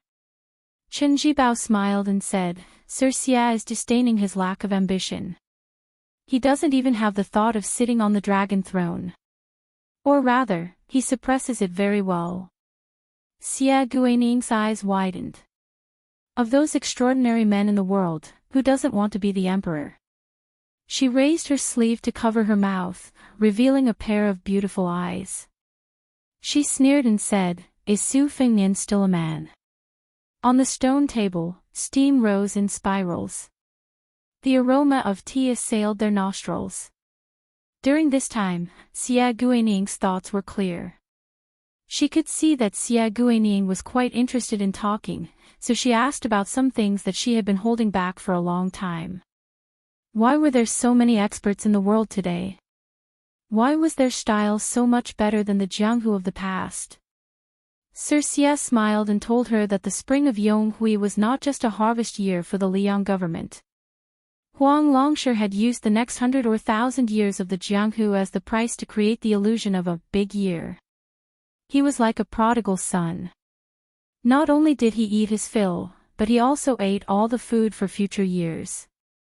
In the future, there would no longer be a big year, only a small year, and it would get smaller and smaller. Generation after generation of Jianghu, there were no more land immortals, no more people who resonated with the heavens and earth, no more people who asked for immortality. There was not a single level 4 grandmaster. In the end, only the level 2 experts who were now only grandmasters became grandmasters in the eyes of the future generations. Today, all the legends of the Jianghu would become legends that the future generations half believed and half doubted. A new emperor brings new officials. One generation of grudges, one generation of grudges. Why did the new emperor, Xiao Zhuan, still seem to have a grudge against the new Prince Liang for killing his father? Circe's expression was playful. Of course, there was no grudge against him for killing his father, but there was a bit of hatred for him for stealing his wife. Hearing this, Circe's mouth fell open. That Su fellow had such heaven-defying methods. Could it be that he really had some shady relationship with the Bailiang dynasty's Empress Liang? Xia Guining, who knew the inside story of the Zhao family, hit the nail on the head. The previous emperor, Zhao Dun, at least knew that the empress, Zhao Ji, was just fighting with the king of Bailiang's concubine, Wu Su. It was not that there was anything between Zhao Ji and Su Shao. However, there was indeed such a thorn in the emperor's heart. The key was that this thorn was deeply hidden. Even the new empress, Yan Dongwu, could not remove it, not to mention any outsiders. They might even die if they touched it.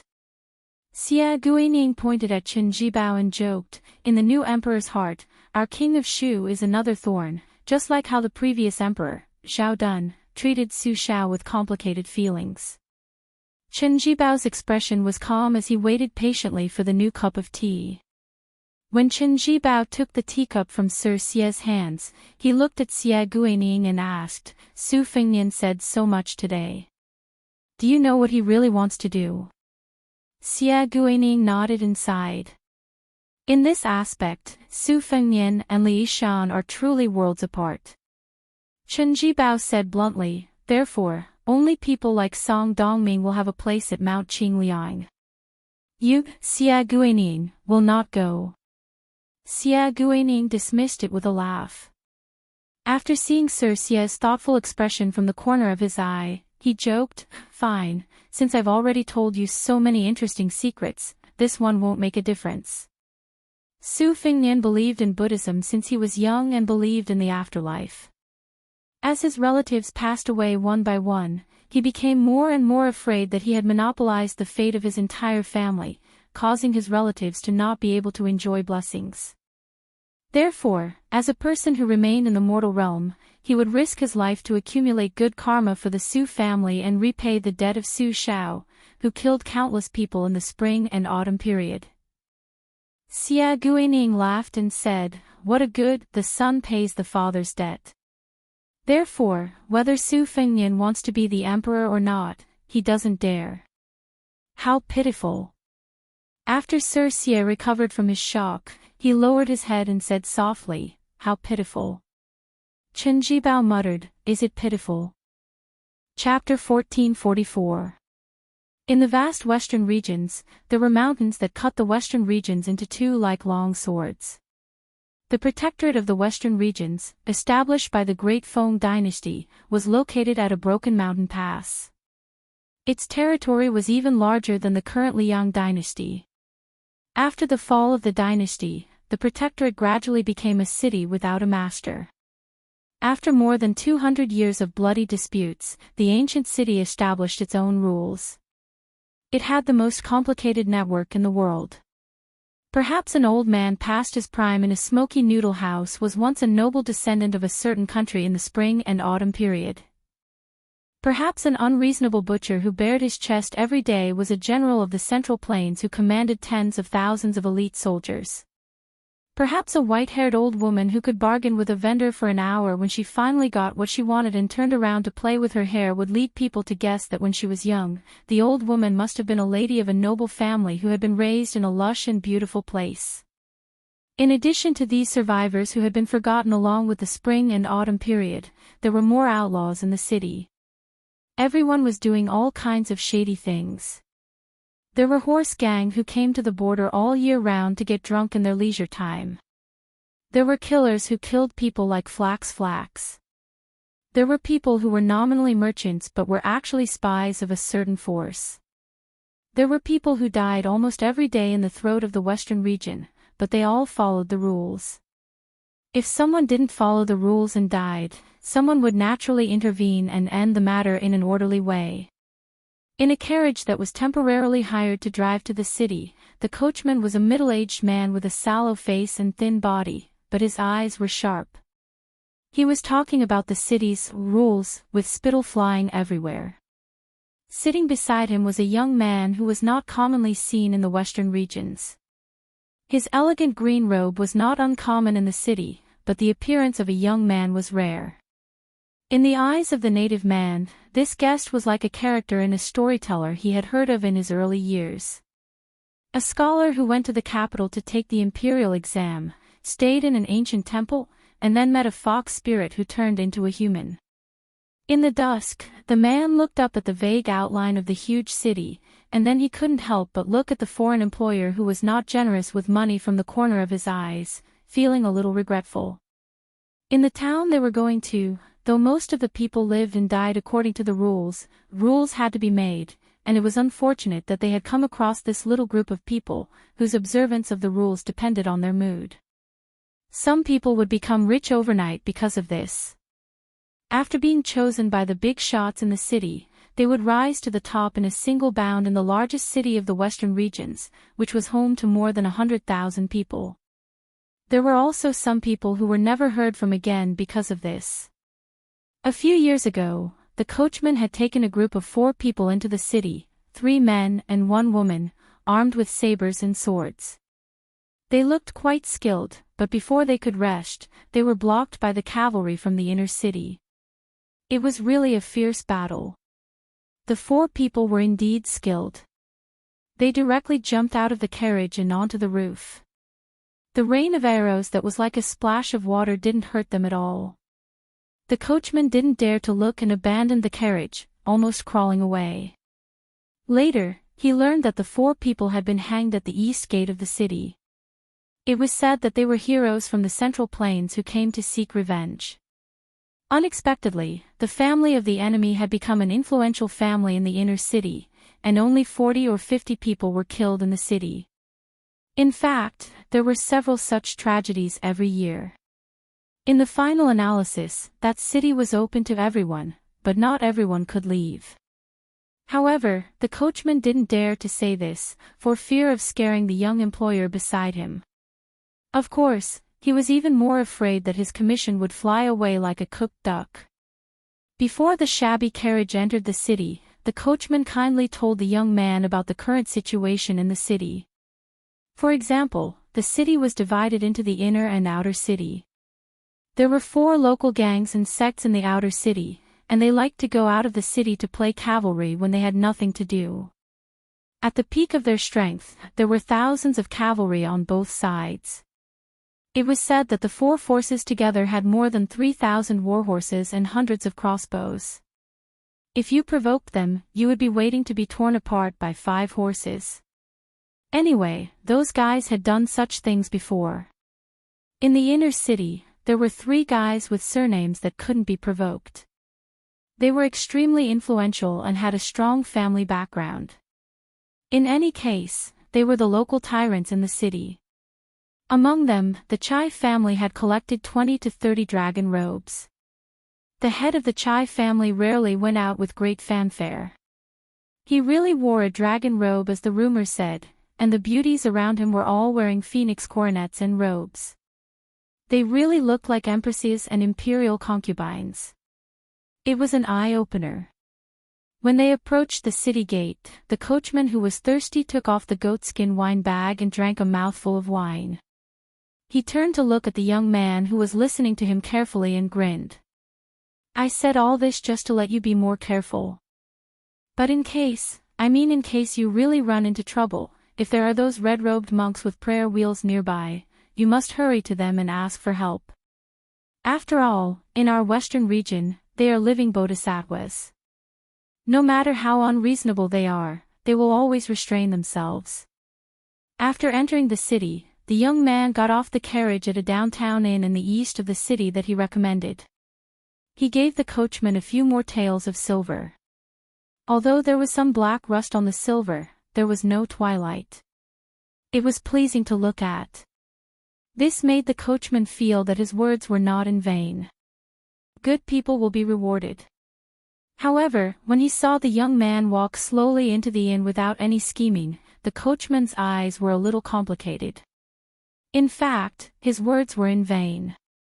When outsiders entered this inn, whether they could come out alive was up to fate.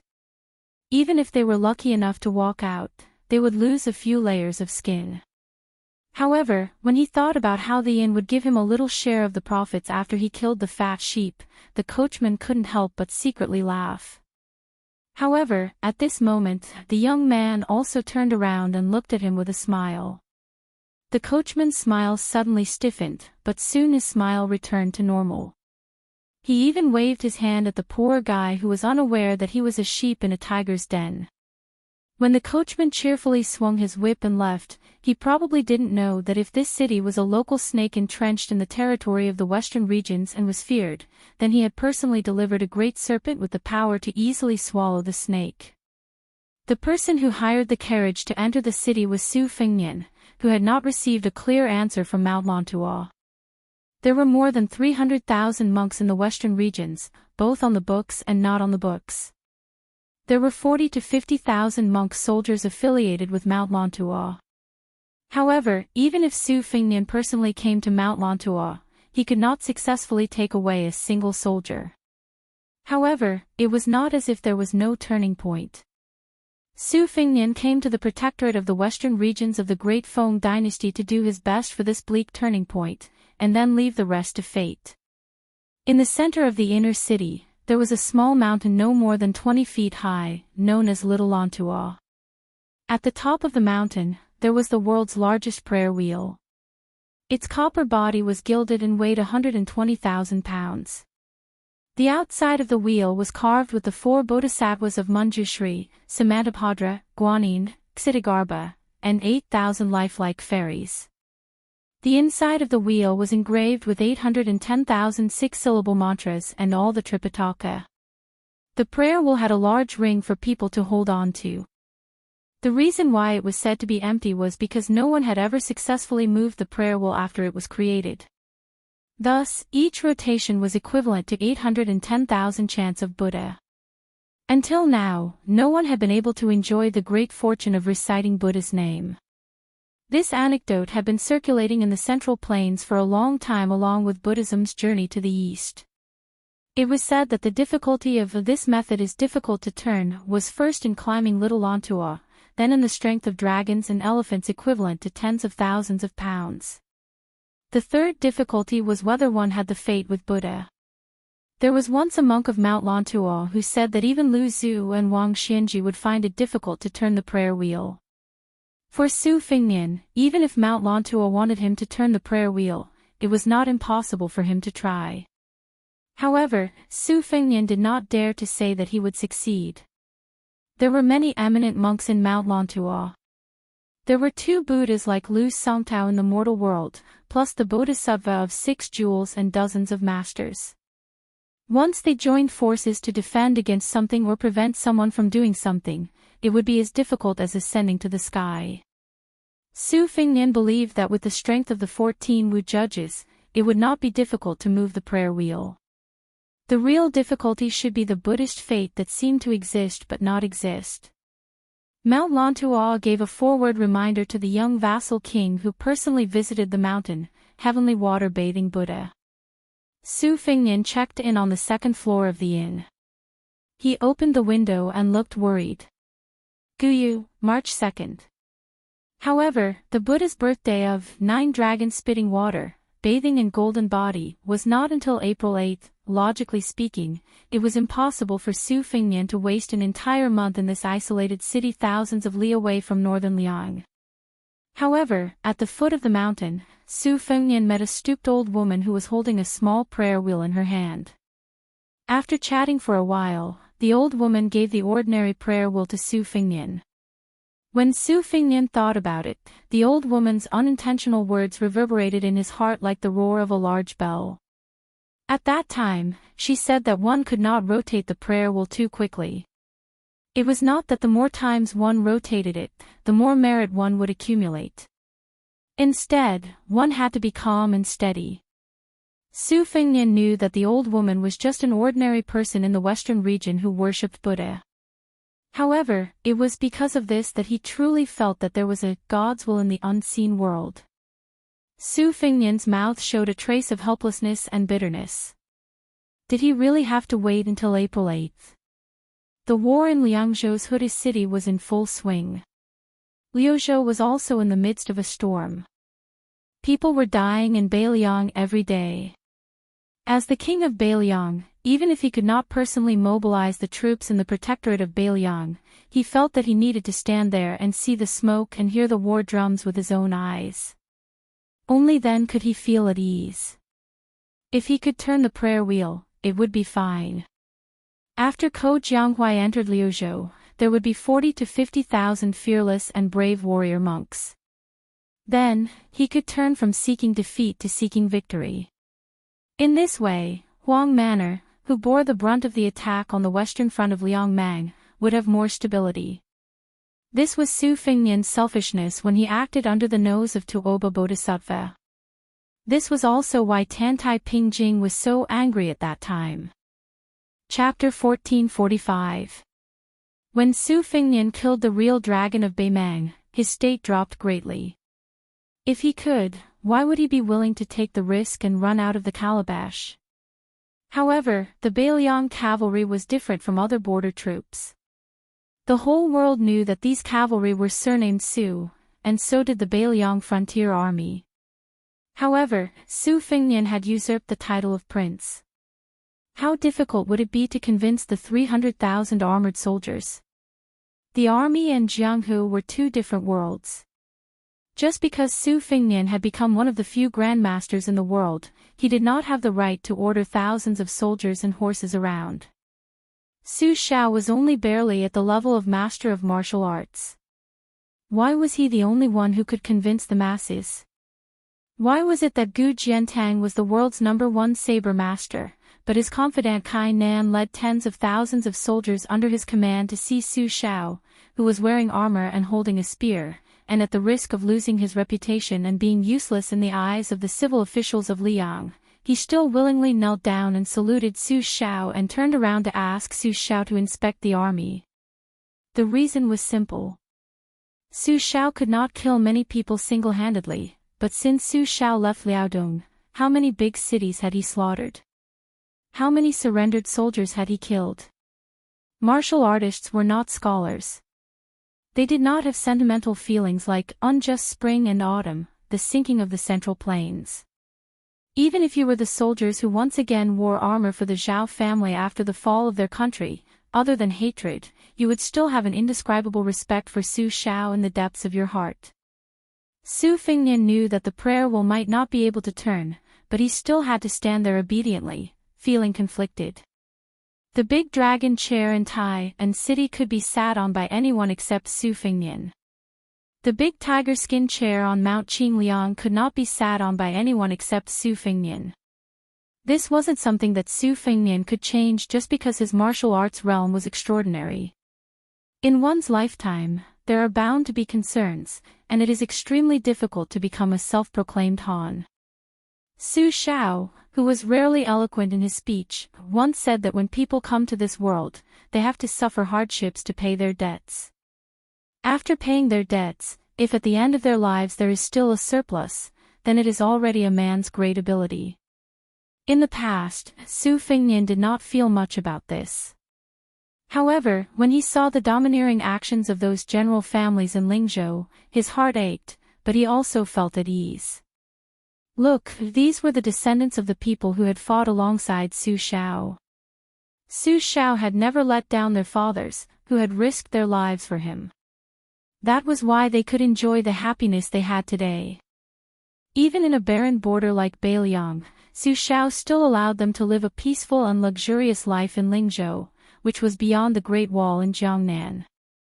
Su Fengnian's hatred for Zhong Hongwu, the true killing intent, was not because the Huaihua general looked down on him, the second generation, but because Zhong Hongwu, who left the border to abuse his power as a matter of course, had harmed the general families in Lingzhou to the point that they had forgotten Su Xiao's good intentions. Standing by the window and looking at the bustling street outside, Su Fengnian said self-mockingly, "Aren't the heroes free to go?" There was a series of knocks on the door. It was the waiter of the restaurant who came to ask if he wanted to order some food. If it was not because he found it troublesome and did not want to go downstairs, the restaurant could deliver food to the room. The waiter even directly asked if he wanted to eat some outside food that was rich in dialect. He said that not only were there wild horses on the grassland, there were also skinny horses from Jiangnan that could play a little tune. It was just that the price was a little more expensive. It was 20 taels of silver each time. Su Fengnian politely declined with a smile and only asked for dinner. When the waiter saw that Su Fengnian did not look fat, he rolled his eyes on the spot and left resentfully. He complained that the coachman, who had not yet left the city to wait for good news, had poor eyesight. How many copper coins could he get from finding such a lean two-legged sheep? After that, Su Fengnian ate the food that was laced with knockout powder. The waiter who came to bring back the food box and chopsticks dawdled for a long time, but did not wait for Su Fengnian to hit his head on the table. He knew that he had encountered a difficult person. This was not a rare thing in this kind of unscrupulous restaurant that had been open for many years. Since soft methods did not work, then they would use hard methods. The restaurant had one or two treasures whose hands were stained with blood. If they really met a capable person who could not be persuaded by soft or hard methods, then they would admit defeat. Men who were able to take root in the western regions were particularly forthright in this kind of matter. They were able to put down their pride. If someone stepped on the ground, they would also be able to pick it up. Soon, a burly middle-aged man with a scar on his face pushed open the door and entered. 4 or 5 waiters who liked to join in the fun gathered at the corner of the corridor. They were either acting as the banker or placing bets on how long the handsome lad could last. One of them, who was a gambling addict, seemed to have lost many times. This time, he gambled big and used all his money to bet that the young lad would be safe and sound. The banker was the waiter who had delivered the food to the room earlier. He accepted the 3 or 4 taels of silver with a smile on his face and could not close his mouth. Unexpectedly, before the money had even warmed up, he had to give back 7 or 8 taels of silver. It was actually from a restaurant that was slightly famous in the outer city. Master Lu had just entered when he walked out. The restaurant waiter who was acting as the banker immediately tugged at his sleeve and asked bitterly, "Master Lu, could it be that you have taken a fancy to that handsome lad's appearance, so you went easy on him? This humble one will have to work hard for half a year for nothing." The burly man, who had the aura of a bandit for many years, but still had some of the arrogance of a soldier, flew into a rage when he heard the waiter's words. He kicked the bastard who had added fuel to the fire and sent him crashing into the corridor wall. Fortunately, he had used a bit of strength, but it was still enough to make the waiter feel better. He half knelt on the ground and gasped for breath like a fish on land, unable to utter a single word. The burly man lowered his voice and said angrily, "Go easy on your mother. If your mother was in the room, this daddy would have made her unable to get out of bed for half a month." How could the waiter dare to refute him? He endured the pain and groaned softly. Compared to that kick, this kind of vulgar words couldn't be any lighter.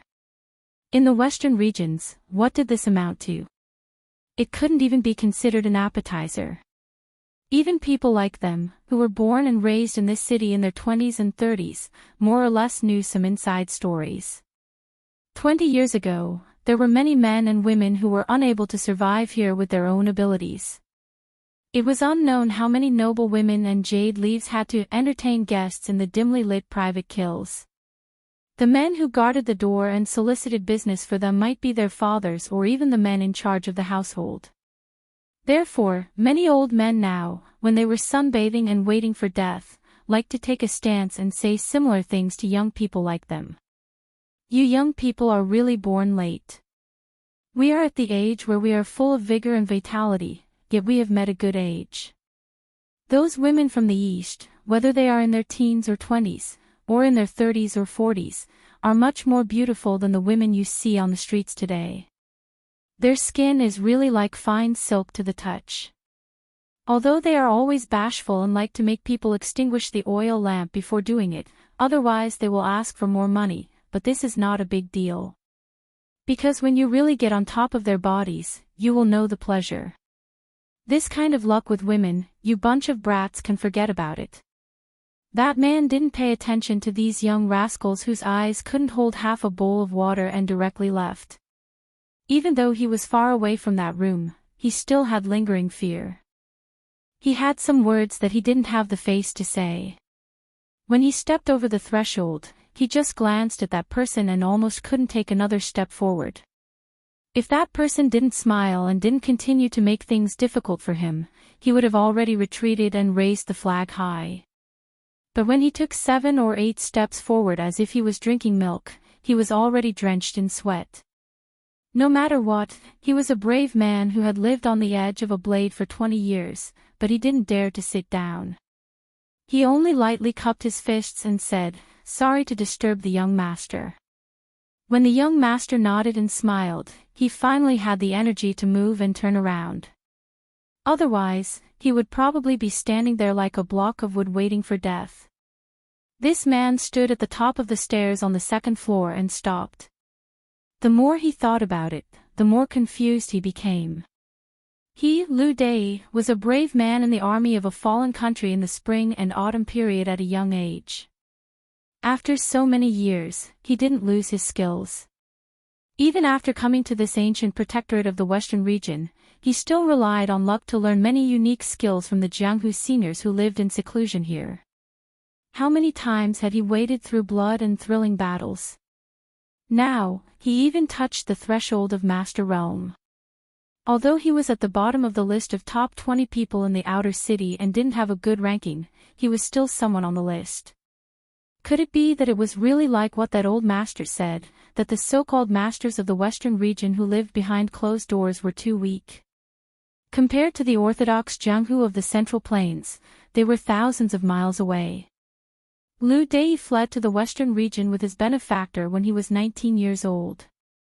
In the past, he was also a soldier in the army and didn't have any thoughts about his homeland. As for the Jianghu of the Liang dynasty, he had never been involved. He always felt that this city was the capital of the western region. To be able to stand out and make a career here, even if they were not inferior to the masters of the Central Plains, they were not much worse. He firmly believed that among the top 10 masters in the inner city, even if not all of them were on par with the so-called world martial arts master, there should be at least 2 or 3 of them who were qualified to be on the list.